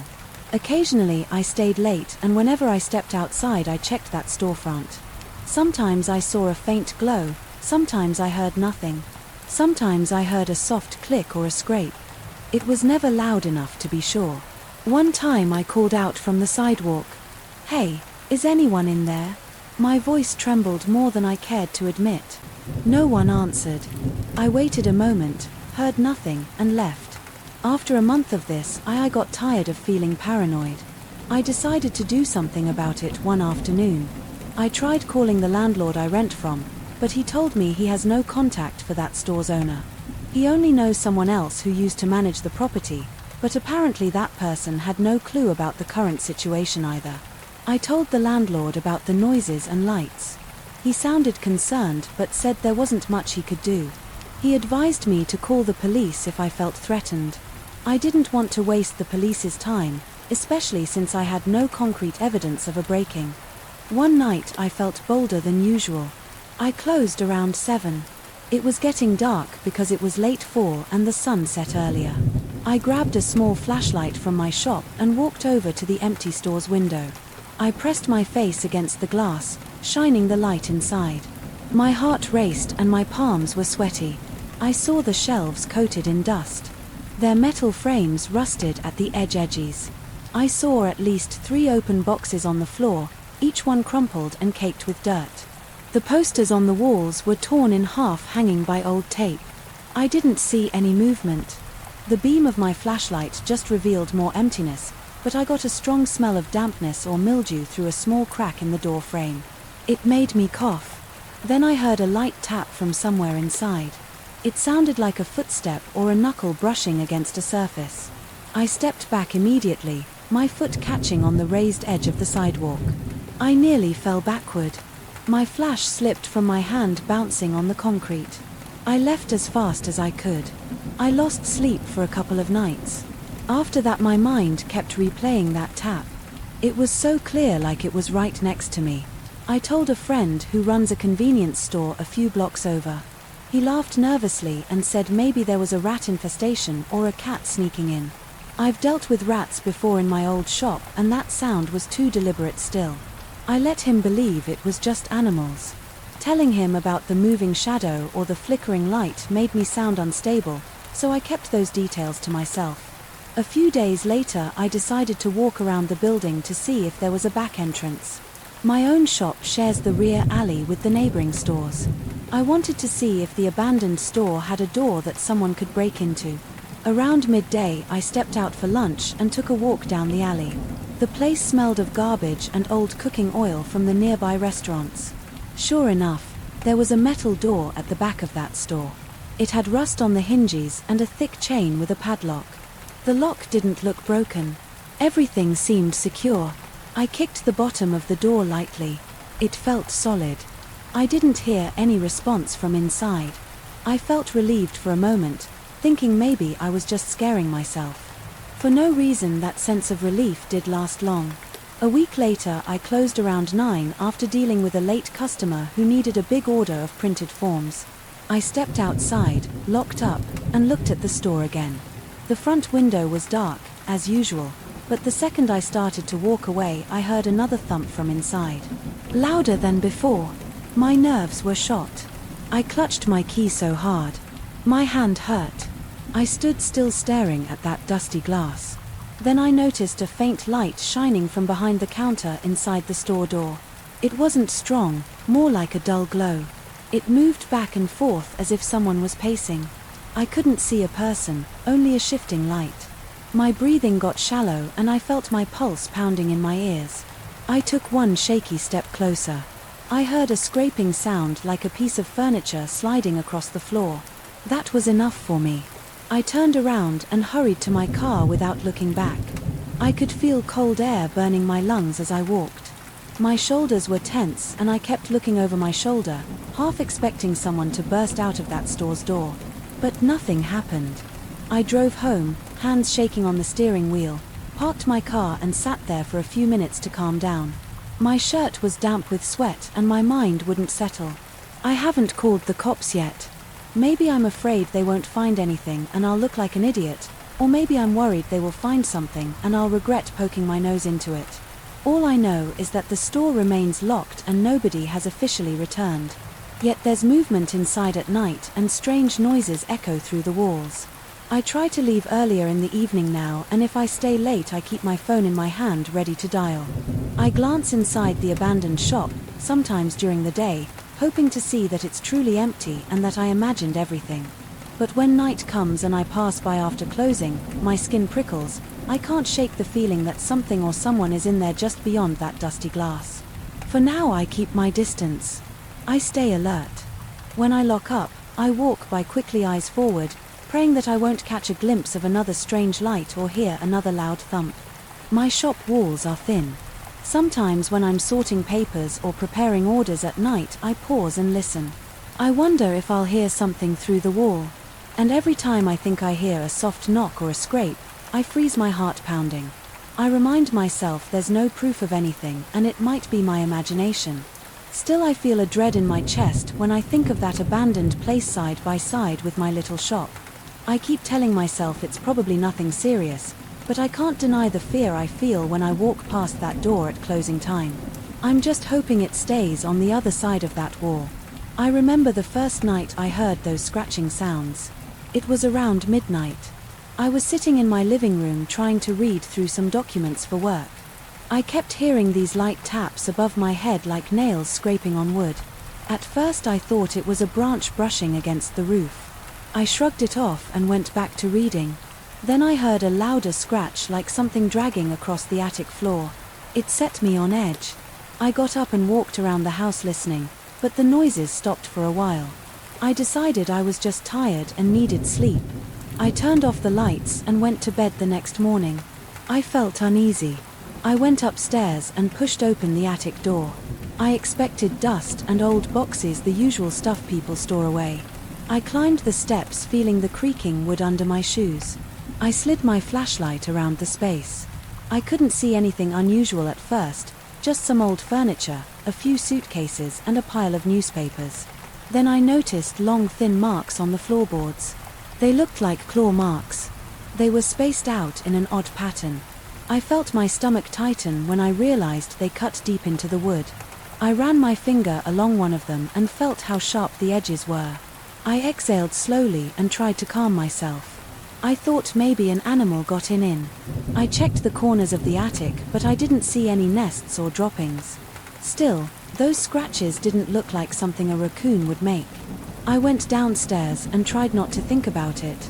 I went to work, dealt with meetings, phone calls, and all the usual hassles, but the entire day I kept remembering those marks. My mind drifted toward weird possibilities, like maybe I had a squatter up there, but that didn't explain the claw-like grooves. When I got home, I decided to seal up any openings that might let an animal inside. I climbed up on a ladder outside and checked the roof, but everything looked intact. I looked at the vents and the eaves. I didn't see any obvious holes. My house is a bit old, so I expected cracks or loose shingles, but I didn't spot anything big enough to let in a large animal that night. I couldn't focus on anything else. Around 11, I heard the scratching again. This time it moved across the ceiling in slow, deliberate steps. I stood underneath it near the hallway. My heart pounded. My palms felt damp. I listened closely, trying to figure out which direction it moved in. It drifted toward the attic door. I grabbed my flashlight from the kitchen drawer. I stared at the attic entrance, debating if I should open it. My mind raced with doubts and fears, but I forced myself to pull the string that lowered the attic ladder. I climbed up one step, shining the beam around. The attic looked empty. I didn't smell anything strange at first. I remained there, half in and half out. My eyes darted to the far corner. I saw nothing. The scratches had stopped. The entire place felt silent and stale. I heard my own breathing and my pulse pounding in my ears. I decided to pull myself up the rest of the way. I stood in the middle of the floor, scanning left to right, my flashlight catching dust particles in the air. There was no movement. I walked carefully to the corner. Core tapped on the walls and nudged aside some boxes with my foot. Nothing jumped out. I could feel tension in my neck and shoulders, and the hair on the back of my neck stood up, but there was nothing. After 5 minutes I decided I was done. I went back down, closed the attic door and locked it. I felt a little ridiculous, but I still couldn't shake the feeling that something was up there. A few days passed, there were no new noises. The scratches were gone. I tried to convince myself that maybe I had imagined everything or exaggerated it, but on the fourth night I smelled something foul in the hallway. It hit me like a punch in the face. It was strong, like rotten eggs mixed with stagnant water. I traced it to the attic door. I felt a twist in my stomach. I opened the door and a rush of that odor came down. My eyes watered. I climbed up a few steps, pressing my shirt over my nose. I looked around with my flashlight, but all I saw were the same boxes and furniture. I backed away and closed the door. I spent the rest of the night in my bedroom trying to sleep. I kept the window open so I could breathe fresh air. My mind spun with the possibility of a dead animal in the attic, but those claw marks were still in my head. As the next week went on, I noticed a pattern every night. As the moon got fuller, the noises got worse. They started with faint scratch sounds. Then they turned into heavier thumping noises. My ceiling would creak as if something heavy crawled from one side to the other. Sometimes I heard a dragging sound like something pulling itself along. When I walked around the house, the scratching followed me from above. It made me feel trapped. I turned on music to drown it out, but I still felt the vibration in the ceiling. I decided to set up a camera in the attic. I bought a cheap motion-activated cam and a small battery-powered light. I placed them near the attic entrance so I could catch anything walking by. I waited until nightfall and turned off the lights in the house, hoping the attic camera would record whatever was up there. I stayed in the living room, arms crossed, staring at the ceiling. The noise started. Around midnight again I heard shuffling. My heart was thumping hard. I whispered under my breath, telling myself to stay calm. In the morning I checked the footage. Most of it was dark and blurry. The light only came on for a few seconds. At a time I saw dust floating. At one point I saw a quick glimpse of a shape moving at the edge of the camera's range. It looked hunched like it was on all fours. It disappeared fast. Then the motion light turned off. That was all. I replayed it over and over, but it was too dark to see details. I felt a cold sensation in my chest as I realized this wasn't a typical animal. It looked bigger than a raccoon or a cat, but I couldn't be sure. The following night I tried leaving the attic door unlocked, hoping I could sneak up quietly. I waited until I heard the creature around one. In the morning it started moving again. I grabbed my flashlight, took a deep breath and climbed the attic ladder without turning on any lights. I was sweating and my stomach felt tight. My heart pounded so loud I could hear it in my ears. I managed to get halfway into the attic before the smell overwhelmed me. It was that same rotten stench, only stronger. My eyes watered. I held back the urge to gag. I heard scratching on the far side of the attic near a pile of old blankets. I aimed my flashlight at the blankets, but I saw only lumps of fabric. Then I heard a hiss. My hand started shaking. I took a slow step forward. That's when I saw movement. I caught a glimpse of pea skin and long limbs. It moved behind a trunk out of the beam of my flashlight. My breath caught in my throat. I wanted to leave, but I felt locked in place by fear and curiosity. Then I heard it breathing. It sounded wet and heavy, like it struggled for air. I backed away slowly. My foot caught on a loose board and it creaked. I froze. The hissing got louder. I aimed the flashlight again and I saw an elongated arm or leg slip around the corner. It looked thin, with a hand that had long fingers or claws. I couldn't see its face. I turned and got the hell out of there. My lungs burned. As I rushed down the ladder, I almost tripped. I stumbled into the hallway and slammed the attic door shut. I had trouble catching my breath. I felt sweat dripping from my forehead. My heart pounded. I stood there for a minute trying to figure out what to do. My mind was in overdrive. I locked the attic door and wedged a chair under the handle. Then I sat on the floor. I was shaking all over. I barely slept that night. The next morning I felt exhausted. I called in sick to work and sat at my kitchen table staring at the attic hatch. I thought about calling someone animal control, the police, an exterminator, but I kept imagining how that conversation would go. I'd say there's some weird creature in my attic. They'd probably laugh or think I was hallucinate, Inting plus. I wasn't even sure what I saw. My mind was running through different scenarios. Maybe it was a sick animal with mange, but that arm or leg looked disturbingly human in shape. I spent the day pacing around the house, going from window to window, checking the outside for any sign of an opening. Nothing explained how something that size could get in by evening. The stench upstairs had faded a bit, but I could still smell it. In the hallway, I noticed the moon was nearly full. I felt a nod in my gut. I drank coffee to keep myself alert. I had no plan, but I wanted to see if it would move around again. Sure enough, around 10 at night I heard the first scratching. It was soft at first. Then it escalated. I heard a dragging noise. I was in the living room with the lights off. I didn't want to move. I felt numb. Then I heard it crawl over to the attic door. The handle rattled. I bolted upright, staring at the hallway. The door stayed closed, but it shook a bit. I saw the handle turn slightly. The wooden frame creaked. My mouth felt dry. The rattling stopped for a moment. Then I heard a thump on the ceiling above me. I gripped my phone, thinking of calling for help, but I froze. After a few minutes, the noise moved away from the door. I stepped into the hallway and looked up. The handle had returned to its normal position. I heard scraping on the far side of the attic again. It sounded like something was rummaging through the old furniture. I stood there holding my breath, listening. After an hour it went quiet. The smell lingered, but the sound stopped.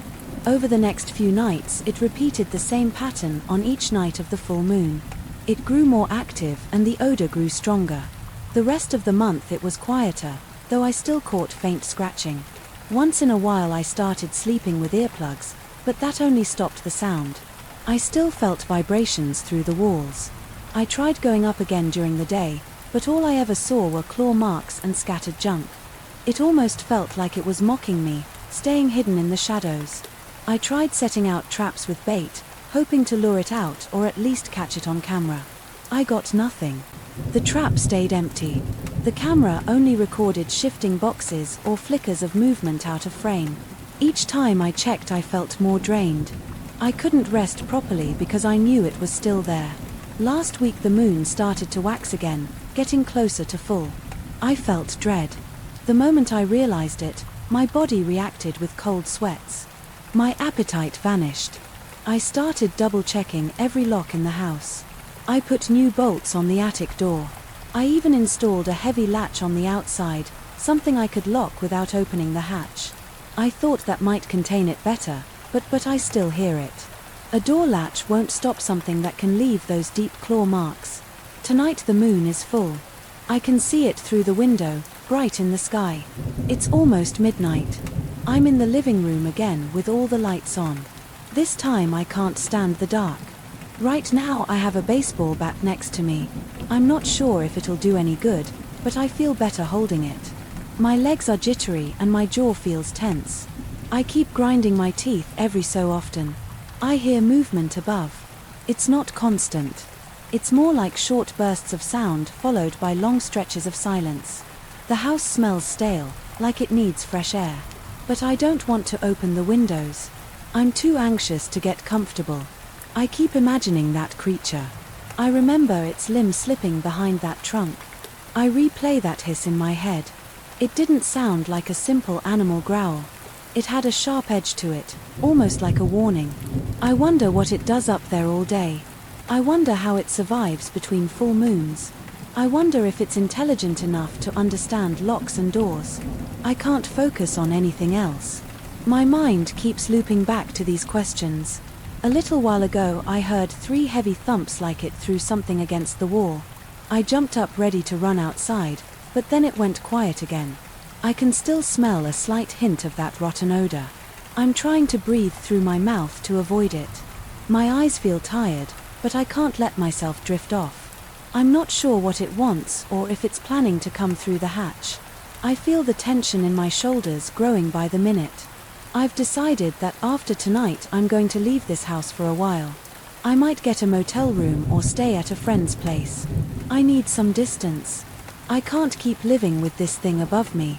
I don't know how to fight it or if that's even a good idea. I'm exhausted from the constant anxiety. I can't sleep, I can't focus, and I can barely eat. Right now I'm waiting to see if the latch holds. If it tries to get out, I'll probably run. My hands are shaking even as I think about that. I don't want to confront it again. I've had enough of that smell and those unsettling sounds. I can feel my heartbeat going faster. My chest is tight. The house is silent for the moment, but that doesn't calm me. I know it's up there waiting. I'm not sure how this will end. I don't have a neat conclusion. I only know that something with claws is living in my attic and it becomes active on full moon nights. I've seen parts of it. I've smelled its foul odor. I've heard it move. That's all I've got. And tonight the moon is bright, the time is dragging, and every small sound makes me jump. I can't shake the feeling that it's aware of me, that it's listening to my steps, just as I listen to its scratches. I wish I had a simple explanation, but I don't. All I can do is wait for the morning and hope I get through another night without a direct encounter. I'm counting the hours until sunrise. After that I'm gone. Let the creature have the attic. It can keep the old furniture and the dusty boxes. I just want out of here in one piece.